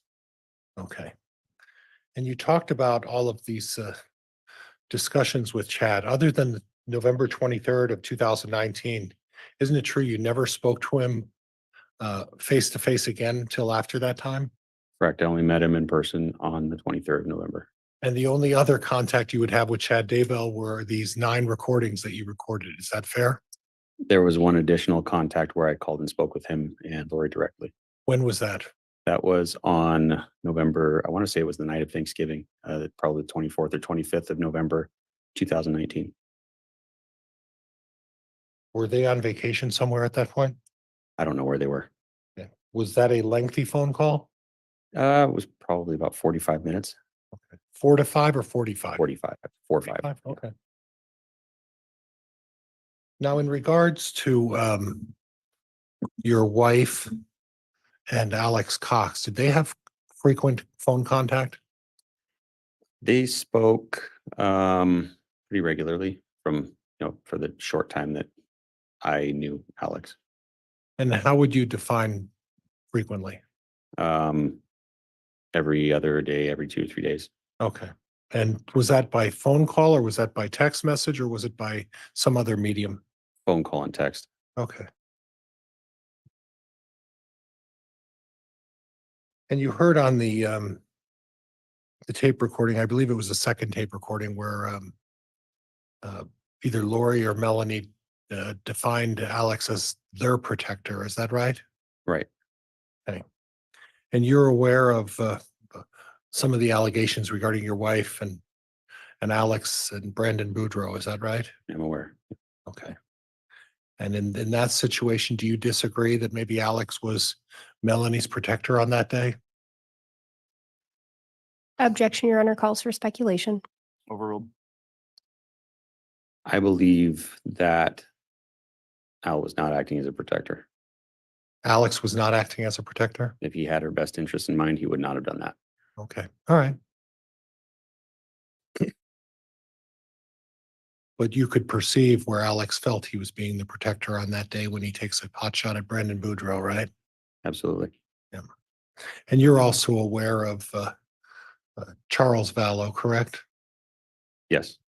And you're aware that Alex is accused of murdering Charles Vallow at Yes. close range?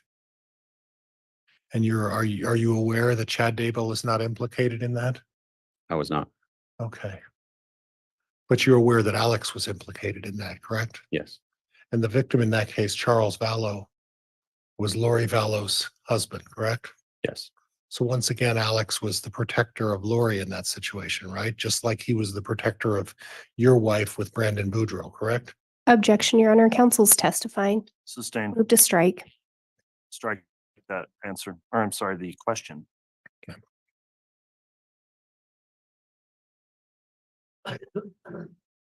Did you ever get any information that your wife was a suspect in this case? No. Okay. Your wife lived close in proximity to Lori Vallow, correct? Yes. Okay. And would you say that your wife was and Lori were um, as far as relatives, as close as relatives could get? Yes. Okay. There was a mention of your wife being in the ER tonight. What was that all about? She was suffering a medical condition that was causing her a lot of pain, Okay. and we went to the ER to sort it out. Okay. Mr. Pryor, I apologize to interrupt. I want to have a quick sidebar with counsel.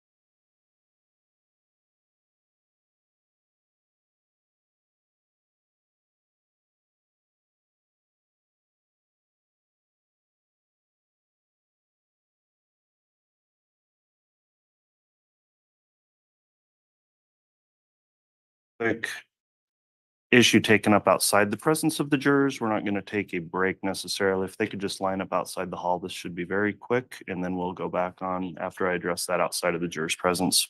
Yes, sir. All rise, please.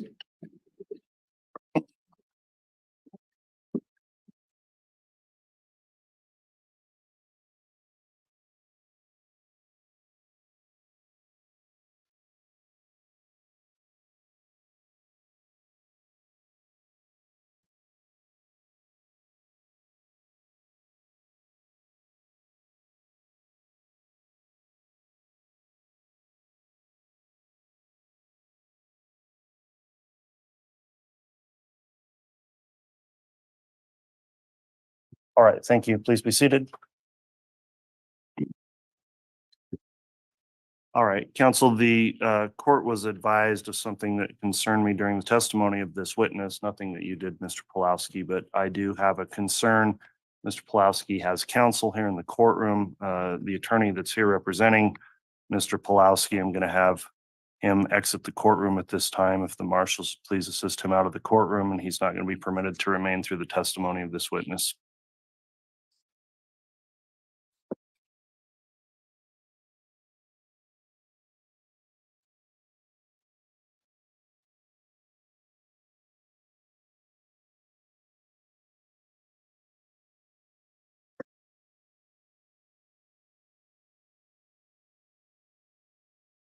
Mr. Pryor, if you want to briefly inquire on the issue we raised on the sidebar, you may do that outside of the presence of the jurors, just as to whether or not there was any potential influence of the witness's testimony.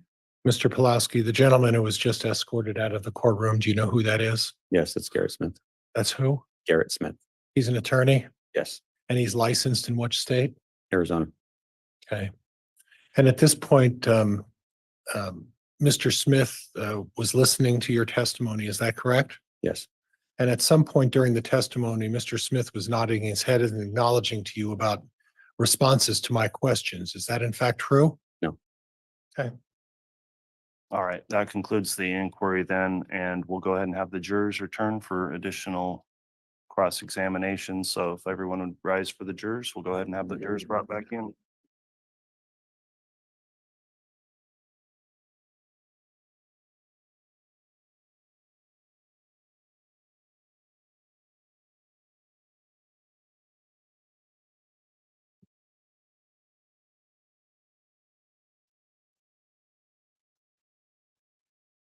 All rise, please.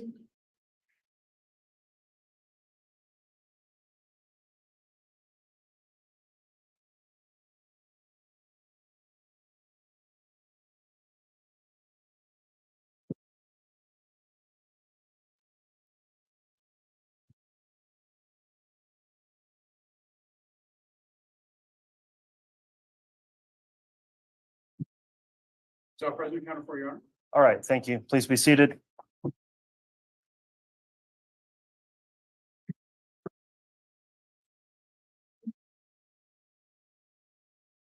All right, we're back on the record now on CR 22-21-16-23. The court did call a sidebar there.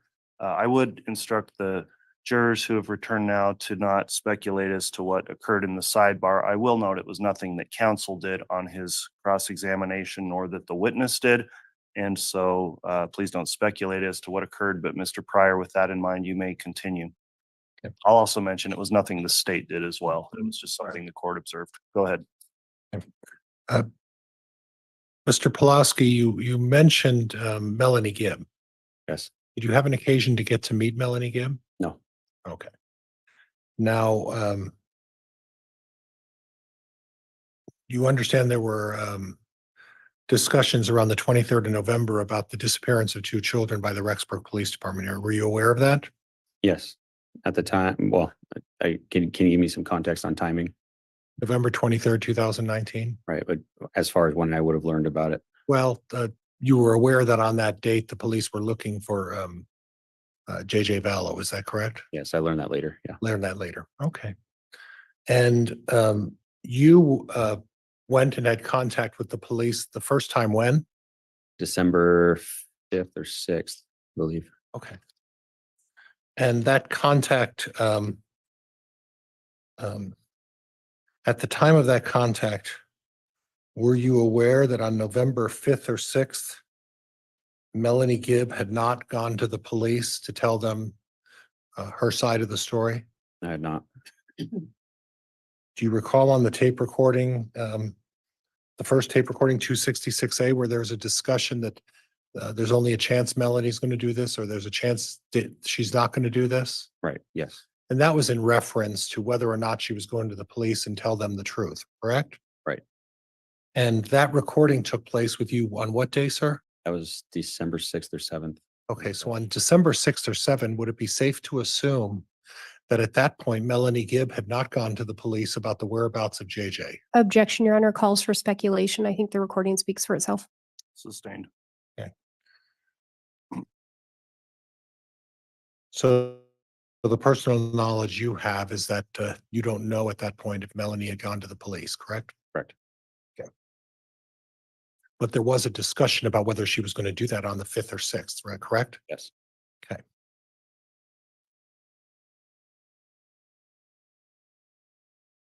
Now was there ever an occasion where the police asked to look at your wife Melanie Pulowski's phone? The only occasion I recall is when I was there at the police station, they were tracking her location. Okay, they were tracking her location then. Right. Okay.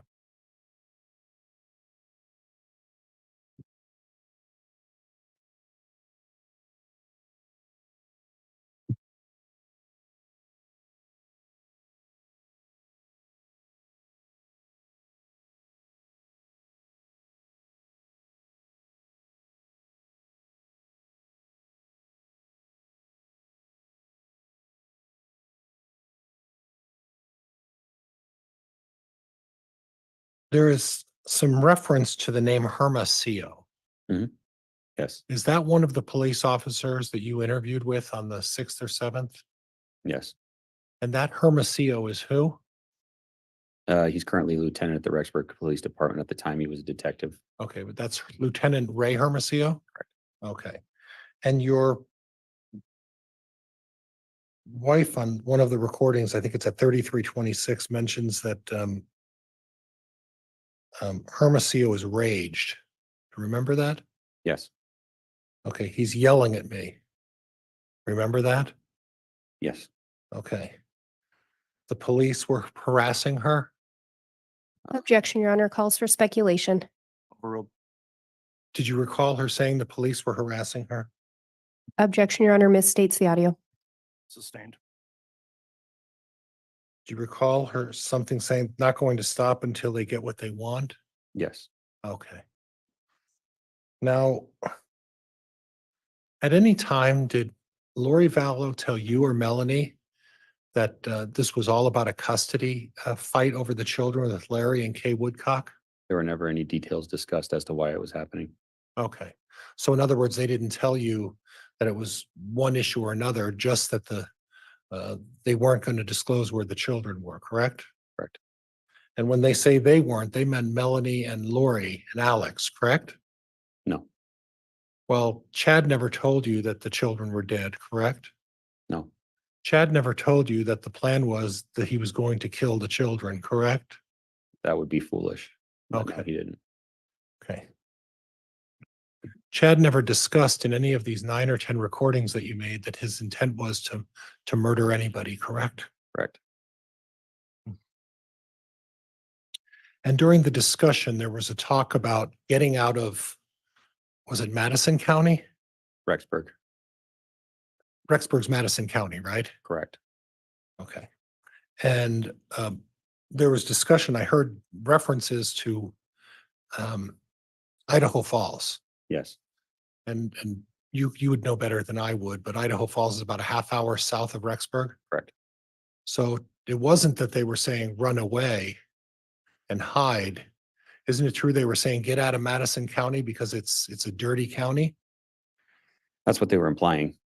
Okay, do you know who the prosecutor is in Madison County? Objection, Your Honor, relevance, argumentative, move to strike. Sustained. Strike the answer or But- question.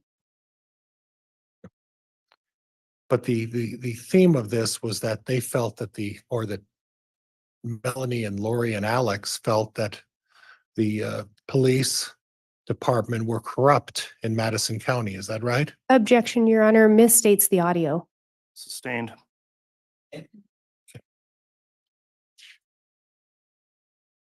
There's a discussion about Kane, and you recall that. You gave an explanation for that, correct? Yes. And they were talking about Kane being, well, I'll ask it this way. Were they talking about these Kane figures being the police in Madison County? Yes. Okay. Have you ever heard the term fundamental Mormon? Yes. What is your definition of a fundamental Mormon? Objection, Your Honor, relevance. Sustained. There's discussions about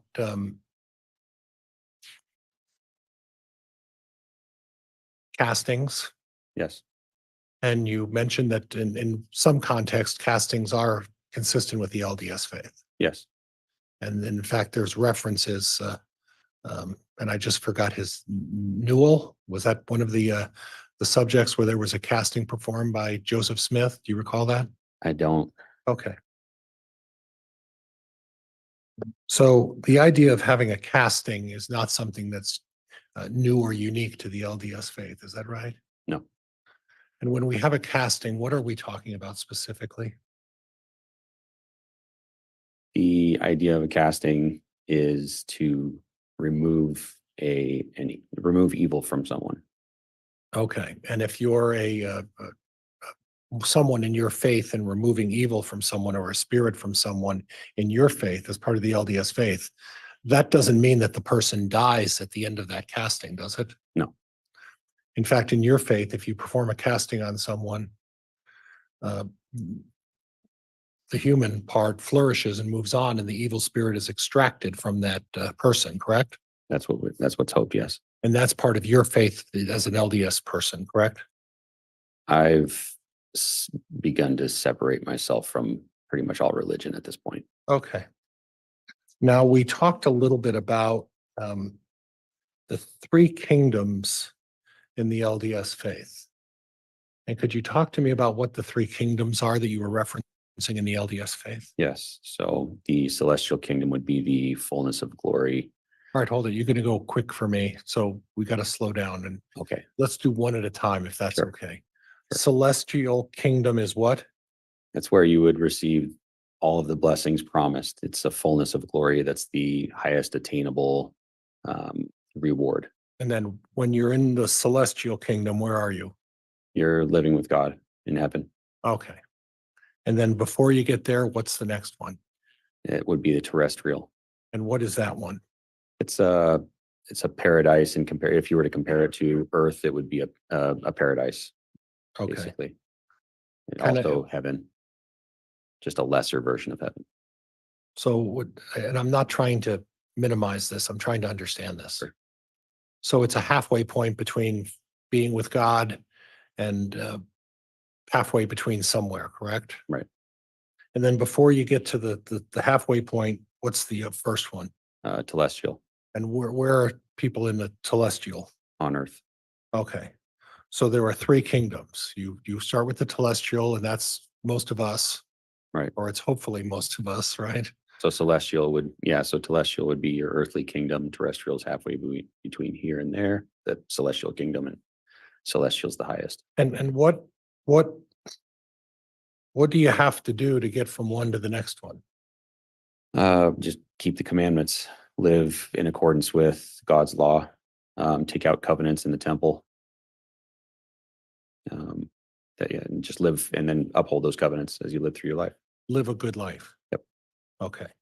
And when you say obey the commandments, you're not going to reach the celestial kingdom if you violate any of the commandments, right? Correct. Or you'll have to make some sort of can you do something to solve if you violate one of the commandments? Is there something you can do to fix that before you get there? Objection, Your Honor, relevance. Sustained. Now, you talked a little bit about the 144,000, right? Yes.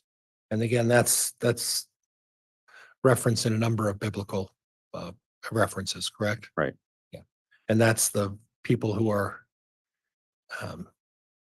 here, who move on when the second coming of, It depends on who you're talking to. okay, My understanding of the 144,000 is a group of chosen people that will herald in the second coming. okay. So isn't it true? It's not that Chad was saying he was leading the 144,000. He just felt he was part of the 144,000. Objection, Your Honor. Misstates the prior testimony. Sustained. Isn't it true that Chad was helping to gather the 144,000 and that he didn't believe he was leading the 144,000? Objection, Your Honor. Misstates the prior testimony. Sustained.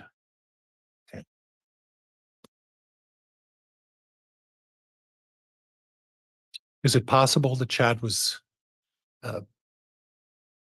conveying to you that he was going to be part of the 144,000 and that he was not leading the 144,000? Objection, Your Honor. Misstates the prior testimony. Asked and answered. Overruled. Isn't it true? The understanding that I had is he had taken a leadership role in gathering the 144,000. And Chad never said that he was going to take over the Lord's role, right? There was I can't remember if it was specifically with him or not. There was some discussion about that, but I don't remember hearing Okay. that specifically from Chad. No. There was some reference at about 2650 on the second tape. We were using Purdy Bird, or what was that about? Code words. Yeah. What was that about? So there were a lot of burner phones that were being purchased and used, Okay. and to avoid using a compromised burner phone, code words were used. But Melanie also said we were using in reference to some email communication, implying that both you and her were using that to communicate with Lori and Alex. Do you have any recollection of that? I don't remember any email communication where that was used. Okay. And you would say that Melanie's view of Chad and Lori was more of a mother and fatherly relationship. Would that be fair? Yes. Okay. Not necessarily a religious leader of her, more of a fatherly, motherly figure, correct? No, I'd say both. Okay.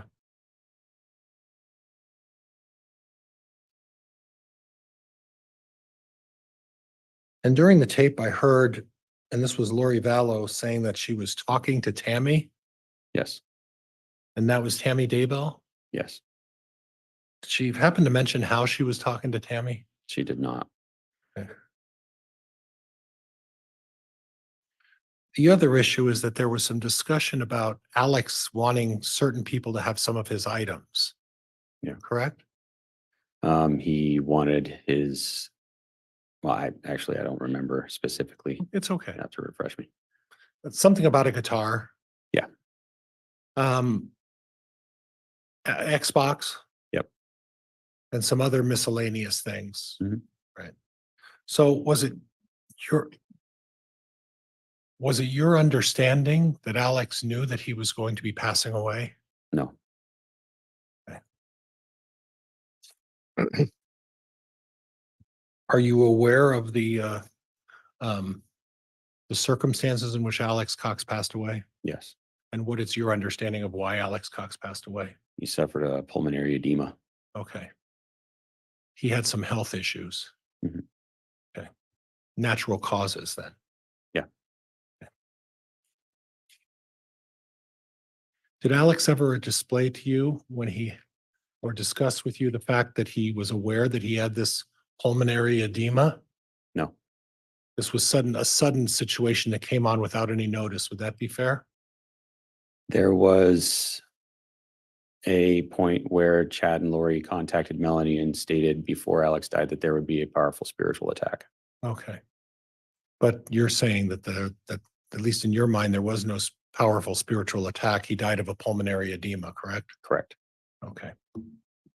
But again, the question was that you had no knowledge of any of Alex's health issues before that you were aware. You and Melanie weren't aware that Alex had any health issues before he suffers this pulmonary edema. Is that right? Right. Okay.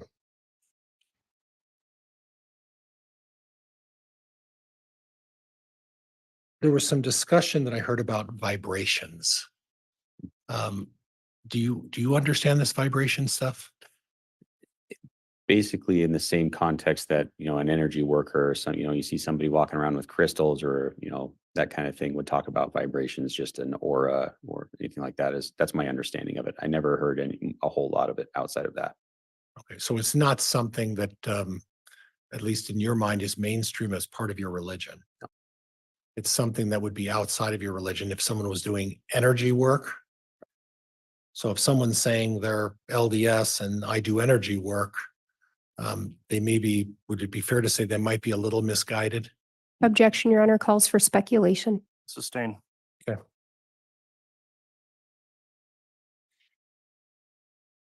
And if I could just have a moment, Judge, may I? Yes.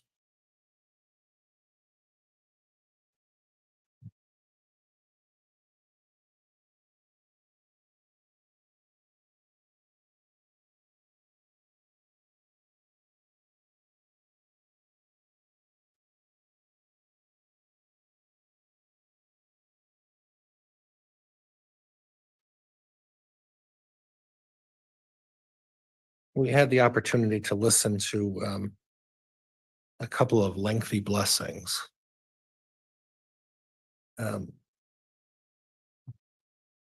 Blessings in general are not something that's unusual within the LDS faith. Is that fair? Yes. People give each other blessings all the time. Yeah. And that doesn't necessarily mean they're I'm going to use the wrong word, patriarchal blessing. I'm not talking about patriarchal blessings. I'm talking about just general blessings. It's not unusual for people within your faith to say, I'm going to give you a blessing. Correct. And that happens, I don't want to say frequently, but regularly. Yes. Okay.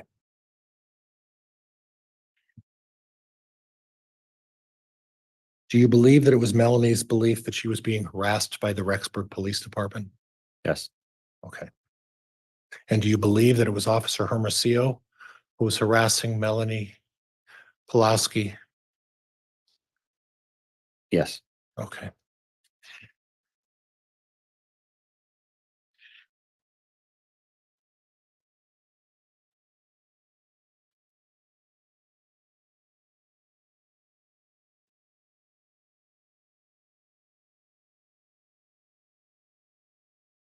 There was some reference in 1917 on the second tape that your wife said something, well, we don't want to tell them that Alex died, because something about continue to let him fear for the rest of his life. Who are they talking about?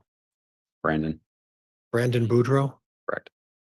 So when that reference was made, your wife didn't necessarily want to tell Brandon Boudreaux that Alex died because she wanted him to be fearful of him of Alex for the rest of his life. I don't know that she honestly felt that way. He's the father of her kids, but she had a lot of frustration toward Brandon at that time. And the relationship with her and Brandon was, to say the least, was a heated custody battle, was it not? Correct. Okay. Okay, Judge, I don't think I have anything else. Thank you, Your Honor. All right. Thank you, Mr. Pryor.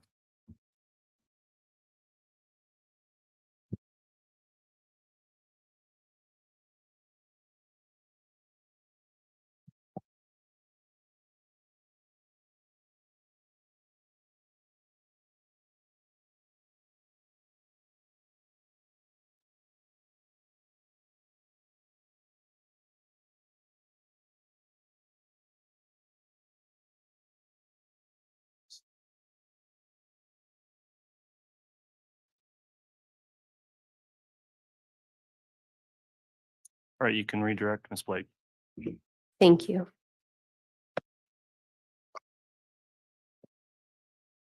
And Mr. Plowski, to be clear, the recordings that were made for law enforcement, Chad and Lori are not on all of those recordings. Is that correct? Correct.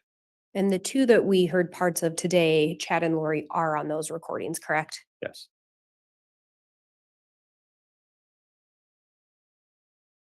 At some point, Did you learn whether or not Chad and Alex had had conversations regarding the attempted shooting of Brandon? There was a misunderstanding that I had, where, so when Melanie and I were married on our wedding night, there was some discussion about that, yes.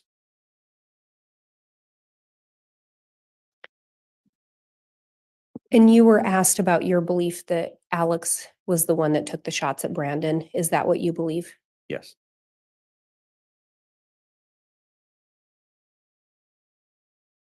You were asked about your wife, Melanie, and Lori being close. Is it fair to say they were close? yes, And you said it was your belief that Melanie did not move to Rexburg until sometime in October, like mid-October? yeah. Is that your recollection? So Could it have even been later in October? might have been November. Are you aware that JJ and Tylee were last seen in September? Yes, So before your wife relocated here? correct. Do you know where Melanie was living before moving to Rexburg? She was in Chandler, Arizona.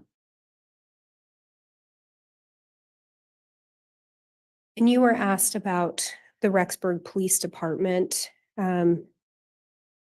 being dark. Do you recall that? Yes, Do you recall Lori and Chad telling you that they were dark? I remember the phone calls where they discussed that. Yes, And you had gone in and met with the police on approximately December 5th. Is that your recollection? yes, When you met with the police, did you learn that they were looking for JJ and Tylee? yes, And there was reference on the audio, and counsel asked again about it, about Detective Hermosillo was not going to stop. Do you recall that? yes. What was Detective Hermosillo doing? Judge, I'm in objection. He doesn't have any knowledge of what Hermosillo was doing. Overruled. Do you know what Detective Hermosillo was doing that he wasn't going to stop? He was investigating the whereabouts of Tylee and JJ. So Detective Hermosillo was trying to find a missing 16-year-old. Judge, I'm in objection. It's a leading question. Sustained.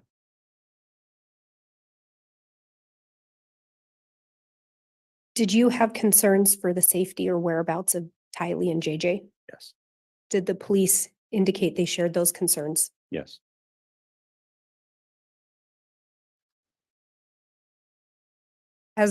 Did Chad ever offer to tell law enforcement where Tylee and JJ were? Judge, I'm going to object. Lack of knowledge. Too late, Mr. Pryor. Sorry. Based on your conversations or conversations you were present for, did Chad ever indicate where the kids were? Judge, objection. Lack of knowledge. Overruled. no, he didn't. Did Lori ever indicate where the kids were? No. Do you recall in the recording where they indicated Melanie would be a target because she was the only one they knew where she was located? Yes, At that point, did Chad or Lori offer to do anything to assist with finding the kids? no,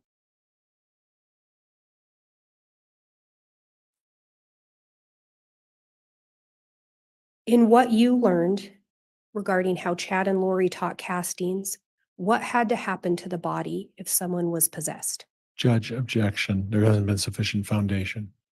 Overruled. the idea was that if a casting failed, the body would be destroyed.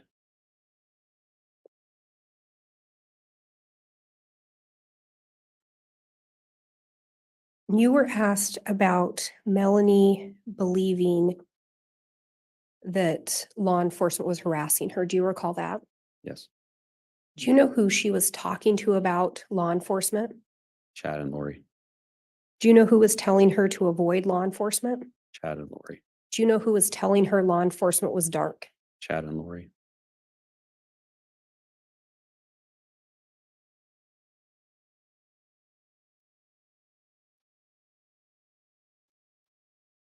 At some point, did you learn where Tylee and JJ were found?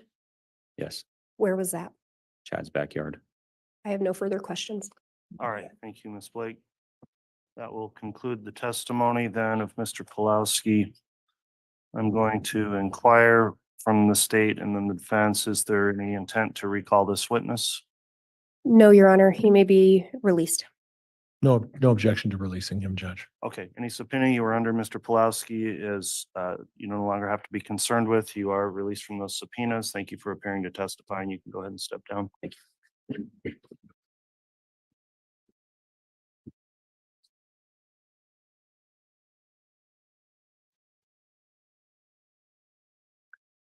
All right, counsel, given the time where we just concluded a witness, I'm thinking maybe we break for the day. Is the state ready to proceed with a quick enough witness to be done, or should we consider breaking for the? No, Your Honor, and we were just looking at the time. I think given the time, our next witness, we would anticipate being on the stand for some time, and I worry we would get to an awkward place to end for the day.